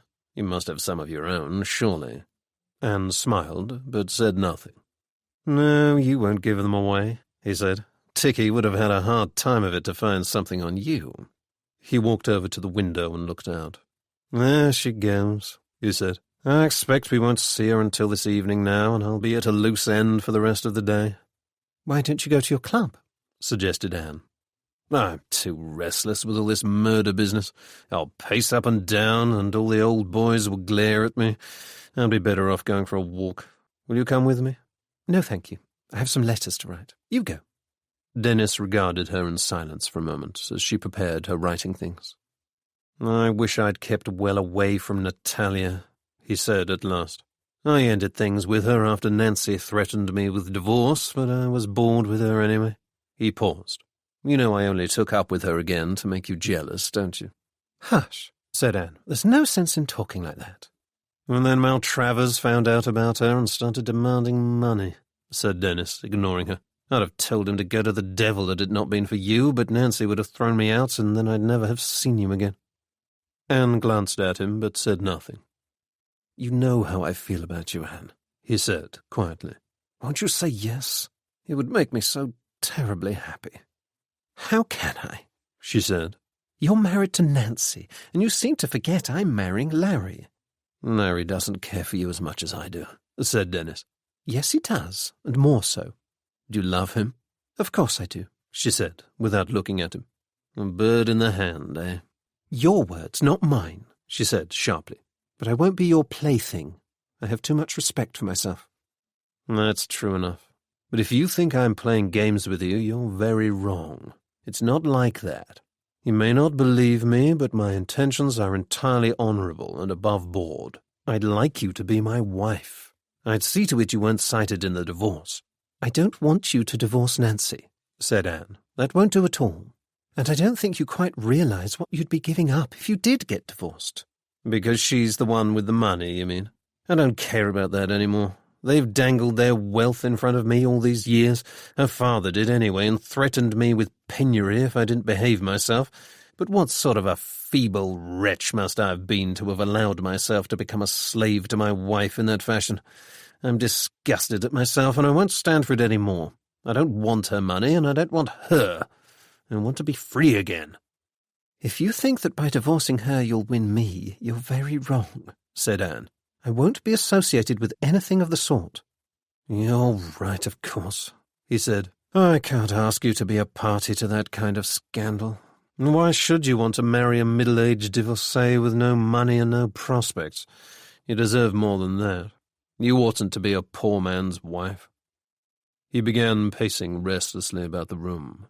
Oh, if only things had been different, he said suddenly. If only I weren't already married. But you are, said Anne. If I could snap my fingers now and somehow make Nancy disappear, believe me, I'd do it. I only wish there were a way. Things are never as easy as all that, she said. No, he said. But I shall find a way somehow. I must have you. I've never felt like this before. It's something quite new to me. Of course, you know I've misbehaved in the past, but none of it meant anything. If only you'll say yes, I'll be a perfect angel from now on. Perhaps you ought to be saying that to your wife, said Anne. He opened his mouth to speak, but she went over and put a gentle hand to his cheek. He took it and kissed it, then held it in his. You've been cooped up indoors too long, she said after a moment. Go for a walk. You'll feel better for it, I promise. And now I really must get on. She freed her hand, then sat down at the writing desk and turned her back to him. I see. You're giving me my dismissal, are you? He said. Very well, I'll leave you to it for now, but don't forget what I said. Once this is all over, I shall ask you again, and this time you'd better say yes, because I won't take no for an answer." So saying, he went out. After the door had closed, Anne let out a little sigh of relief and shook her head.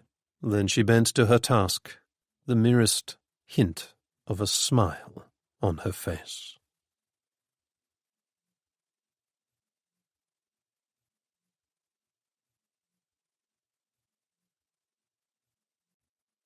Chapter 16. Freddie had heard all about Weaver's murder, of course, but after his adventure with the flask, he had judged it best to give the police a wide berth for a little while, just until he could be sure that they had fallen for Bert Evans' story and were not about to haul up Bert, himself, and Cynthia on a charge of tampering with the evidence.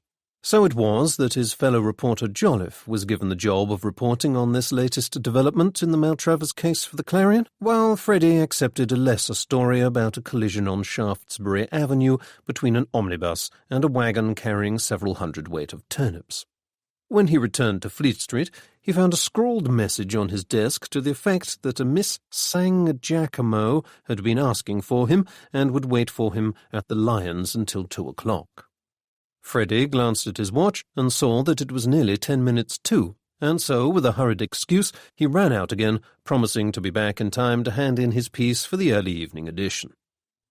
Valentina San Giacomo was sitting at a corner table by herself, eating a large slice of cream cake with great relish. She nodded as Freddie came in and pointed at the seat opposite her, then proceeded to polish off the rest of the cake with great efficiency. "Don't they feed you, these artist chaps?" said Freddie, as she dabbed at her mouth and took a sip of tea. "Not much," she said. "They don't think about that kind of thing. Art before everything else, don't you know? Never mind that the model's starving to death."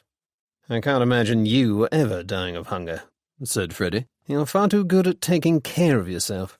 She shot him an amused glance. "I won't say you're wrong," she said. "Aren't you going to have anything?"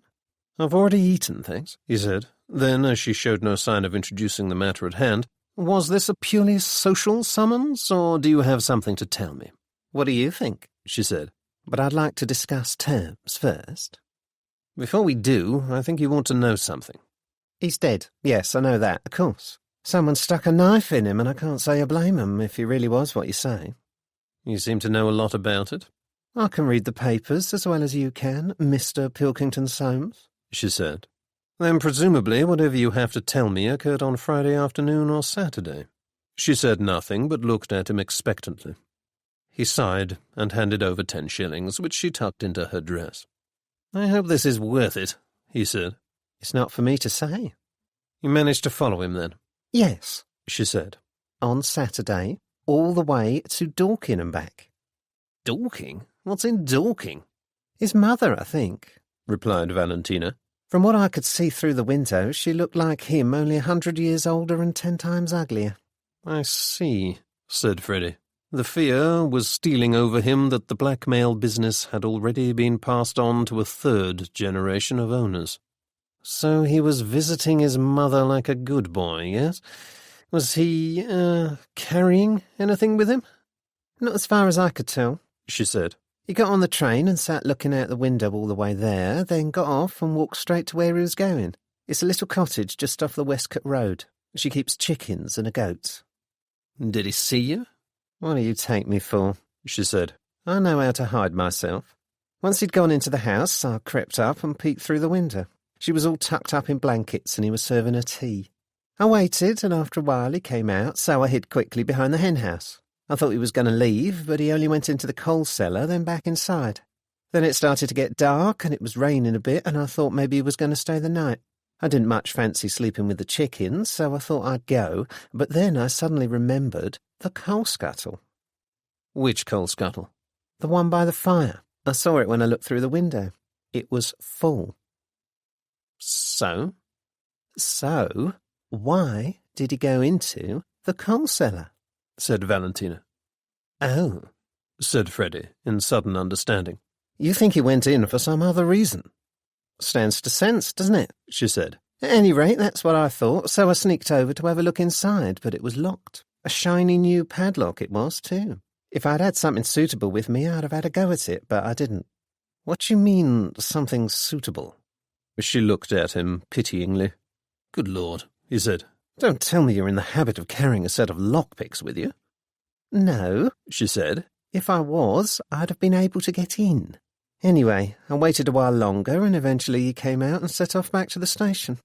I didn't hang about myself, since I couldn't get into the coal cellar, so I came back to London. That's bad luck about the padlock, said Freddie regretfully. How are we supposed to find out what's in there if we can't get in? Can you pick a lock? Said Valentina. It's not the sort of thing they teach at Eton, said Freddie. Pity. It would be much more useful than all that Latin nonsense. I thought you'd say that, she said. Never mind, I can show you how to do it. And to his surprise, she produced from her pocket a padlock and a metal ring from which hung a number of odd-looking hooks. Ah, he said. So these are what you forgot to take with you on Saturday? Exactly, she said, and proceeded to show him how to open the padlock. After a few tries, Freddie succeeded in doing it himself, much to his excitement. She made him keep practicing until he could do it every time, and then gave a satisfied nod. You'll do, she said. Now you can get in yourself. I don't fancy going down to Dorking again. It's too countrified for my tastes. Now, what do you say? I reckon that ought to be worth another 10. You're an expensive young woman, Miss San Giacomo, said Freddie, as he handed her another note and put the lockpicks in his pocket. Tell me, what other services do you offer? Tours of the escape routes of London? Practical lessons on how to make a useful garrote? There's no need for impudence, she said, without offence. Sorry, I'm awfully grateful to you, really I am, he said. Blackmail's a filthy business, and I want to find whatever it is Weaver was keeping before the police get hold of it and start tramping about, asking awkward questions and causing everyone inconvenience. What'll you do with it if you find it? She said. I haven't quite decided. I suppose one ought to burn it all without reading it, but then the victims won't know they're safe. I may have to send it back to them instead. You don't mind that the murderer won't get caught? She said, curiously. I don't know, he said. I mean to say, I'm all in favour of the notion that killing ought to be discouraged in general, but in this case, whoever it was seems to have done a number of people a good turn by ridding the world of 2 individuals who were taking up far too much space in it. Amen to that, she said, and stood up. I'll better be off. Good luck, and don't forget to keep a steady hand. I won't, he promised, and she went out, leaving him to pay the bill. He watched her leave and reflected on how many strange and wonderful people there were in London. It seemed to him that she was a very useful person to know, but too late he realized that he did not know how to find her should he ever want to speak to her again. Still, that was not important at present. His main concern now was to get into that coal cellar in Dorking. But when to do it? He could not go now, as he was wanted at the office. Perhaps it would be better to go this evening. Yes, that would be the best idea, since it would be dark and nobody would see him. He would go alone, in order to avoid attracting too much attention, pick the lock, get whatever it was out of the cellar, and be home by midnight. After that, all would be plain sailing. He would hand over any incriminating information he found to its rightful owners, then let the police go about the business of investigating the murders of Ticky and Weaver without being unduly influenced by motive, for surely there must be enough physical evidence to show who had done it without their needing to be burdened with the additional knowledge of all the suspects' sins. At any rate, the investigation was now back on course, everything was where it ought to be, and Freddie was feeling more cheerful now than he had for days. He would go back to the office, finish his work, retrieve the information at his leisure, and then stop meddling in the case once and for all.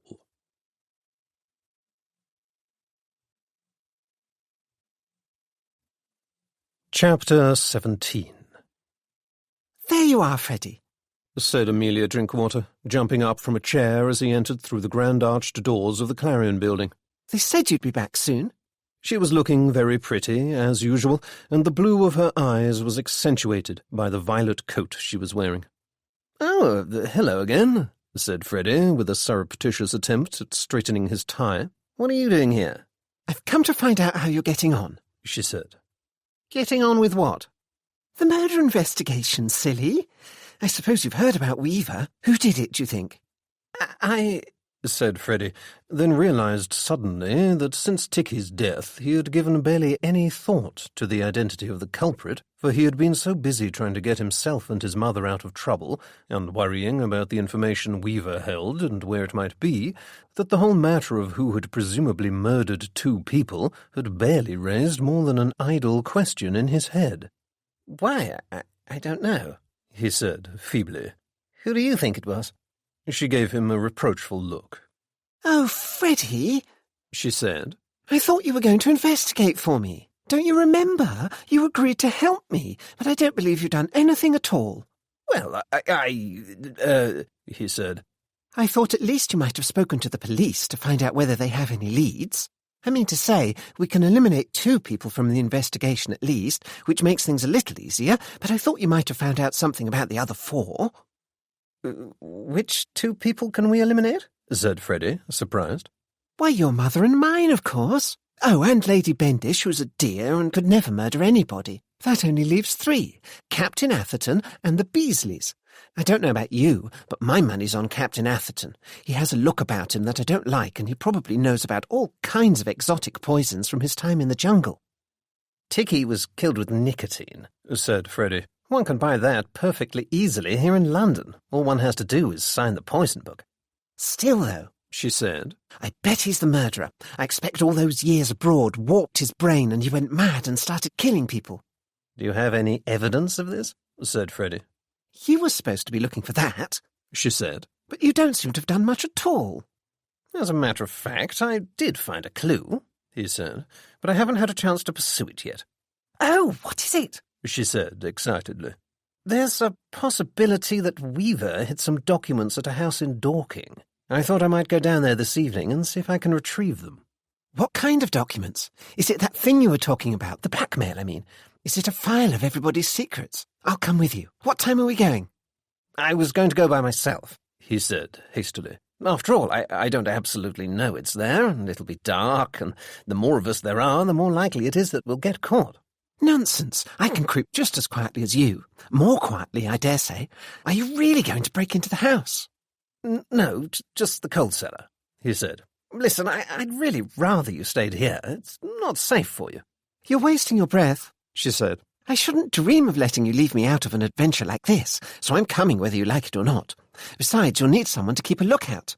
"Well, I suppose," he said. Amelia was not the ideal companion for a night excursion of this sort, since she was somewhat excitable with a tendency to squeal, and he was worried she would give them away.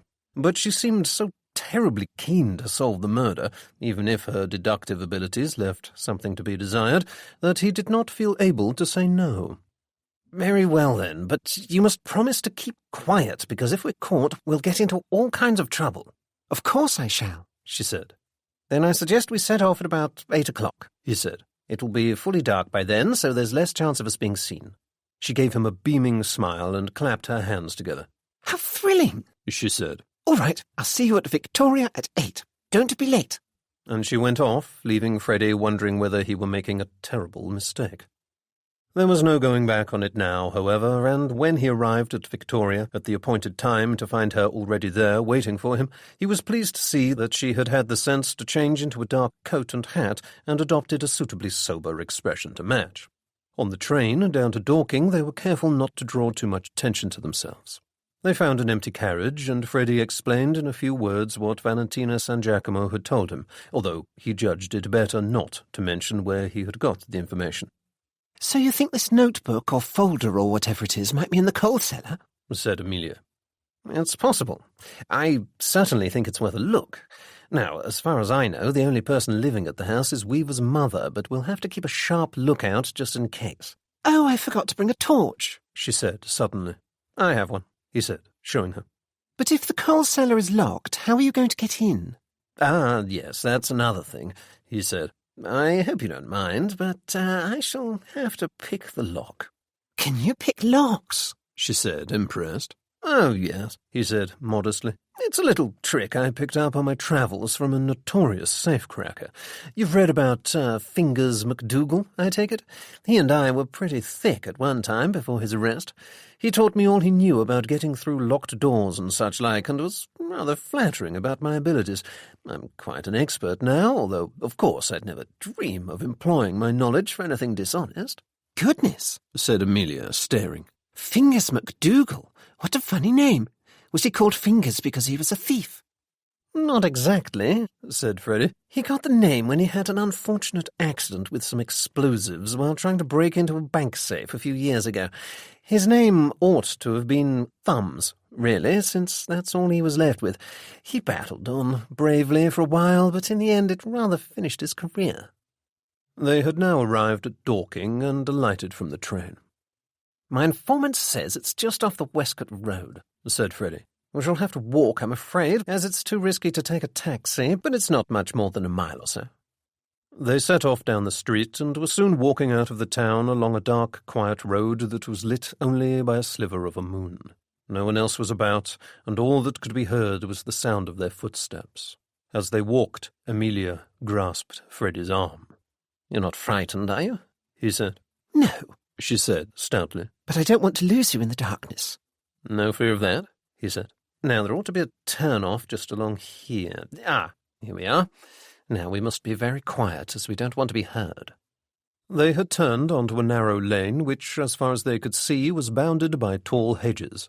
The ground underneath them was mostly dried mud, although some patches were still soft from the recent rain, and Freddie switched on his torch in order that they might not tread in the dirt. At length they spied a faint light ahead of them.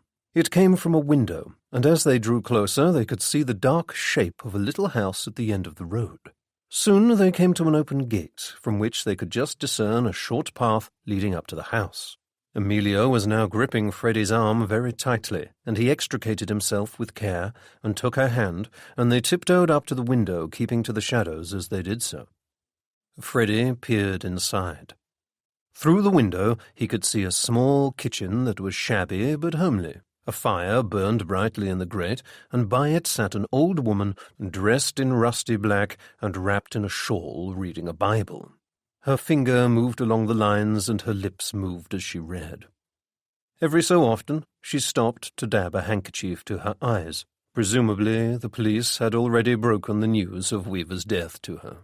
As Freddie watched, another woman came in. This one was also old, but obviously much less frail, for she immediately started to bustle about the kitchen. There was a resemblance between the two, and Freddie wondered whether they were sisters. The second woman said something to the first, then picked up a blackened kettle and walked towards the door. There was the sound of a key turning in the lock. Freddie immediately pulled Amelia into the shadows and flattened her and himself against the wall. The woman came out and walked off into the darkness, seemingly without need of a light. After a minute or two they heard the sound of water being drawn from a pump. Then she came back into the house and shut the door. Freddie breathed a sigh of relief. "You can let go of me now," said Amelia after a moment. "Sorry," said Freddie, and did so. "Where's the coal cellar?" she said. "Oughtn't we to look for it?" "Yes," said Freddie. He glanced along the wall of the house as far as he could see by the light cast through the window. There was no sign of anything that looked like a coal cellar. "Perhaps it's around the side," suggested Amelia. Freddie followed her around the corner of the house. Here, all the windows were in darkness, and the moon had gone behind a cloud, so they could not see a thing. Freddie judged it safe to switch on the torch. "Look," whispered Amelia. Set into the wall of the house was a low, wooden door about 4 feet high. Freddie trained the torch on it and saw that the door was fastened with a new-looking padlock. This must be what Valentina San Giacomo had seen. He handed the torch to Amelia, who pointed it at the door, then crouched down to examine the lock. "This won't take long," he said. He took the lockpicks from his pocket and set to work. Alas, for all his confidence, for he soon discovered that it was one thing to pick a lock in broad daylight with an instructor to guide him, and quite another to do it on a cold night, in the dark, with a pretty girl gazing at him admiringly. No matter how much care he took to follow Valentina's instructions exactly, and no matter how delicately he prodded and poked at the lock, it refused to yield. Is there something wrong with the lockpick? said Amelia, after a few minutes in which he had had to bite his lip several times to stop himself from swearing. No, said Freddie, and tried again. Perhaps it's a particularly difficult lock, she said kindly after another interval. I expect he had it made specially to stop burglars. Freddie counted to 10 under his breath, then sat back on his heels. It's no good, he said. I can't open it. Can I help? Said Amelia. Perhaps it's a matter of getting the angle right. I've tried every angle on the protractor, he said, with a slight note of testiness in his voice. I don't know why it won't open. She took the lockpicks from him and crouched down next to him. Here, she said, and handed him the torch. Now what do? I push this one in and wiggle it a bit. Then what? Keep prodding with the other one until you've pushed all the pins back, said Freddie. But it's no good. You won't... There was a click, and Amelia let out a little squeal of triumph as she pulled the padlock open. Oh, it's much easier than it looks, isn't it? You can go in now. I'll wait here and sound the alarm if anyone comes. Several remarks went through Freddie's head, but since there was no time to be lost, he gave it up and opened the door. Inside was a short flight of steps leading downward, and he cautiously descended. The room was little more than 5 feet square and the same in height, so he could not stand up straight. A heap of loose coal took up about half the floor, while most of the rest was occupied by various odds and ends, such as leaky pails and sticks of old furniture. He was just about to start looking around properly when he noticed that his torch was fading fast, and this realization had no sooner come to him than it went out altogether. "Damn!" he said, more loudly than he had intended. What's happened? Came a whisper from Amelia through the door. Why have you switched the torch off? The battery's gone, he said. Oh dear, she said. How are you going to find anything in the dark? Freddie did not answer, but stretched out his hands carefully. The cellar was so small that from where he stood he could touch the wall on each side. He had not had more than a moment in which to take in its contents before the torch went out, but he was almost sure he had caught a glimpse of a wooden shelf attached to the far wall. His impression was confirmed when he took a cautious step forward, still stooping, and hit his forehead against it. He let out a muffled ouch through gritted teeth and paused for a few moments with his hands to his head. Once his eyes had stopped watering, he reached up carefully and felt for the shelf. After a few moments, his hand encountered something that felt like a bundle of papers wrapped in oilskin, and his heart leapt. This must be it, surely. He picked it up and turned quickly towards the door, but in his haste his foot caught in some object on the floor. He reached out instinctively to put his hand against the wall and thus regain his balance, but missed, twirled, flailed, and went over backwards with a deafening crash. From the sound of it, it seemed as though he had succeeded in hitting every object in the cellar on his way down, and had knocked them all against one another too, just to make quite certain that the noise was as loud as it could possibly be. He was now lying sprawled on a heap of coal without the bundle in his hand. There was no time to be lost. He must find it again before someone in the house came out to find out what the racket was. He crawled about on the floor, feeling for the thing he had dropped, and finally found it under a broken stool. He tucked it inside his jacket and emerged from the cellar to find Amelia standing there, her hand over her mouth and her eyes wide. What happened? Have you got it? She whispered urgently. Yes, I think so, he said. Quick, we'd better get away before they come out and see us. But it was too late. For as they rounded the corner of the house, they saw the front door open and the second of the two old women come out with a broom. Who goes there? She called, and headed towards them. Thieves! Robbers! I warn you, my son is in the house, and he's fetching his gun. We'll have the law on you. They shrank back into the shadows, Amelia clutching Freddie's arm again. The woman had now switched on a torch and was sweeping it back and forth, looking for the intruders. The claim about her son was surely a lie, but that did not matter, for she did not herself look like a woman who was to be lightly crossed. She approached slowly, and they backed away and looked for a means of escape, but all they could see in the darkness was a hen-house, with behind it a high hedge. Before they could do anything, it was too late. Aha! There you are, said the woman, as the light fell on them, and they squinted. I'll have the police on you, I will. I won't stand for thieves on my property, taking what's ours. Why, you ought... Oh! Her voice faltered as she took in their appearance, and it dawned upon her that she was not addressing a petty thief come to steal her chickens, but rather an obviously well-to-do young lady and gentleman who were creeping around in her garden in the dark for reasons best known to themselves. The woman swiftly reached her own conclusions as to what those reasons were, and drew herself up. "Well," she exclaimed, "what's going on here? Why, you're no better than the rest of us, after all. You ought to think more of yourself, young lady, if you don't want to get into trouble. As for you," she went on, addressing Freddie, "what kind of a gentleman are you to take a girl into a coal house? You ought to be proper ashamed of yourself, you ought. I've a good mind to tell your parents what you've been getting up to. Now, go on, get out, for I'm as good as my word." As she spoke, she aimed a swipe at Freddie's head with her broom, which he just managed to dodge, while Amelia gave a little scream. The two of them needed no further encouragement. Keeping their eyes on the broom, they skirted carefully around the old woman and ran for the gate. They did not stop until they reached the Westcott Road, when they slowed down to catch their breath. "Oh, goodness!" exclaimed Amelia. "I was sure she was going to call the police." "I'm not certain she won't change her mind, so it's probably best we get back to London as quickly as we can," said Freddie. They arrived at the station just as the train was about to depart and had to run to catch it. Once they had found an empty carriage, they threw themselves down into their seats. Amelia was about to say something, but at that moment got a good look at Freddie for the first time and began to laugh very hard. "What is it?" said Freddie. "You look as though you've been up a chimney," she managed at last. Freddie glanced down at himself and found that he was black with coal dust from head to toe. He gave an exclamation and did his best to clean himself up, but with only moderate success, for there was more coal dust on him than one handkerchief could easily remove.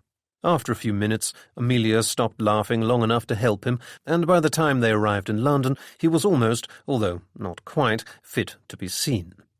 It was now nearly midnight, and too late to start examining the thing they had retrieved from the coal cellar, and so they parted, Amelia with many instructions and threats as to what punishments she would inflict upon him if he looked at the documents without her. He made a vague promise, then went home, clutching the precious package and hoping there might be a little hot water left to allow him to have a bath.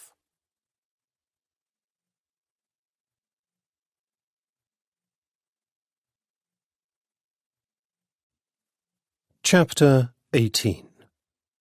It was Tuesday morning, and Inspector Entwistle and Sergeant Bird were putting their heads together in Entwistle's office at Scotland Yard. "Any luck on finding out where the knife came from?" said Entwistle. "Not yet, sir," said Bird. "It's a common old garden kitchen knife of the sort you might buy in any shop in London. It almost certainly didn't belong to Maltravers, though. He had his own matching set, and a pretty swanky one it was, too."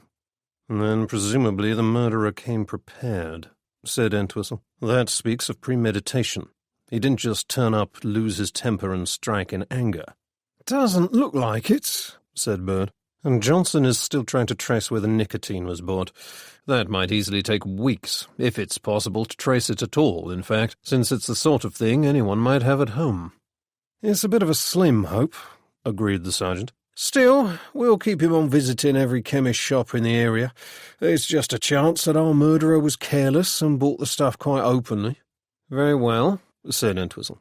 "Now, as to alibis for Saturday night, between about 10 o'clock and 1 o'clock, I see that Captain Atherton was at home working on his memoirs. His manservant attests to that, as does his housekeeper. What about Mrs. Van Leeuwen? Have you spoken to her?" "She was out with friends," said the sergeant. "She seemed to have trouble remembering their names at first, but once I'd suggested politely that her memory might improve if she and her solicitor came along to the station, she decided she'd better produce the goods." "And these friends confirm her alibi?" "Yes," said Bird, looking at his notes. "She was out with them until 2. Next one is Mrs. Pilkington Soames, who was out in Richmond with her husband and an old friend of his. They both back her up, as you'd expect." She's another one. I can't put my finger on it, but I'm sure she's hiding something," said Entwistle. "Yes," agreed Bird. "Queer that almost as soon as we turned up to search her house for the brandy flask, the taxi driver conveniently found it for us, don't you think?" "I think he was lying about it." He was very insistent that we test it for his fingerprints when he brought it in to prove he'd never touched it, said Bird. That might be suspicious, or it might not. What do you think happened? Said Entwistle. I can make a good guess, said the sergeant. Young Pilkington Soames was at Eaton Terrace when we arrived, wasn't he? And he seemed very keen to go and talk to Bert Evans about the flask. I shouldn't be a bit surprised if she had it all along and he took it and planted it in the taxi to throw suspicion away from her. You might be right, said Entwistle. I wouldn't put it past him from what I've seen of him. We can't prove it, though, said Bird. Evans is sticking firmly to his story for now and swears nobody found the flask for him or told him to bring it in, so there's nothing doing there. And then there's the fact that the body was moved, said Entwistle thoughtfully. Mrs. Pilkington Soames lived just around the corner from Maltravers and was the last one to see him alive. It all seems to point to her having done it. She couldn't have moved the body, but she might have got someone else to do it for her. That son of hers again, do you mean, sir? If he did it, we'll have a devil of a job getting it out of him. From what I've seen of him so far, he never opens his mouth but to tell a tall story. Pressmen, said Entwistle in disgust. They get in the way while we're trying to work, and then print a lot of poppycock that makes the public send us horrified letters about the incompetence of the police. What about the others? Mrs. Beasley was attending a musical concert held for the benefit of a women's temperance organisation in company with Lady Featherstone, said the sergeant. But she has no alibi as such for the period between 10 o'clock and midnight when she arrived home. Dennis Beasley dined at his club, then returned home at 11. No confirmation of that, since he said there was nobody in the house when he got back. Lady Bendish was visiting a friend in the early part of the evening, but was back by 9:30, she says. Her son was out with his girl until 10 and confirms that his mother was at home when he arrived back. So 4 of them have alibis of sorts, and 2 of them don't. We shall have to look into it further, said Entwistle. I shouldn't be surprised if the 4 that do have an alibi are lying about it. And nobody on Caroline Terrace has reported seeing anybody wandering about in the streets late that night. No such luck, said Bird. Still, I think we can safely assume that whoever killed Weaver must have got into the house by knocking at the door. He let them in, they went into the sitting room, then he turned away and got a knife in the back. Any further forward on the blackmail theory, sir? Said Bird. Have you heard anything from the Clippings Bureau? No, I was just coming to that, said the inspector, extracting several sheets of a letter from an envelope. They replied this morning. Nicholas Maltravers was a long-standing client of theirs, and they sent him cuttings regularly. They had a long list of names to look out for, and he had also instructed them to send him anything that hinted at a society scandal. Here's the list. There are about 200 people on it. Recognize anyone we know? The sergeant took the proffered list and glanced down the page. He whistled. That's all of them, isn't it? He said. Atherton, Beasley, Bendish, they're all there. Do you know whether the Bureau sent Maltravers anything about them? I don't suppose they keep copies of the clippings they sent.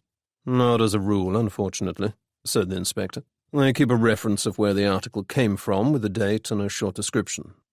He handed Bird another sheet of paper. A delightful evening party, read Bird. Bankruptcy notices, death of a cattle farmer in Argentina, a day at the races, a strange occurrence in Austria. Presumably, various people had good reason to want all these things kept a secret. Presumably, said the inspector. They did happen to have duplicates of a few of the clippings they sent. Most of them aren't of any interest to us, but look at this. The sergeant took it. Our correspondent understands that a well-known society lady, Mrs. B, was recently arrested and then released without charge after apparently having been discovered almost unconscious and in a state of intoxication outside a fashionable restaurant in Mayfair. It is not the first time the lady in question has had trouble of this sort, for a similar incident occurred a little over a year ago in a different part of London. Bird looked up. Mrs. Beasley, do you think? He said. Not something she'd want put about if it is, especially if she's caught up with all this women's temperance stuff. Exactly, said Entwistle. Did she tell you anything more about the organisation? Only that it's something to do with Mrs. Belcher. Oh, Mrs. Belcher, is it? Said Entwistle. In that case, I can certainly see why Mrs. Beasley wouldn't want it getting about that she'd been arrested for being drunk and incapable. I don't suppose there's anything else in among those clippings, sir? Nothing useful that I can see, said the inspector. But I have hopes of this list of press references.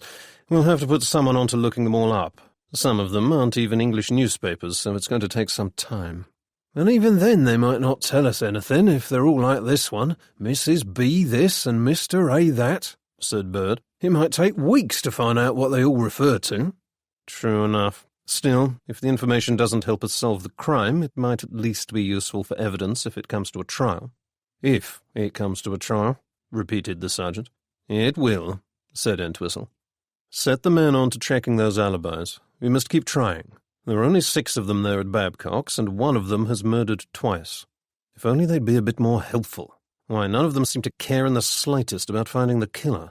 Why should they, if Maltravers was blackmailing them? They're probably only too pleased he's dead. It's pure arrogance, that's what it is, said Entwistle. They're all rich and well-connected, and they think nobody can touch them. Well, they're wrong. I'm going to find out who killed Nicholas Maltravers and arrest them if it's the last thing I do.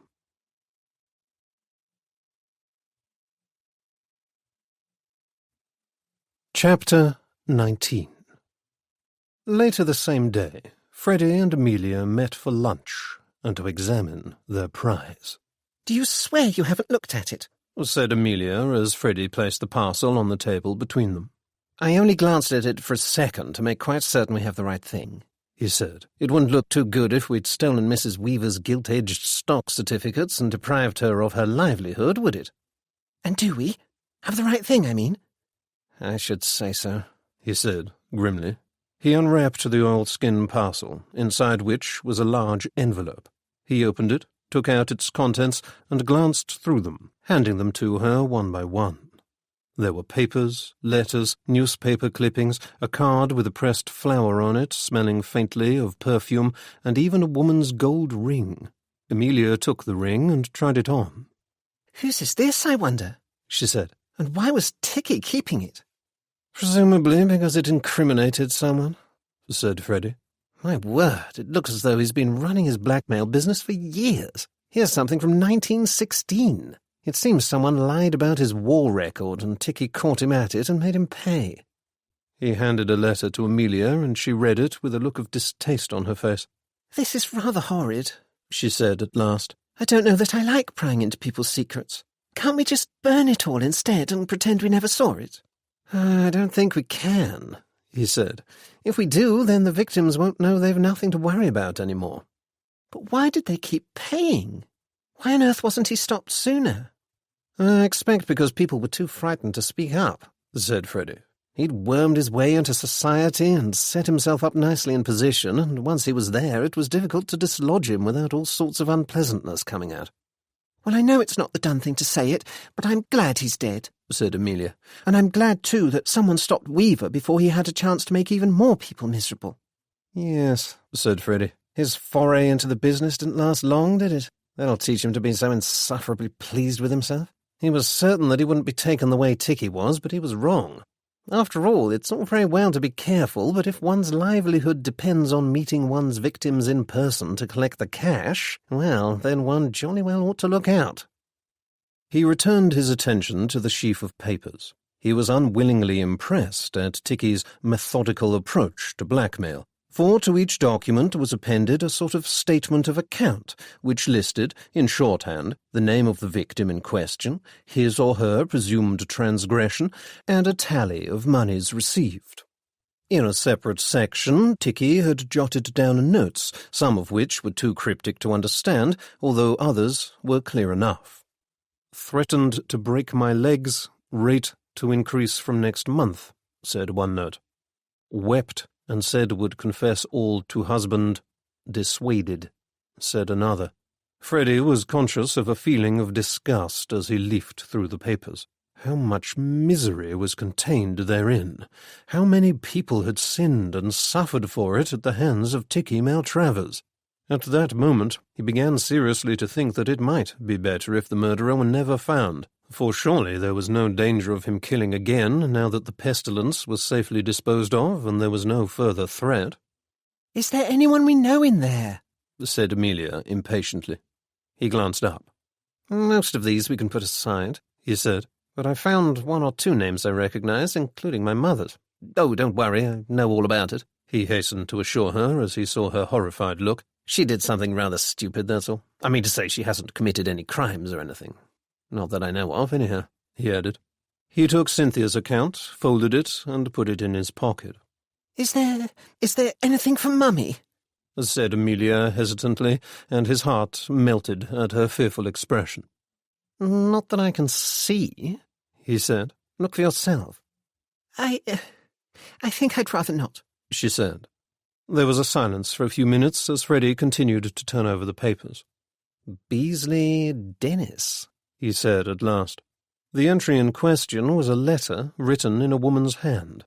Well, that's hardly a surprise, said Freddie. The usual story, he went on, in answer to Amelia's inquiring look. I expect you can guess. He was well known for it, so I can't think why he put himself in Ticky's power on this occasion. He put the paper to one side. Beasley Nancy. He said, but made no further comment. Ah, here's something.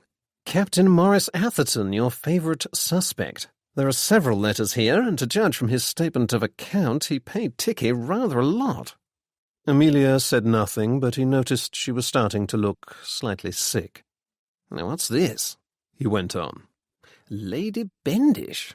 I wonder... Don't, said Amelia before he could go on. Don't tell me. I don't want to know. How can you look at all these things in such a hard-hearted way? These are all real people, not just entries on a list. Don't you feel any sympathy for them at all? Freddie might have pointed out that she had been only too keen on the thing yesterday, but he did not. Of course I do, he said instead. It's a foul business, but you forget that one of these people has almost certainly committed murder at least twice. It's tempting to say the dead man deserved it, but that won't matter to the police. They don't care about that.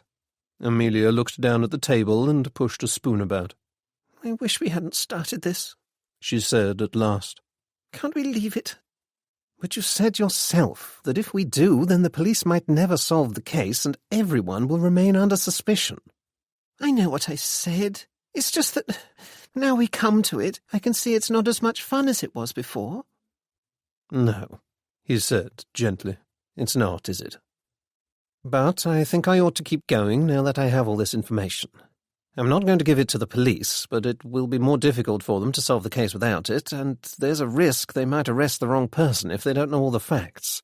I think I shall have to do a little digging myself, and then, with any luck, if the police do get it all wrong, I shall be able to set them right. Yes, that makes sense, she said. What shall you do now? I mean, with all the evidence? Well, the only documents that matter for our purposes are the ones that pertain to the people who were at Babcock's with Ticky that night. I shall keep those for now and return the rest to their rightful owners. Anonymously, I think, with a note to the effect that their accounts are now fully paid up and no further money is owing. Oh, yes, do, she said. And after that, I think I shall have to go and speak to our lot in person, one at a time, always supposing they don't take me for yet another blackmailer and biff me one in the nose as soon as I turn up.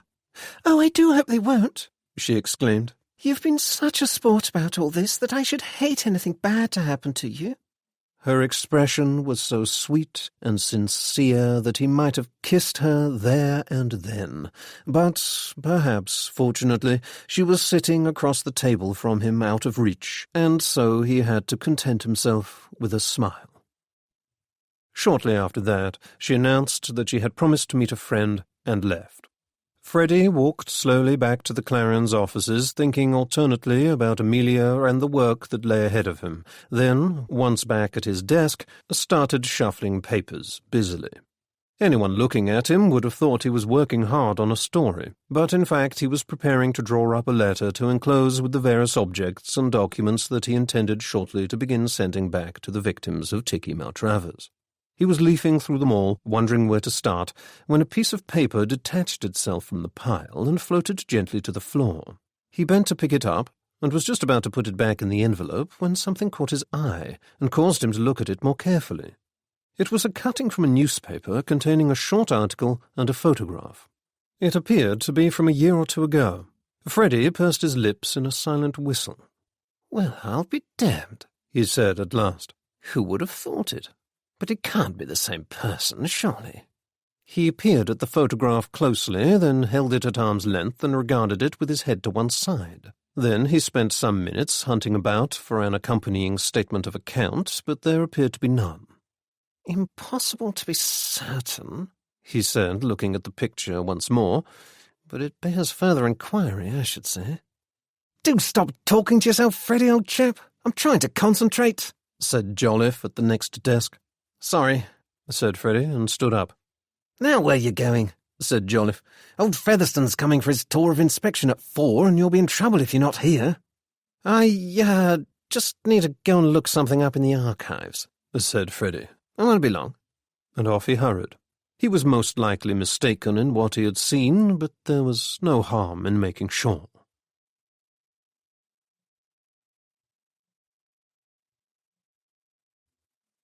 Chapter 20.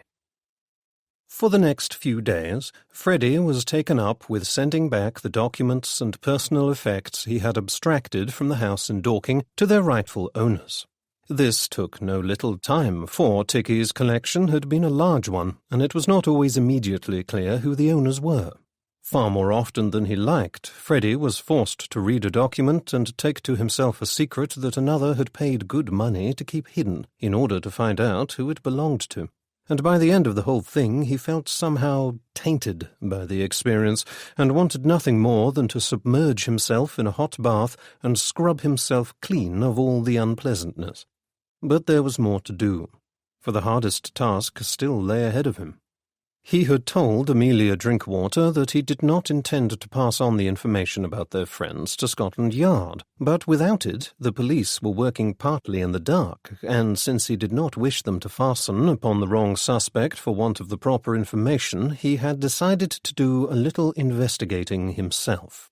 Furthermore, after a night of wrestling with his conscience, he had reluctantly begun to reach the conclusion that it was only right that the murderer be caught, even though whoever it was had put two loathsome individuals out of the way and, by doing so, saved countless people from further misery.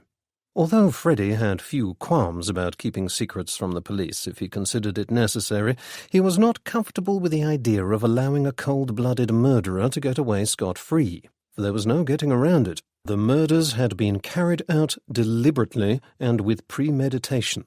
He did not like the thought of handing over someone who had presumably been unhappy and desperate, but still he knew it ought to be done. But how to go about the investigation? He could not simply roll up to each suspect's house and start demanding they produce alibis for the night of Weaver's murder. It was a pity he had rather burned his bridges behind him with regard to the police, for he was certain that his attempts to cover his own and his mother's traces had caused them to suspect him, and he was still by no means confident that they would not, sooner or later, find out the part he had played in getting Cynthia out of trouble. Even if the police had no proof at present, he thought it prudent not to irritate them unduly by turning up and asking questions. It was a pity. Sergeant Bird had seemed a friendly sort and a useful acquaintance to have, and Freddie wished fervently that he might go and speak to him about various things he wanted to know. But that would be foolish, and so he rejected the idea almost as soon as it entered his head. Then what ought his next move to be? His first instinct had been to hand all the incriminating documents back to their owners in person, for he certainly did not want to keep them in his possession for longer than necessary, and at the same time question them artfully about the murders. But would they be likely to give anything away to him if they had said nothing to the police? He did not think so. "What can I say to them?" he said to himself. "Here are your documents, so, and by the way, you didn't happen to murder Ticky, did you? No, that's no good at all." Which was the best way to approach the investigation, then? Through pure deduction, perhaps? If he studied the papers carefully enough, might they not point to the culprit? It did not seem likely. As he knew only too well, motive was not proof of anything. What he needed was concrete evidence, someone who had witnessed the poison being put in the flask, for example, or fingerprints on the knife that had been used to kill Weaver. But that sort of thing was the province of the police, and if they still did not know who had done it, then how was he to fare any better? At the thought of the documents, he remembered his mother. He was fairly certain it was safe to return her papers to her, at least. She might be irritatingly obtuse on this particular subject, but he was almost sure she had not murdered anyone. And besides, even if she had, he was not about to give her away to the police, whatever he might be persuaded to do with regard to the rest of them. Accordingly, he took the first opportunity to return the record of Ticky's blackmail to her. Cynthia was delighted when Freddie handed her the sheet of paper on which Ticky had kept a note of the sums she had paid him over the past 2 years. "Oh, how simply marvellous, darling," she said. "I knew you'd manage it somehow. Now your father need never know a thing about it. Goodness me, did I really pay him all that money? It's rather a lot, isn't it?" "I hope this will be a lesson to you," said Freddie. "Gambling's a fool's game. You'll never make a profit out of it." "Of course, you're right," said Cynthia, "and I promise you I shall be good from now on. I mean, I know I lost a little the other night, but it was really only a little, barely even enough to count as a loss. It's all a matter of knowing when to stop. I see that now." There was no use in arguing with her, so Freddie turned the subject to the one that really interested him. "Listen," he said, "I don't suppose you've been thinking much about the murders at all?" "Which murders?" said Cynthia in surprise. "Ticky and Weaver," said Freddie patiently. "Oh, those! No, I can't say I have. Have they found out who did it yet?" "No, but I was wondering whether you might know." "I haven't the faintest idea, darling," she said. "Isn't that the police's job?" "Well, yes," said Freddie, "but they don't know about the blackmail, or at least I don't think they do, and I'm sure you'd rather they never found out. The trouble is that where there's murder involved, they'll keep on digging until they unearth something, so if you don't want them to discover what you've been trying to hide, then you'd better hope they arrest someone soon." "Oh, but they can't possibly care about my little problem with Ticky, can they?" said Cynthia. "Why, you've just handed me the evidence he kept. I shall throw it on the fire, and then there'll be nothing at all to worry about." "Not for you, perhaps, but what about your friends? Didn't you say they were all being blackmailed too?" "Did I?" she said vaguely. "Oh, yes, I'd forgotten about that. Still, they're safe now, aren't they? I expect it was all rather a relief to them." Freddie opened his mouth to reply, but then he suddenly remembered what it was that had been eluding him. "Mother," he said, "did you see Ticky's present before he was given it? I mean, did you know it was going to be a flask?" "Why, I don't think I did," she said. "I thought Nancy had said she was going to buy him a pocket watch, but she obviously changed her mind at the last minute. And then, of course, she left it at home anyway, and Anne had to send Larry in with it." Freddie looked at her in astonishment. "What?" he said. "I said she left it at home anyway. Yes, I heard you," he said. "Why didn't you mention this before?" "Didn't I? I dare say I forgot. Is it important?" "It might be," he said. "Do the police know?" "Well, I don't believe I told them," she said. "I suppose someone else might have, although I expect most of them didn't notice, since he just came in and handed it to a waiter quickly without stopping at our table, and Ticky and I were the only ones facing the door. They'd been to the theatre and didn't want to stop. At least that's what Nancy told me." Freddie was thinking very hard. So Larry had also had his hands on the flask, had he? Might he have found the opportunity to tamper with it? He pulled at his nose in irritation. The more he looked into the matter, the more complicated it seemed to become. "Now listen, Mother," he said at last. "I should like you to think very hard, as it might be important. Try and remember, which of the others at Babcock's knew the present was going to be a flask rather than a pocket watch?"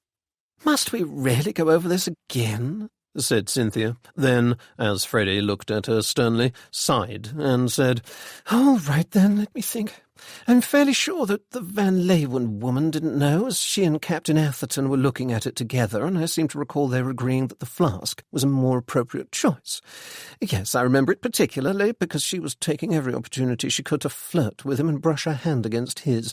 Quite brazen she was, as a matter of fact." "Very well," said Freddie. "Who was next to Captain Atherton?" "Nancy. She knew, of course, but I can't remember what she did with the flask. Then it was Sarah Bendish. I've no idea whether she knew, but she certainly didn't think much of it, because she gave it half a glance and then passed it on almost immediately. I wasn't looking at Dennis, so I've no idea what he did with it." "But presumably he knew it was going to be a flask rather than a watch." "Yes, I expect so," said Cynthia. "And you don't remember whether you told all this to the police?" "I may have done," she said. "Or did I? One has so many things on one's mind that it's terribly easy to get confused." Freddie raised his eyes to heaven. "Look," he began, but before he could go on, Cynthia glanced at him and gave him what was meant to be a reassuring smile. "Look, darling, the police have it all in hand, I'm sure, so I should stop worrying and leave them to it if I were you," she said. And with that she went away, leaving Freddie in the usual state of exasperation she tended to provoke in him. Still, she had given him some useful information for once, but what was he to do next? None of it was proof of murder. He was beginning to think that the killer of Ticky and Weaver would never be caught. At least not if his mother and her friends had anything to do with it, for they had all proved most unwilling to cooperate with the police investigation. It was almost as though they did not want the murderer to be found.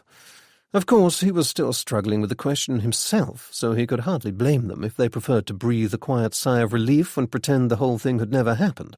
But he was now very curious to identify the culprit, and was determined to do a little more poking about, even if it turned out there was not enough evidence to bring a prosecution. He sat for a few moments, pondering his next move, then decided to pay a visit to the Beasleys.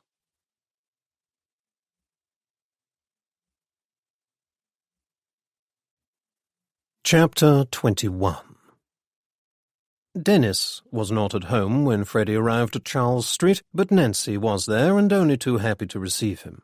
"Hello, Freddie, darling," she said. "I haven't seen you in an age. How's Cynthia? I expect you've heard all the news. Oh, yes, of course, I saw your piece about Ticky and the Clarion. I must say you did a fine job of puffing him up and pretending he'll be sorely missed." "Thank you. It was the least I could do," said Freddie. "Hello, Anne. Nancy's working you hard, I see. I expect you'll be glad to exchange this servitude for a different one once you're married to Larry." "Don't be naughty," said Nancy.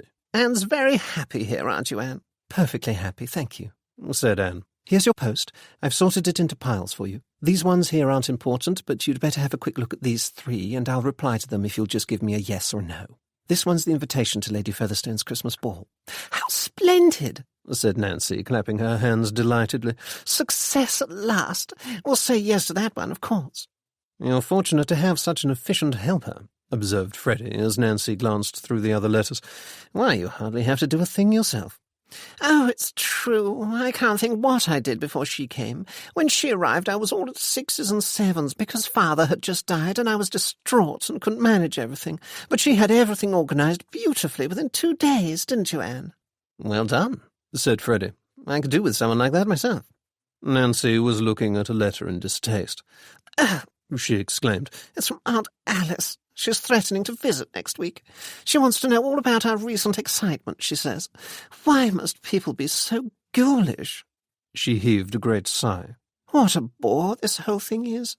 The police are being tiresome, of course. They're looking at blackmail as a motive now, and they actually asked me to my face whether I had secrets to hide." "And do you?" said Freddie. "Of course I do," said Nancy. "But I was hardly going to tell the police that, was I? Then Inspector Entwistle asked whether we keep any nicotine in the house, for gardens and such like, so I pointed out that we don't have a garden and he had to go away. Silly man." "He has to do his duty," said Freddie. "Well, he needn't bother me while he's doing it," said Nancy. "I gather they want to know how the poison got into the flask," said Freddie. "Yes, I told them I hadn't the faintest idea. They seemed to think one of us did it when it was being passed around the table, but really that's absurd. To do it in full view of everybody like that, why, it's nonsensical. It would have been the most awful risk." "True, and I don't see why it had to be one of you either. Lots of people must have handled it before it got to Ticky." "I know I did," said Anne. "And didn't Larry, too?" said Freddie. "My mother said he brought it in when you left it at home accidentally." "Oh, yes," said Nancy. "So silly of me after all the trouble I went to with it. It's just lucky that Anne and Larry were out at the theatre across the road and had thought to bring it with them." "Unlucky for Ticky, though," said Freddie. "Well, yes, that's true enough," admitted Nancy. "I suppose it was already wrapped when you gave it to Larry," Freddie said to Anne casually. She was not fooled. "Are you suggesting he might have tampered with it on his way in?" she said in amusement. Not at all, said Freddie hurriedly. "I just mean to say that if it wasn't wrapped, then it goes to show that anyone might have done it. He handed it to a waiter, didn't he? And perhaps the waiter gave it to someone else, who gave it to someone else again. Who knows how many people handled it before it arrived at the table?" "I couldn't tell you," said Anne, "but it was certainly wrapped, although not very tightly. I suppose it's always possible that someone undid the paper and then wrapped it up again afterwards." "There's no reason it should have been any of us, or even anybody at Babcock's," said Nancy. "It might even have come from the shop. The police ought to be asking at Harrods. I shouldn't be surprised to discover they have a homicidal maniac working there." "It'd be lucky for you if they did," said Freddie, although I shouldn't rely on the notion if I were you. Where is Dennis? Said Nancy impatiently. He said he'd be back by 2, and it's almost 4 now. There he is, said Anne, looking out of the window. He's just coming now. Oh, and there are the police. I wonder what they want. Freddie joined her at the window and saw Inspector Entwistle and Sergeant Bird getting out of a police car. I say, they're looking rather serious, he said. Perhaps they've found something out.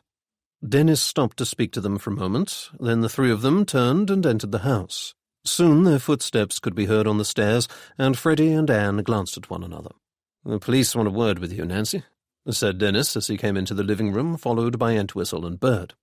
"Why, of course," said Nancy politely. "How may I help you, Inspector? I hope you're well." But Inspector Entwistle had no time for polite nothings. He was here to do his duty. "Mrs. Nancy Beasley," he said, "I am here to arrest you for the murders of Nicholas Maltravers and James Weaver. I must inform you that anything you say may be taken down and used as evidence." "What?" said Nancy in astonishment. "What on earth are you talking about? I haven't murdered anybody. Tell him, Dennis." Said Dennis, who seemed as surprised as she. Inspector Entwistle moved forward to apprehend Mrs. Beasley, and she took a step back. "Don't be ridiculous," she said. "You can't arrest me. Where's the proof?" "We have information that you purchased a quantity of nicotine from a chemist's shop on Oxford Street on the 27th of last month," said Inspector Entwistle. "What? But I didn't," exclaimed Nancy. "I've never bought the stuff in my life. I didn't kill Ticky, and I didn't kill his horrid servant either. Why, I couldn't have. I was out with Lady Featherstone, and let me tell you, I shall very shortly be speaking to her husband, Sir Aldridge Featherstone. He owns the Clarion, and I've no doubt he'll be most interested to hear the police have been making false accusations all over the place." "Lady Featherstone says that you left her at 10 o'clock that night, but by your own account you didn't arrive home until midnight," said Inspector Entwistle, unmoved by the threat of publicity. "Why, did she?" said Nancy, taken aback. "But it was after 11 when we parted. I know it was after 11. She must have made a mistake. Perhaps her watch was wrong. Go and ask her again. Dennis, tell them I didn't do it." "Of course you didn't do it," said Dennis. "Why, I might have done it myself, for that matter. I got back at 11, but I can't prove it, since nobody was at home. I didn't do it, of course," he went on hurriedly, "but just because a person doesn't have an alibi doesn't mean they're guilty of murder." "Perhaps," said Entwistle. "That will be for a court to decide." Nancy gave a little scream. "A court? It won't come to that, will it? But I swear I didn't do it. Dennis!" She turned appealing eyes to her husband. "Hush now," said Dennis. "The police have got it wrong, that's all. Listen, old girl, it's probably best to go to the station with them now and answer their questions while I give Sanderson a call. Don't worry, he'll come along and get you out in no time." "I'm not going with them," said Nancy, who was becoming increasingly agitated. "You can't make me. I won't be arrested as though I was some sort of criminal. Oh, I'm feeling faint," she said, and put a hand to her head. She had gone very white and was breathing rapidly. "I'll get your smelling salts," said Anne in concern. "Where's your handbag?" She looked about, spotted the little bag on a chair, and hurried to pick it up, but in her haste tipped most of its contents onto the floor. "Just a moment," said Inspector Entwistle, placing a firm hand on Anne's arm to hold her back as she bent to retrieve the fallen articles. "What's this?" He stooped and picked something up. Even from where Freddie stood at the other side of the room, there was no mistaking the little bottle with the word "poison" printed in large letters on its label. Nancy screamed again. "Oh, what is it?" she cried. "Nicotine," said Entwistle, showing Bird the bottle. "Nancy!" said Dennis, as his wife swayed where she stood. "Quick, give her the salts!" There was a loud thud. Nancy had fainted. "Too late," said Anne, the smelling salts still in her hand, as the police rushed forward.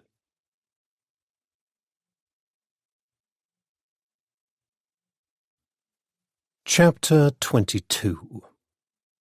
Later that evening, once the fuss had died down a little, Freddie went back to his rooms and set himself to think properly about the Ticky Maltravers case.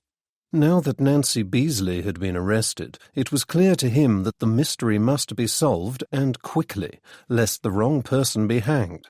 For he was almost certain she had not done it, although he could not quite say why.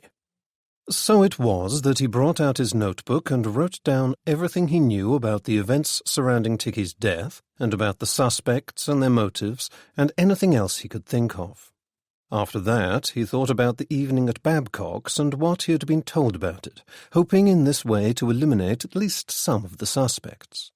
First, there was his mother.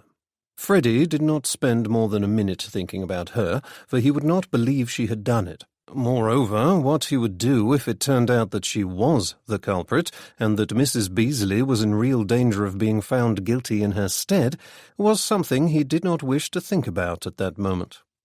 Very well, then. Leaving Cynthia aside, who was next? Blanche Van Leeuwen had been the first to take the flask when it had been passed around the table. However, it looked as though she could not have put the poison in it, for according to Cynthia, she and Captain Atherton had poured over it together. If that were true, and Blanche herself had said something about having watched Atherton while he had the flask, then that let both of them out. Of course, there was always the possibility that the two of them had been in it together, but since Cynthia had been watching them and had noticed nothing suspicious, Freddie could only assume they had not. Furthermore, they had both been expecting the gift to be a pocket watch. This, although not conclusive evidence, was an important point, for all the signs showed that Ticky's murder had been premeditated, meaning that the killer must have had good reason to believe that he or she would find the opportunity to administer the poison at some time during the evening. But neither of them had known about the flask, and if Blanche in particular were the guilty party, then in that case surely she would have put the poison in his dinner or his wine much earlier, before the gift was presented. After all, she had been sitting next to Ticky, and it would have been easy enough for her to do. The next person to take it had been Nancy, who had, of course, been the one to arrange the purchase. Cynthia had been unable to say what Nancy had done with the flask, but that did not matter, for she had had every opportunity to put the nicotine in it long before they had got to the restaurant. The same was true of Dennis Beasley, of course. If either of them were the guilty party, then it made no sense of them to have done it at Babcock's and risk being seen. No, they would have done it at home, naturally, before it was wrapped up. That left Lady Bendish, who, according to Cynthia, had held the flask for only a second or two before passing it on to Dennis. It rather looked, therefore, as though she had not had the time to do it either. On reflection, it seemed to Freddie that the whole theory of someone's having put poison in the flask in a crowded restaurant in full view of everyone was fraught with difficulties, not least because half the party had had no idea what the gift was going to be, and so why should they have been carrying around a bottle of nicotine on the off chance that they would have the opportunity to use it? But if the flask had not been poisoned at Babcock's, then it must have happened either at the Beasleys' house or on the way to the restaurant. Nancy might well have done it, of course. The police certainly thought so, and the evidence all seemed to point that way, since the nicotine had actually been found in her possession. But set against this was the fact that on the night of this supposedly premeditated murder, she had accidentally left the murder weapon at home, and someone had had to send it in after her. That was an inefficient way of going about things, to say the least, and from what Freddie knew of Nancy, was just like her. Conclusive as the evidence looked, he did not really believe she had the intelligence to plan and carry out such a thing. What about Dennis, then? He might easily have done it and planted the poison among his wife's possessions, although Sergeant Bird had told Freddie that the name on the poison book was Nancy's, which indicated that a woman had made the purchase. But if Dennis had gone to all the bother of paying hush money to Ticky in order to prevent Nancy from divorcing him, then why would he try and pin the blame on her for murder? Presumably because he would then inherit her money if she were hanged. It seemed an unduly complicated way of getting rid of one's wife, but Freddie supposed stranger things had happened. The only other two people who were known to have handled the flask were Larry and Anne. Anne had bought the thing, of course, and had sent it into Babcock's, whereas Larry had had it in his hand for only a few minutes, and in those few minutes would have had to unwrap it, put the stuff in it, and make up the parcel again somewhere in the street in full view of the public. But did Larry have a motive? He certainly did if he knew his mother's secret and the fact that she was being blackmailed for it. He was fond of his mother, and hot-headed enough to have done it if he thought she were in trouble. Freddie wondered whether Larry had an alibi for Weaver's murder. or whether any of them did, in fact. He glanced at his watch. It was 9:30. He decided to go back to Charles Street to see if he could speak to Dennis under the pretense of offering his support now that Nancy had been taken away by the police. Perhaps he could introduce the subject of alibis without being too obvious about it. But when he got there, a servant informed him that Mr. Beasley was at his club and Miss Chadwick had already retired for the night. Freddie was momentarily surprised that anyone should think of going to bed before midnight, but accepted his dismissal without protest. After hesitating a minute or two on the pavement outside, he decided that since he was out, he might as well pursue Dennis to his club and speak to him there. "Hello, old chap," said Dennis, when Freddie finally ran him to earth. "Have you come to help me drown my sorrows? Bring me another, Jarvis, and one for my friend here." His face was blotched and his speech was slurred, and he was evidently in drink. The waiter brought whiskey, and Freddie sat down and regarded Dennis sympathetically. "How's Nancy?" he said. Dennis shrugged. "Don't know," he said. "The solicitor has been down there, and he says she's doing as well as can be expected. I dare say she'll survive." "Have they charged her with murder?" "Not yet," said Dennis, "but I expect it's only a matter of time. Funny, isn't it?" he went on. 2 days ago I was all set to tell her I wanted a divorce, but I can't do that to the old girl now, can I? I mean to say, it would look churlish, to say the least, in the circumstances. Rats deserting a sinking ship and all that, what? "You wanted a divorce?" said Freddie, pricking up his ears. "On what grounds, if you don't mind my asking? Did you have evidence that she, Dennis shook his head resolutely, as though he wanted to make quite sure it was still attached to his shoulders. No, he said firmly. "She wouldn't do anything like that. I'm certain of it. She's a good girl, my Nancy. Far too good to do that to me, even though she'd have had every right, given the behaviour she's had to put up with from me over the years. But I've had enough of all that now. None of them mattered a jot, you know, but what's a man to do when his wife has all the money?" "Did she lord it over you, then?" "Not she, not much," said Dennis. "I'll give her that. She's never rubbed it in, but her father now, he was a different matter altogether. You see, she'd go to him whenever I misbehaved. Can't say I blame her. I was pretty incorrigible. She always knew he'd be sympathetic and take her part.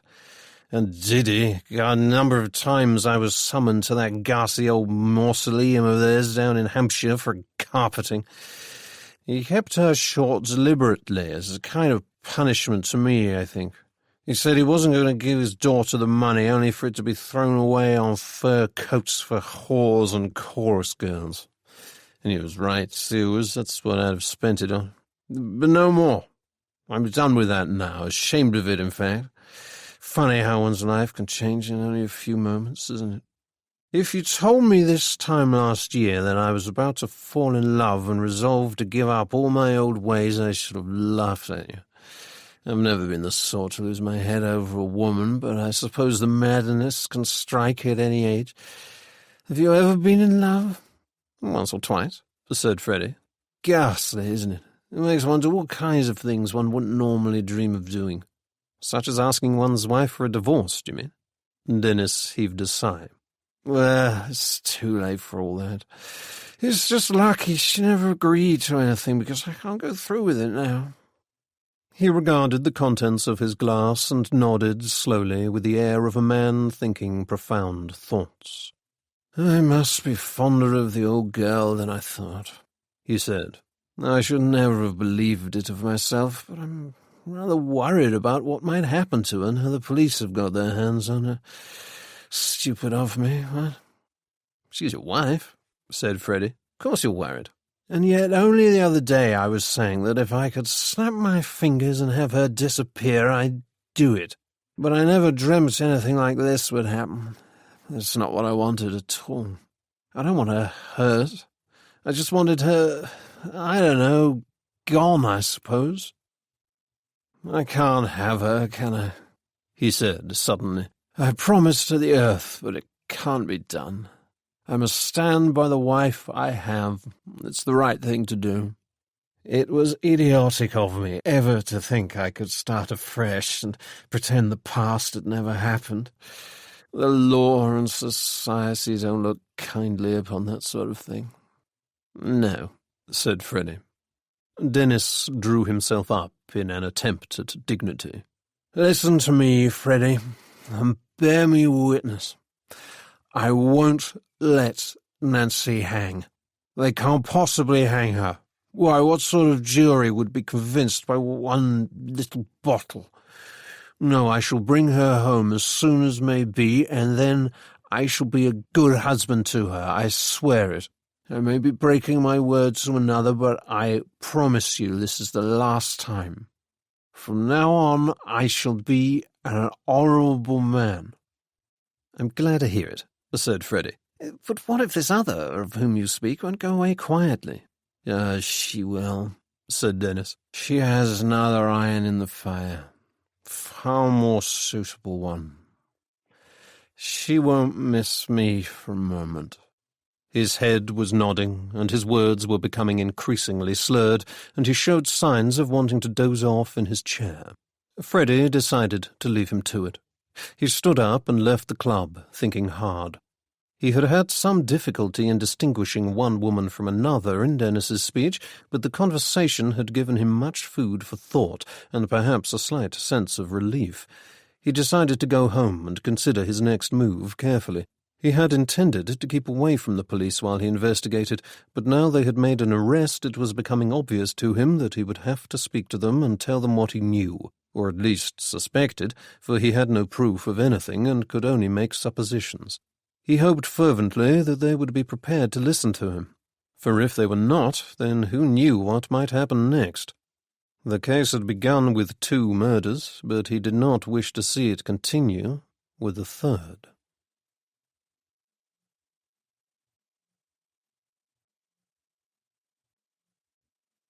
Chapter 23.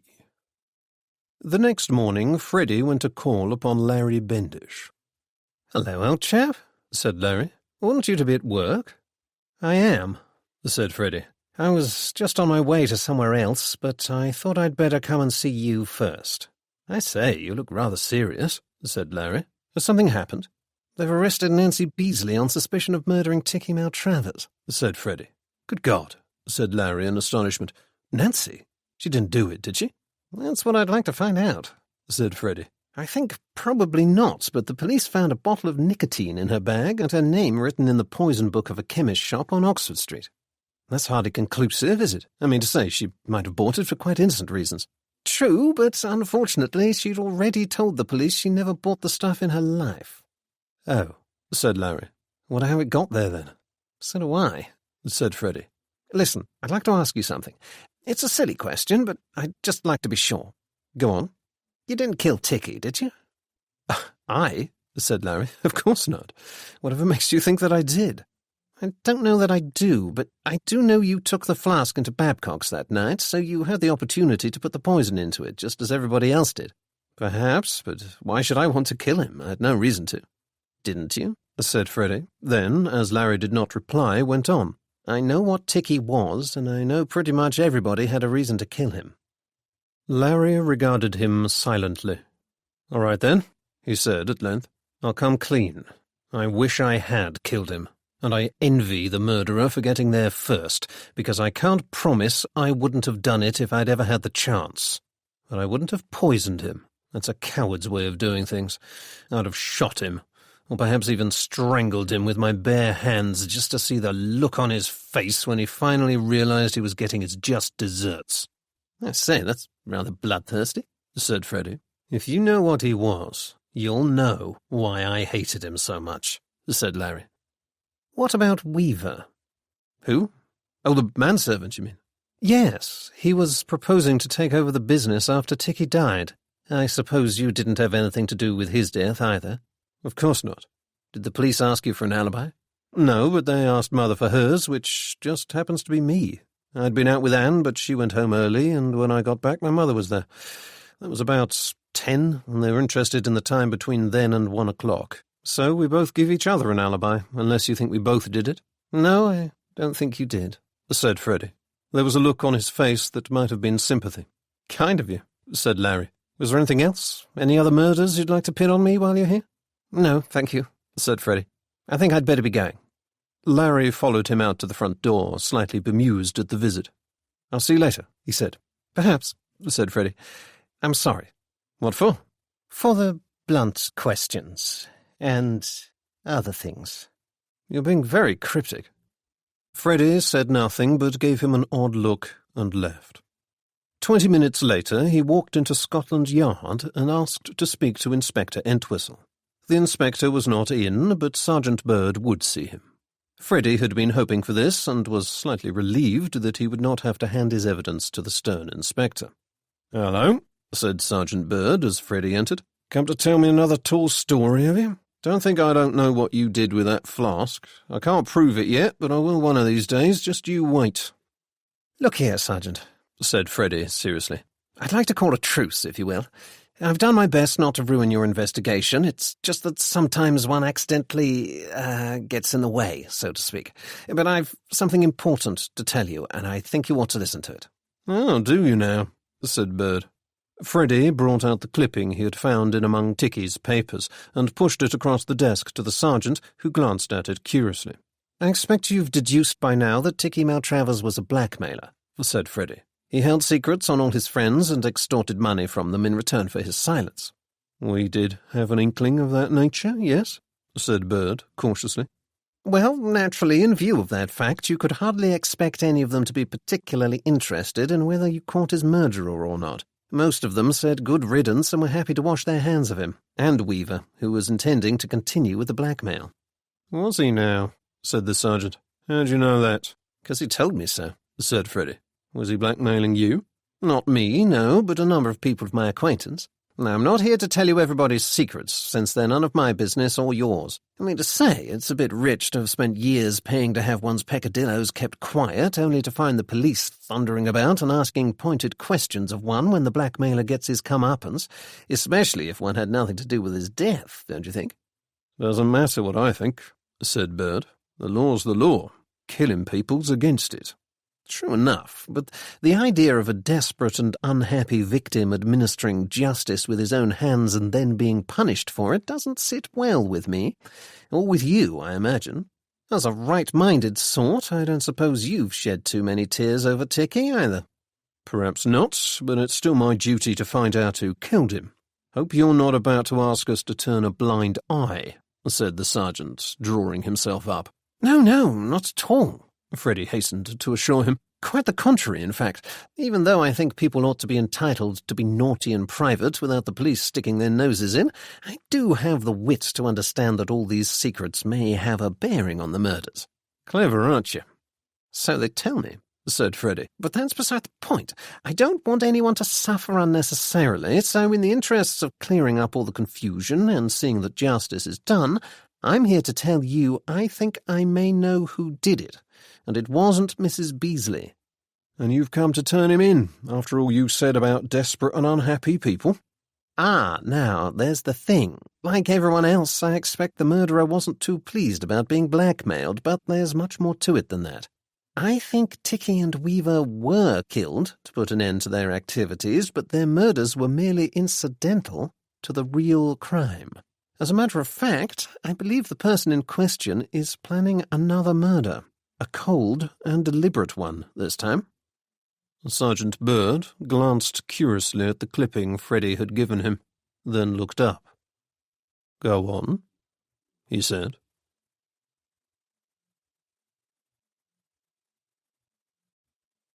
Chapter 24.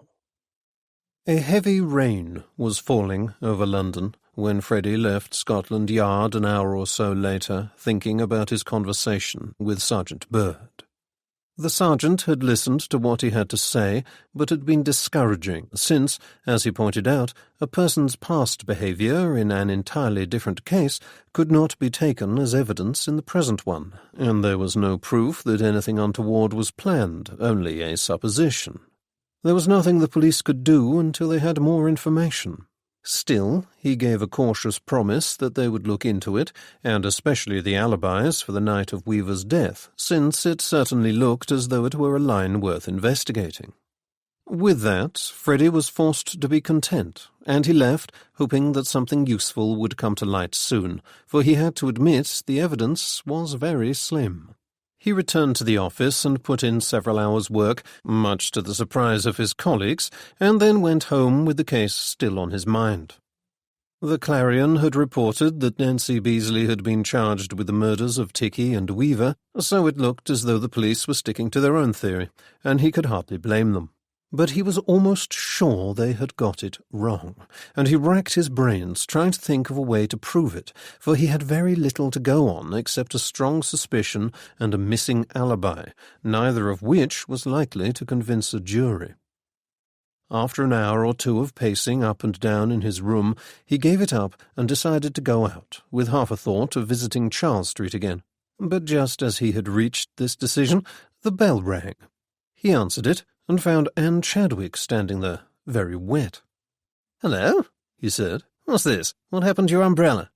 "I came in a hurry and forgot it," she said. "Then you'd better come in. The fire's rather poor, I'm afraid, as I was just about to go out." "Oh, I'm sorry. I didn't mean to keep you," she said.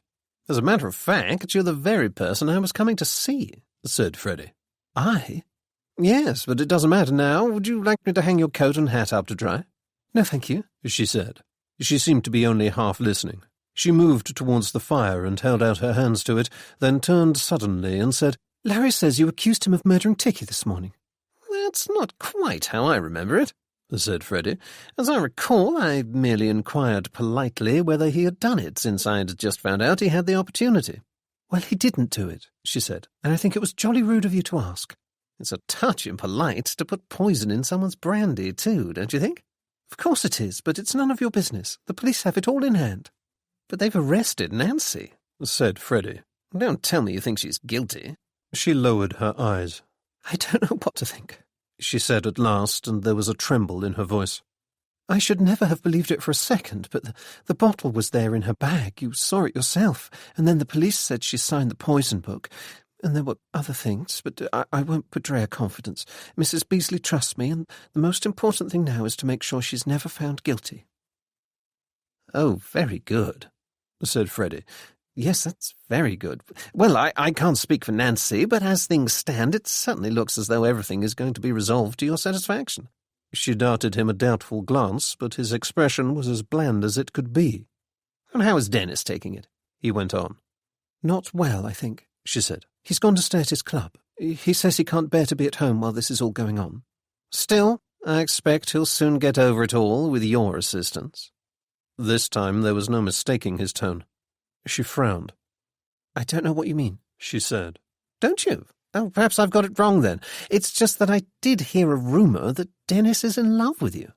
"That's nonsense," she said sharply. "Who told you that?" "He did." "Then he had no business to. There's nothing between us. I've always kept him at arm's length, in fact. In my sort of job, errant husbands are a hazard one has to put up with." "Yes, and you ought to know," said Freddie. "What are you talking about?"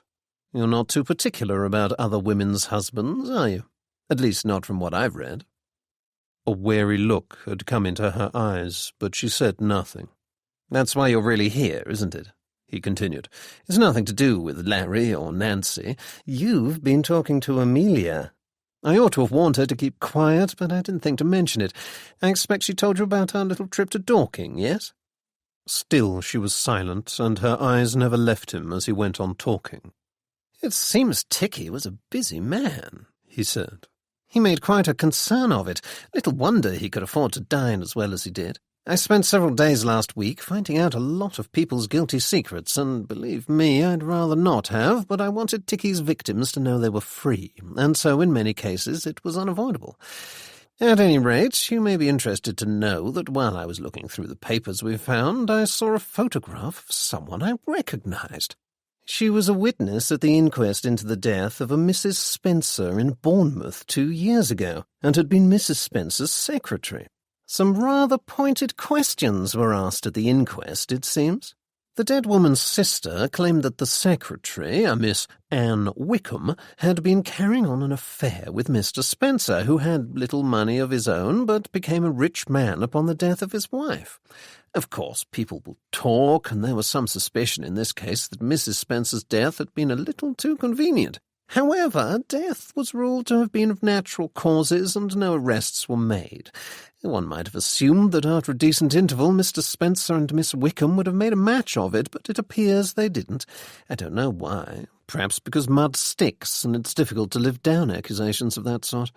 The case interested me, and so I made a telephone call to the Bournemouth police, who told me, in confidence, naturally, that they were as sure as they could be that Mrs. Spencer had been helped on her way, as it were, although they couldn't prove it. They also said Miss Wickham had left Bournemouth, and they had no idea where she was now. I might have told them that she'd gone to London, but I didn't. "You seem to know a lot about it," she said, and to his surprise he saw tears glistening in her eyes. One began to roll down her cheek, and she dabbed at it with the back of her hand. "I don't expect you to understand how difficult it's been. For months and months I couldn't walk down the street without hearing remarks or seeing people whispering behind their hands about me. People I thought were my friends began to cross the street to avoid speaking to me, and the worst of it was, there was nothing I could do about it. Mrs. Spencer's sister was determined that everybody should think I was a scarlet woman and a homewrecker and a murderer. Oh, yes, I heard all those words and more, and I could do nothing to defend myself, even though it was all a lie. There was nothing between Mr. Spencer and me, but he refused to speak in my favour. I was left out for the wolves, so what could I do but run away? I got the job with Mrs. Beasley, and then Larry and I got engaged, and I thought I should be happy at last." "But then Ticky found out about you," said Freddie. "Yes, I don't know how, but he did. He said if I didn't give him money, he'd tell Larry and the Beasleys all about me, so I had no choice but to pay up. You can't imagine how frightened I was all those months. And then Ticky was murdered, and after that his manservant, and I was so relieved, I won't deny it, and hoped so very much that I was free now. He had a newspaper clipping with my picture on it, and I was rather worried about it, but I hoped the police would be tactful enough not to tell everyone about it if they found it. And then Amelia said you and she had found a bundle of papers, and I thought about it for days, wondering whether to come and ask you for the clipping, and in the end I decided you were a kind sort, so here I am." "Poor you," said Freddie. "Sounds as though you've had a rough time of it." She looked up, hopefully. "Or at least that's what I should say if I believed a word of it," he went on. "But nothing doing, I'm afraid. You tell a pretty story, but I know an accomplished liar when I see one." She drew in her breath. "I thought you had a good heart," she said. "It seems I was wrong." "I'm kindly enough disposed towards those who deserve it," he said. "But you seem to forget Nancy." "Nancy?" "Yes, you remember? Nancy, your employer, who is currently languishing in jail, waiting to find out whether they're going to hang her. Rather unfortunate for her, don't you think?" "I can't help that. She was one of Ticky's victims too, and decided to take justice into her own hands, just as any of us might have done. I'm sure plenty of people were desperate enough to try it." "I'm sure they were, but that doesn't mean they did it," said Freddie. "But I think Ticky's murder was only a small part of a larger plan. Nancy's a wealthy woman. Her father was a millionaire, and if she does hang, then Dennis is going to be very rich. And he's in love with you, which makes this a perfect opportunity. If at first you don't succeed, try again, what? You didn't quite pull it off with Mr. Spencer, but there's no need to waste a perfectly good idea just because it didn't work the first time." "You're quite mad," said Anne. "Am I? Let me tell you what I know or can guess. You came to Nancy shortly after her father died and left her lots of money. The Beasleys appeared in the gossip pages often enough, so you already knew about Dennis's little weakness and set out to work on him and make him fall in love with you. Now, it would be no use at all if Nancy divorced Dennis, since she was the one with the money and would have left him penniless if the marriage had ended in court.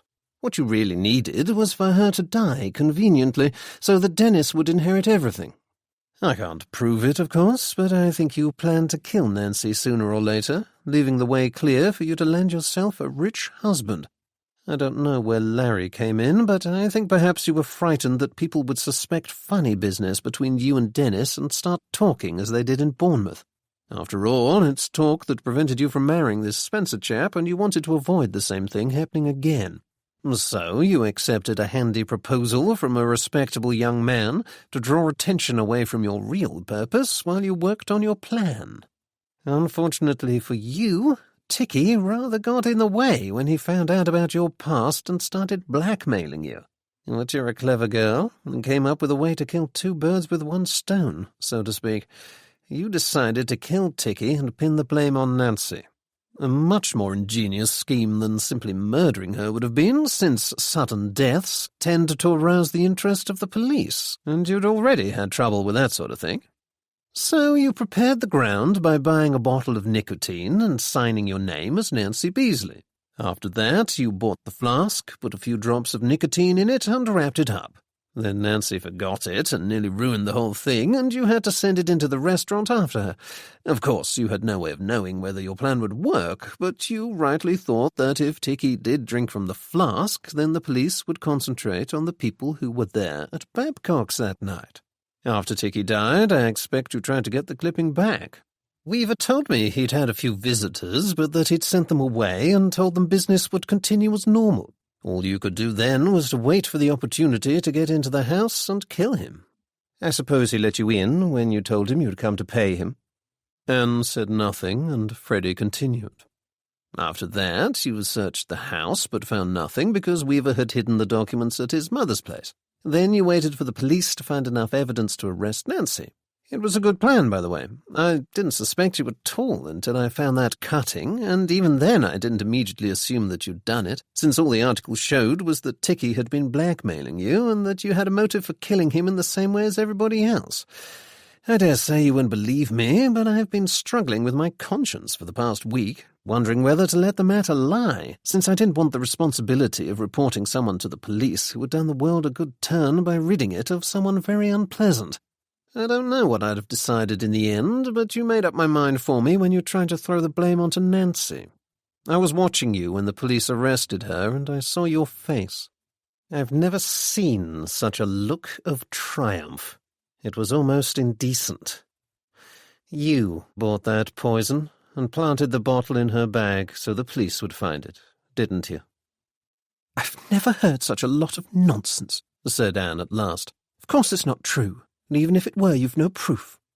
No, said Freddie, although I do happen to know you have no alibi for the time of Weaver's murder. Larry said you and he were out together that night, but he left you before 10 and went home.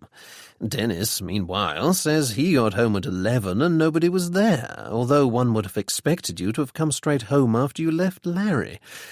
Where were you? I don't remember, she said. She was beginning to sound a little rattled. Don't ask me that. I won't give him away. Won't give who away? He said. Are you trying to make me believe this was all Dennis's idea?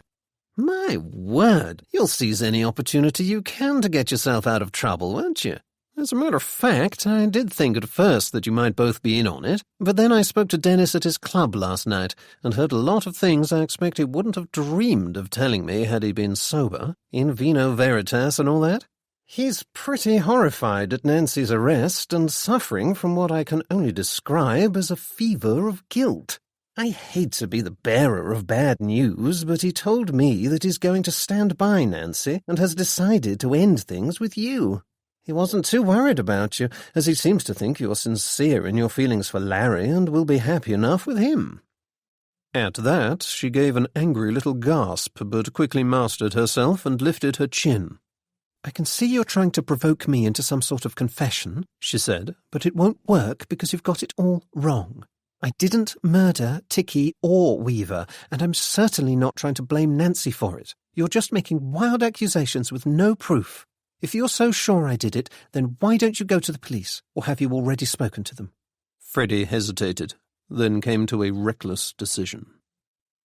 No, he said at last. They don't know anything about this. I didn't want to mention it to them until I'd spoken to you and found out the truth.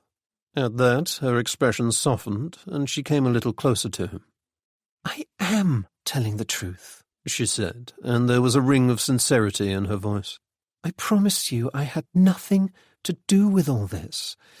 I wished Ticky out of the way as much as anyone, but I should never have done anything about it. I grumbled and paid up just like everybody else, and I'm perfectly devastated about Nancy's arrest. Perhaps it doesn't seem that way, but I'm not the emotional sort. I never was. I don't lose my temper or burst into tears when things go wrong. I'm the sort who thinks things through carefully and doesn't do anything hasty.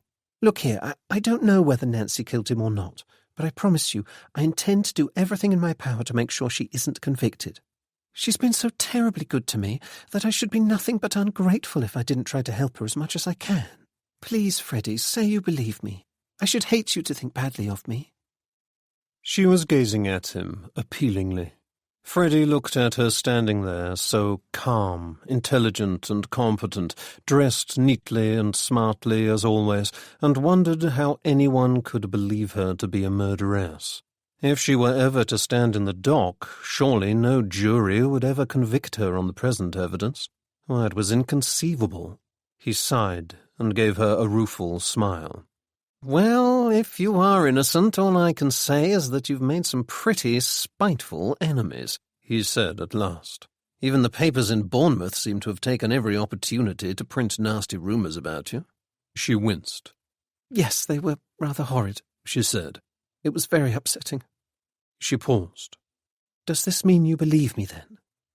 "I don't see how anyone could doubt you," he said. "You'll forgive me for saying all those things, won't you? But I had to be sure." "Thank you," she said in a low voice. "I'm so glad." There was a silence. Then Freddie said, "I think the rain has stopped. Let me lend you an umbrella for the way home." "There's no need. I shall be quite all right," she said, and moved towards the door, then hesitated, as though struck by a thought. "I don't suppose you still have that cutting, do you?" she said tentatively. "I'd be awfully grateful if you could give it to me, or at least destroy it." It was now that Freddie braced himself to do something either very brave or very foolish. "Oh, yes, I think I have it here somewhere," he said. "Now, where did I put it?"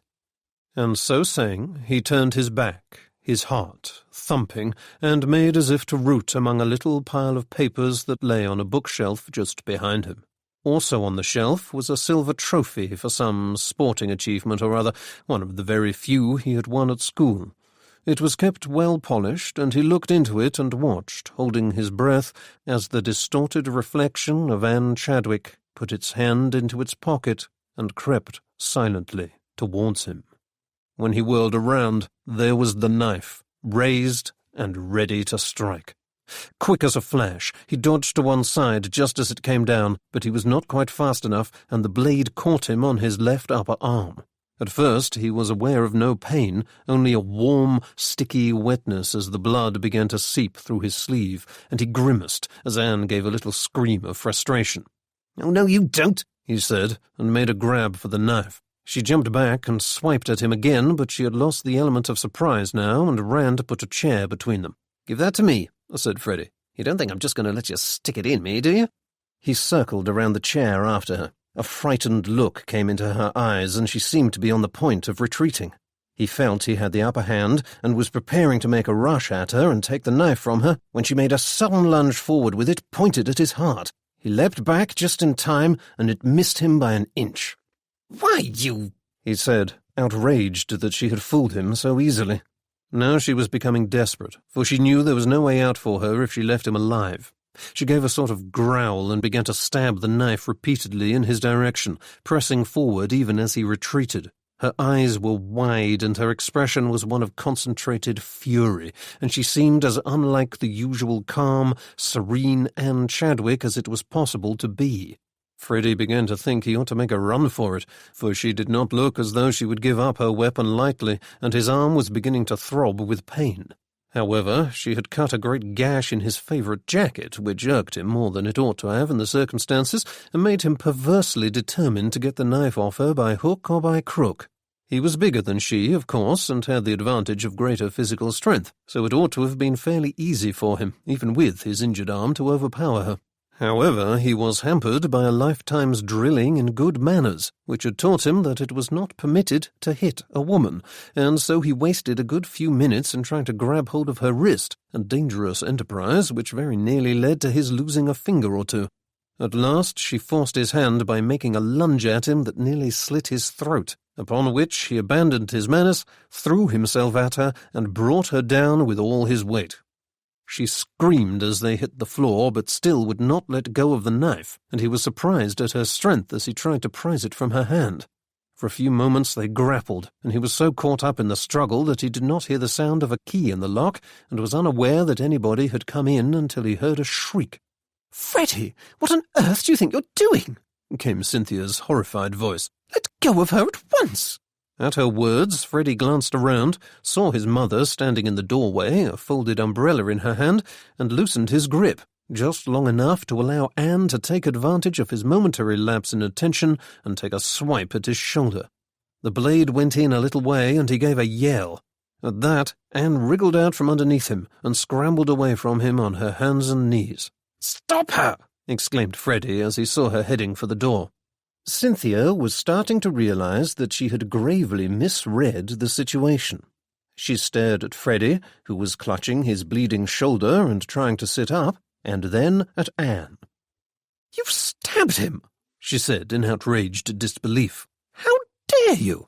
Oh, no, you don't," she said, spurred suddenly into action, her one thought to prevent the woman who had injured her only darling son from making good her escape. Before Anne could get up, Cynthia stepped forward and struck her smartly over the head with the umbrella, once, then twice. Anne cried out and dropped the knife as she put her hands over her head to shield herself, and Cynthia picked it up.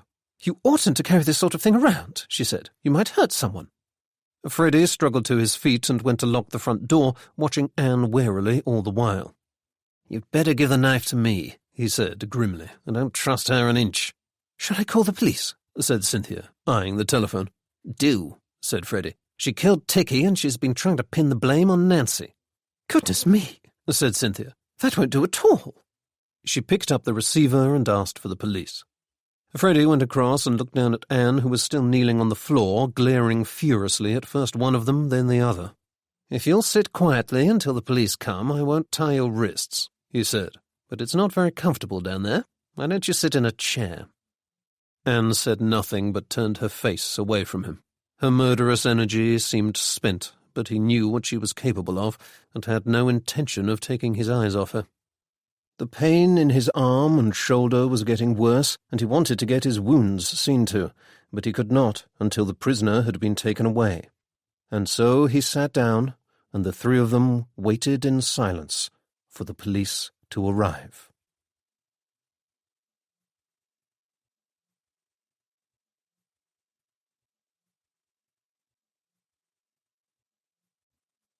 Chapter 25. The next few days were busy ones for Freddie. First, his arm needed attention. Although he was in some pain, he was relieved to hear that the wounds were fairly superficial and would heal nicely with care and a little rest. After that, he spent some time in conference with the men of Scotland Yard, who were now inclined to take his view of the case, since well-bred young ladies did not, as a rule, tend to visit young men in their own homes with a view to stabbing them in the back, and so it could be fairly inferred that this was a matter that required investigation. Anne Chadwick had been arrested on a charge of attempted murder, and evidence was now beginning to come to light that seemed to show she was also responsible for the deaths of Ticky Maltravers and James Weaver. The proprietor of the chemist shop from which the nicotine had been purchased could not positively identify the person who had bought the poison, but the signature in the poison book, although a fair imitation, was certainly not that of Nancy Beasley. Then the knife Anne had brought with her to kill Freddie was shown to be one of a pair, the other having been used to murder Weaver. Furthermore, she could not, or would not, say where she had been on the night of Weaver's death, and, in fact, was maintaining a stubborn silence in the face of any attempts to question her. All in all, there seemed no further reason to continue holding Mrs. Beasley in prison, and so she was released to her very great joy. "I don't recommend these sorts of goings-on, sir," said Sergeant Bird on Wednesday afternoon. He had come to Freddie's flat to examine the scene of the fight, and had found Freddie lounging artistically on a sofa with his bandage arranged to its greatest advantage. "You might have been killed." "True," said Freddie, But think of the time and effort I've saved you. Why, if I hadn't lured her into my trap, the thing might have dragged on for months, since I refuse to believe a judge would have done anything but throw out the case against Mrs. Beasley on such flimsy evidence. There's not a great deal of evidence against Miss Chadwick, either, said Bird. If she hadn't tried to kill you, then we might have had difficulty in prosecuting anybody at all. I suppose we ought to thank you, even if it was a very foolish thing to do on your part. Yes, it occurred to me as soon as she hacked a hole in my arm that perhaps I'd bitten off a little more than I could chew. It's not the sort of thing I'd normally do. In fact, to be perfectly frank, I can't think what got into me. A knife, sir. Oh, very good, said Freddie appreciatively. Do they teach you jokes like that at police school? Would they accept me, do you think? I beg your pardon, but a policeman is required to demonstrate evidence of good character and high moral standing. At least I seem to remember that's what they call it. Are you suggesting I lack those qualities, Sergeant? I couldn't say so. Which reminds me, you don't happen to know anything about the child's toy cart we found while we were searching Mrs. Pilkington Solmes's house, do you? Freddie raised his eyebrows politely. Child's toy cart, you say? Why, no, I don't think so. I used to have something of the kind myself, but I thought it had been thrown away long ago. Is it still there?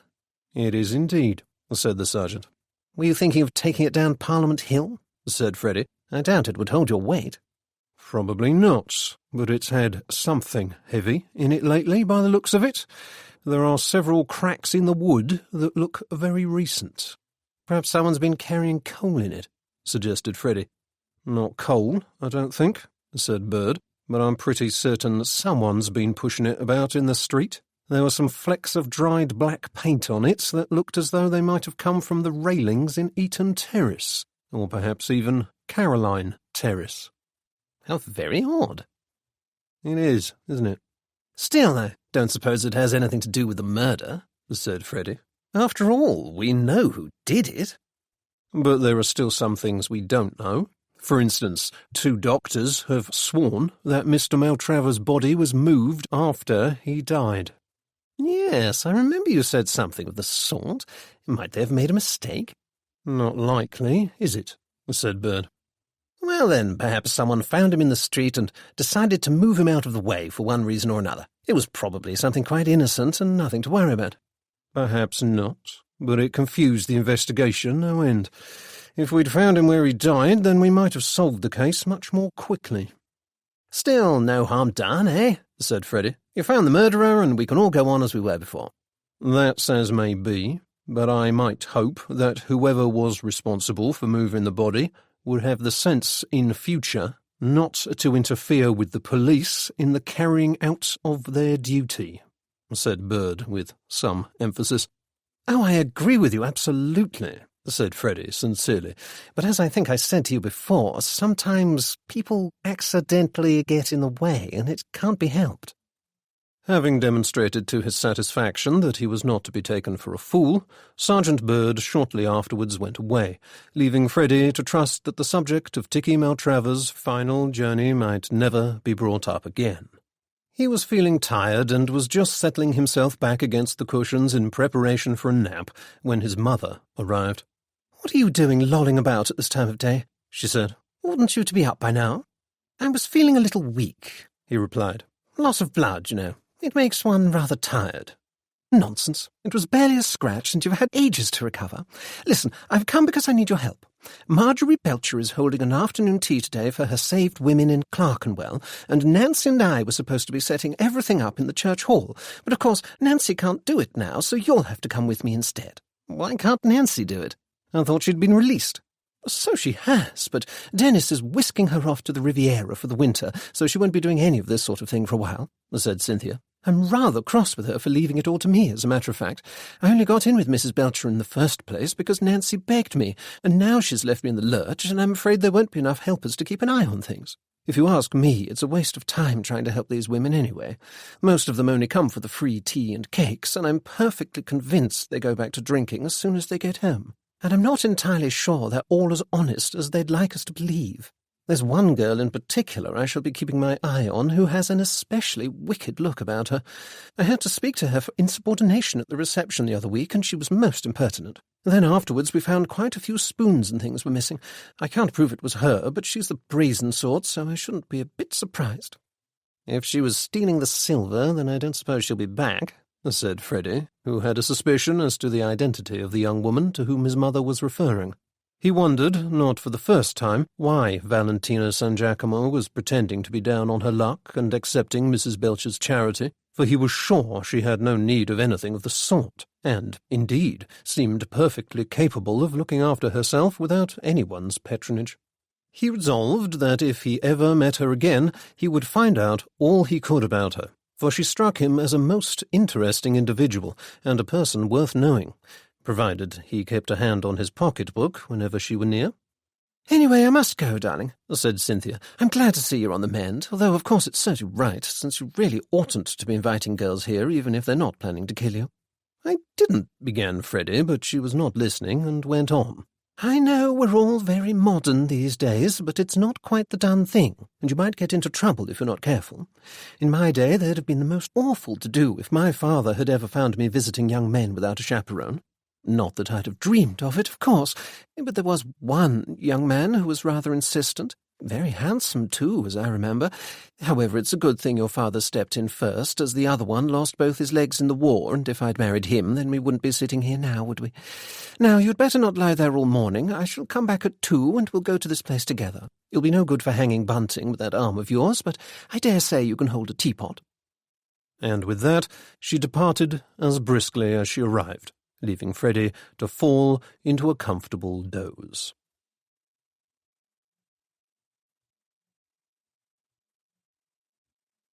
Chapter 26. On Friday, Freddie went to Curzon Street to see Lady Bendish. She received him with some surprise, which quickly turned to fear when he dropped a hint as to the purpose of his visit. "Is this never going to end?" she said, as he brought out the clipping which showed beyond all doubt that her first husband had been alive and well still, even after her second husband, Sir Henry Bendish, had died. "I hope it will end here," said Freddie, and handed her the article. "It's none of my business, and you have nothing to fear from me. I'm only sorry it went on for so long." She stared at him in mistrust. "But are you—" she said. "I mean, you've read it, I suppose?" "I'm afraid I have," said Freddie. "I'm sorry. Ticky died, and it was a motive for murder, you see, so I had to. But I promise you I've told no one else, and nor will I. I shall forget it as soon as I can, in fact." "I wish I could," she said. "But this whole thing has caused so much pain to everyone that I don't know whether I shall ever get over it." "I'm awfully sorry about Anne," said Freddie. "Sorry for Larry, I mean. I expect he's dreadfully cut up about it, is he?" "He is, rather," she said. "My poor boy. It's been a shock to us all." "I wish it hadn't all turned out the way it did," said Freddie. "I mean to say, I might have let things well alone, but I couldn't let an innocent person take the blame." "No, of course, that wouldn't have been right," she said. "And I understand she was quite violent in the end." "Yes," he said, wincing slightly. "How is your arm, by the way?" "A little sore, but I'll mend." There was a silence as she looked down at the cutting which had been the cause of so much anguish for so long. "Tear it up," suggested Freddie. She glanced up at him, then, almost hesitantly, did as he said. She tore it into halves, then quarters, then eighths, and then kept on tearing until she had a handful of tiny scraps of paper like confetti. "There," he said, as though it never existed. "Thank you," she said sincerely. "You're very welcome. And now, if you don't mind, I think I'd better make myself scarce before Larry gets back. I don't suppose he's exactly pleased with me at the moment." "He's upset, but it couldn't be helped." "Still, there's no need to rub it in by intruding my presence upon you more than necessary," he said. She tried to thank him again, but he waved it away and departed, leaving her to stare mournfully out of the window. It was too much to say that she felt relief, for there was always the risk that someone else would find out her secret one day, but for now she trusted she was safe. The past could not be put right now that both of her husbands were dead, but were she ever to marry again, and she was a handsome woman still, so it was not beyond hope, she should tell the truth to her new husband, that she might never again be exposed to such unpleasantness.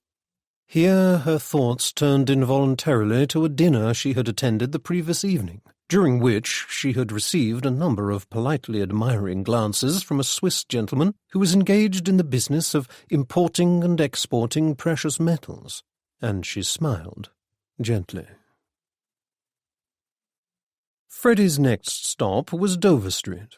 He knocked at a certain number, and the door was opened by a brown-skinned manservant who at length informed him that Captain Atherton would be pleased to see him. He led Freddie up a flight of stairs and into a large living room which was unmistakably masculine, for the walls were hung with swords and axes and other odd wooden artifacts, and the heads of exotic animals, and photographs of natives and elephants and straw huts, while every surface seemed covered with globes and maps and logbooks and journals. In one corner was a large leather trunk, while in another was an enormous curved tube, seemingly fashioned from the trunk of a small tree and decorated with brightly coloured woven cords. Whether it were a ceremonial weapon or a musical instrument, Freddie could not tell. Captain Atherton rose from his chair as Freddie came in and held out a hand. "Mrs. Pilkington Solmes's boy, aren't you?" he said. "Yes, sir," said Freddie. "Sit down, if you like," said Atherton. There was a wary look on his face, and Freddie wondered if he suspected something. He had noticed that on a table by Atherton's chair lay a shiny revolver. It did nothing to ease his nervousness. "Thank you," he said, and did so. There was no sense in beating about the bush, so he took a deep breath and said, "I've come to return your letters." "My letters?" said Atherton. He seemed to stiffen. "Which letters?" "The ones Ticky was using to blackmail you," said Freddie. "He wasn't doing it only to you, by the way. I happen to know he had lots of people in his clutches. And I also know that his manservant, Weaver, was intending to continue with the business. He told me so himself." "He got you too, did he?" said Atherton. "I had no idea he made such a general concern of it." "Not me, but friends of mine," said Freddie. "I don't like that sort of thing, so I thought I'd scout about a bit and see if I could discover what Ticky and Weaver were hiding before the police found it all and started making a nuisance of themselves." "Tried that myself, or rather, Mohammed did," said Atherton. "There was nothing doing. Wasn't kept in the house." "Oh, was that you?" said Freddie. "I'm sorry to say your man was spotted by a tramp." "Indeed. That was careless of him. Ought I to tell him to disappear for a while?" "I don't think there's any need," said Freddie. "The man in question can barely remember his own name most of the time. The police would never be stupid enough to put him in the witness box." "Good," said Atherton. "I shouldn't like to have to do without him." "At any rate," went on Freddie, "I wanted to find whatever Ticky was keeping before the police did, since it didn't seem fair that everyone's secrets should come out when only one person murdered him, so I employed somebody to keep an eye on Weaver. Fortunately, he led us to the hiding place before he died. Good thing, too, or someone else might have got hold of it all." Atherton was sitting up rather straighter now, and his expression was wooden. Freddie, feeling most uncomfortable, continued. "I've spent the past few days sending back letters and documents to all the people who lost them. It's been a queasy business, all told, but I thought it ought to be done. I sent them back with a note to say that all accounts had been settled." "Kind of you," said Atherton. Freddie reached into his pocket and brought out a small sheaf of letters, all written in the same crabbed scrawl, and handed them to the other man. "These are yours, I believe," he said. Atherton glanced down at the papers. "Yes," he said. "Have you told anyone about them?" Freddie glanced at the revolver. Feeling once again that he was taking his life in his hands, even though Ticky's murderer had been caught, he decided to tell the truth. "No," he said. "Nobody knows about them except me." "Then you haven't come to continue the business?" "Certainly not. The letters aren't mine. Haven't the slightest interest in them. They're yours, and you can count on my silence. I give you my word." He made as if to rise, but Captain Atherton held up a hand.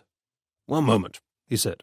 "Since you evidently know all, I should like to tell you that I'm not such a coward and a fraud as you may think. Or rather, I've been both of those things, but no longer. I've lived with the lie for some years now, but it's time to tell the truth. You've read the letters?" "Yes," admitted Freddie. "Then you'll know it wasn't I who discovered the Injinka tribe. but a young Austrian student by the name of Heinrich Schmidt." "That's what he said," said Freddy cautiously. "Oh, it was all true enough," said Captain Atherton. "He found the tribe first and led me to them, then disappeared for months. I thought he was dead, so I came home and claimed all the credit for the discovery, although I'd nothing to do with it. I was hailed a hero, a second Dr. Livingstone, and bedecked with honours and awards, but it was all a sham, of course. Schmidt turned up eventually, ready to tell the world of what he had discovered, only to find that I'd already laid claim to it. What was he to do? I was the famous explorer, discoverer of the remains of the lost Kushite city of Kadzala, the only white man to undergo the ancient initiation rituals of the jungle peoples of the Moroban Islands, the first to reach corners of the earth we never before knew existed, whereas he was a nobody. At first he didn't quite believe I'd done it. He sent a letter full of polite doubts and requests for me to give him the credit that was due to him, but by then I was too caught up with the fame and adulation to be willing to give it up easily. I lived in fear of exposure, but I knew the sort of man he was, knew he was tremendously modest and not the kind to make a fuss, and so I took the risk and bet that he would keep quiet about it. I ignored his letters, and at length he stopped writing. Afterwards I found out he'd died and breathed a sigh of relief. It was only shortly after that Maltravers got hold of the letters from that manservant of his who stole them from me during a house party and began demanding money in return for my silence. Of course, I paid up. What else could I do? It was either that or face exposure. Then the two of them were murdered, and I ought to have been happy, but I wasn't. I lost the ability to be happy a long time ago when I gave up honour and decency in favour of glory. But now I've decided it's time to tell the truth." "Oh?" said Freddy. "Yes, it's all in my memoirs. I finished them a few weeks ago and had been about to send them off, but I changed my mind at the last minute and added a chapter in which I give Heinrich Schmidt full credit for the discovery that made me the most celebrated explorer of the age. I sent the book to my publisher this morning. I expect it will cause something of a stir. Of course, you'll say I ought to have done it long ago, and you're right, but better late than never, I suppose." "That's a rather brave thing to do, sir," said Freddy. "Don't call me brave. I'm sure I don't need to tell you about the self-disgust I've felt ever since I took that first fatal step along the road to perdition. In the end, confessing will be no harder than living with a lie has been." He fell silent, and Freddy found himself lost for words. He had done what he set out to do, and returned Captain Atherton's documents to him so that he might keep his secret if he wished, but it seemed Atherton could no longer stomach the idea of what he had become, and was proposing to create an enormous scandal by admitting the truth at last. Freddy had no idea whether Atherton was doing the right thing, but it was not for him to try and persuade him into one course of action or the other, so after a minute or two he got up and took his leave. The captain was staring straight ahead and barely seemed to notice as Freddy bade him goodbye and went out, but after a few minutes he came to himself. He stood up and looked out of the window until Freddy was out of sight, then returned to his armchair, sat down, and picked up the revolver that was sitting on the table next to him. Freddy need not have worried that he was in danger, for Atherton had quite another purpose in mind for the gun. He had lived a life of great daring and intrepidity, a good, active life, foretold. He had added to the sum of human knowledge and would be remembered for many discoveries, although, of course, they would now all be overshadowed by his disgrace. He had achieved all that he was ever likely to achieve, and so what was the use in sitting and waiting for the blow to fall, for the humiliation to be heaped upon him? No. It was much better this way. He should put an end to it all now, and let the world think of him as it would. He raised the revolver and put it to his temple, then, before he could change his mind, pulled the trigger. There was a click, and he lowered the gun and stared at it in puzzlement, for he knew he had loaded it only that morning, but now it was empty. He was still regarding it when he felt a presence at his shoulder and looked up to see Mohammed, his faithful servant, standing there. "Did you do this?" he said. Mohammed bowed his head. "Yes, sir," he said. "Why?" "Because you are not ready to die." said Mohammed. What if I say I am? What if I say I don't wish to remain here while the world vilifies me and abuses my very name, justifiably so? It was an error on your part, said Mohammed. Are we not all entitled to make a mistake? Atherton gave a short laugh. It was more than that, he said. It was deliberate dishonesty. I deserve to be publicly disgraced. You will be punished, acknowledged Mohammed. It is inevitable. You did wrong, and everyone will know it. But think of all the right you have done too. All the things you have discovered, all your past kindnesses. I have not forgotten how you rescued me from those robbers who would surely have killed me had you not arrived in time to see them off. And not only that, I have seen many, many other instances of your generosity and goodwill. Do you not remember how you single-handedly evacuated an entire Indian village and saved all its inhabitants from dangerous floodwaters when the dam burst in a storm? Think of all the innocent women and children who would have died had you not remained until the very end to clear out every last house at great risk to your own life. Those people are ignorant and illiterate. They do not write letters to newspapers, but even today they will praise your very name to the skies. And there are many more such stories. Do not waste such a life by ending it here in London, where people have nothing better to do than judge you for one moment of madness. Then what do you suggest I do?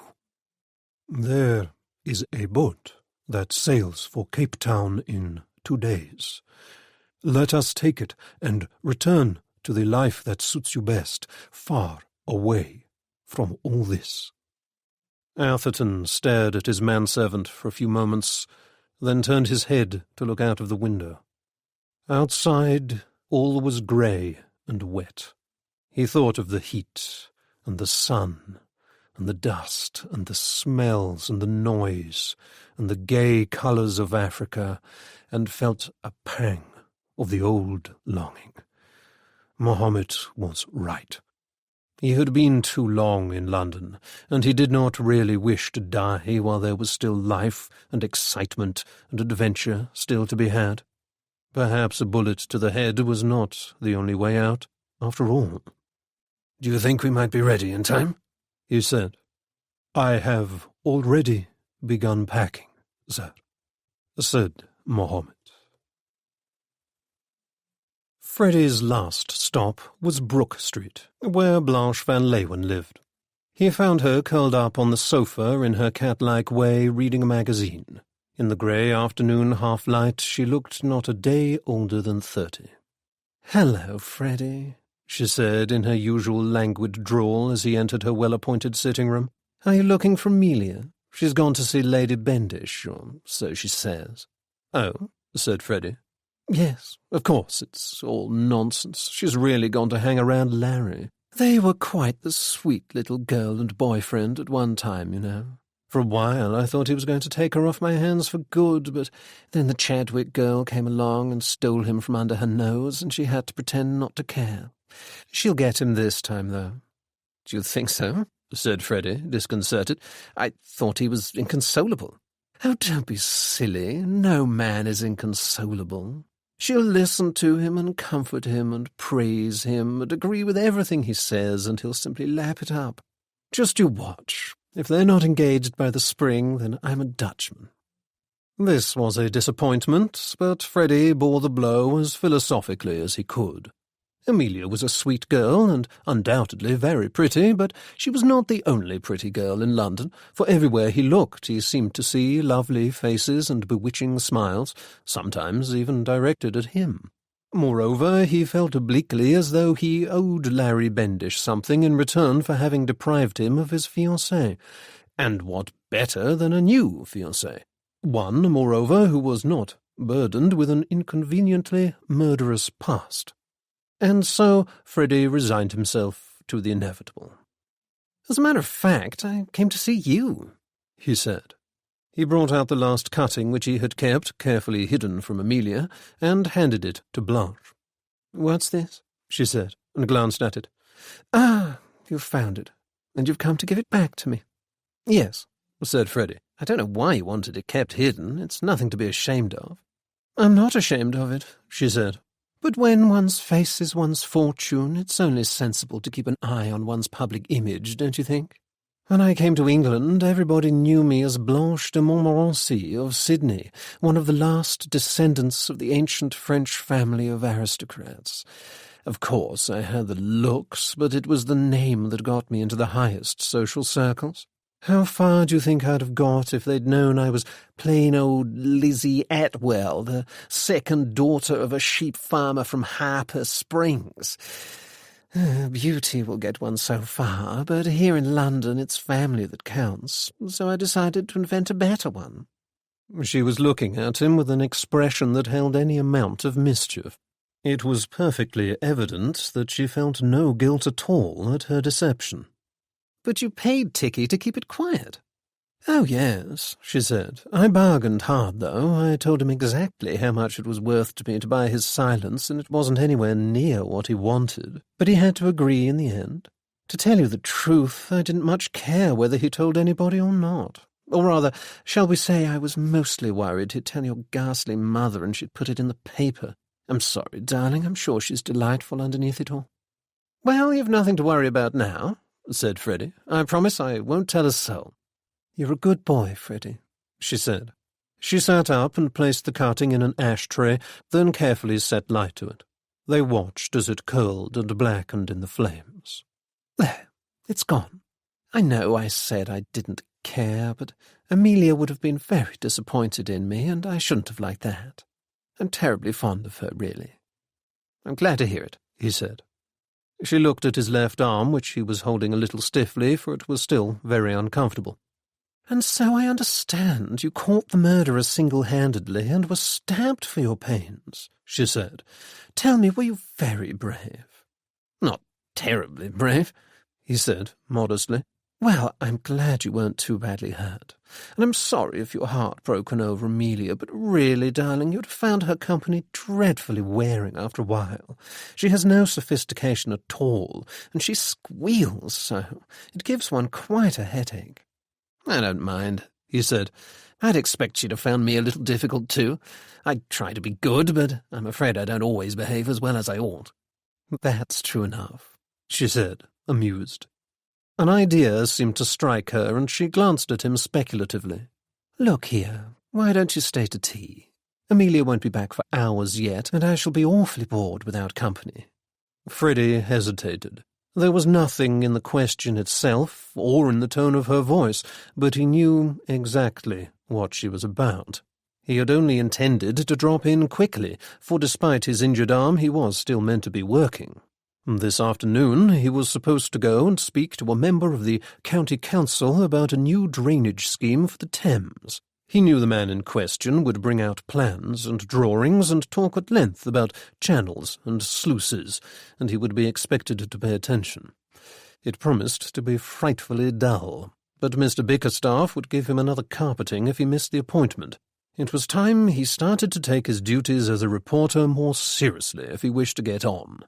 He opened his mouth to say as much, then saw Blanche regarding him invitingly with those wide blue eyes, so like her daughter's, but without any of the innocence.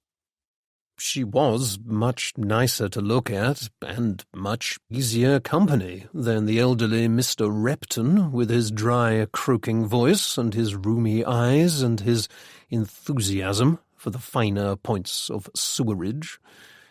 There was a pause. "Perhaps I might stay just a little while," he said, at last.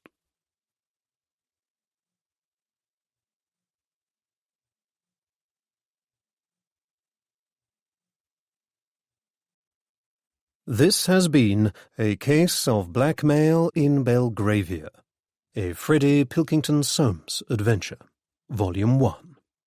Written by Clara Benson. Narrated by Gethin Edwards. Copyright 2016 by Clara Benson. Production copyright 2017 by Clara Benson.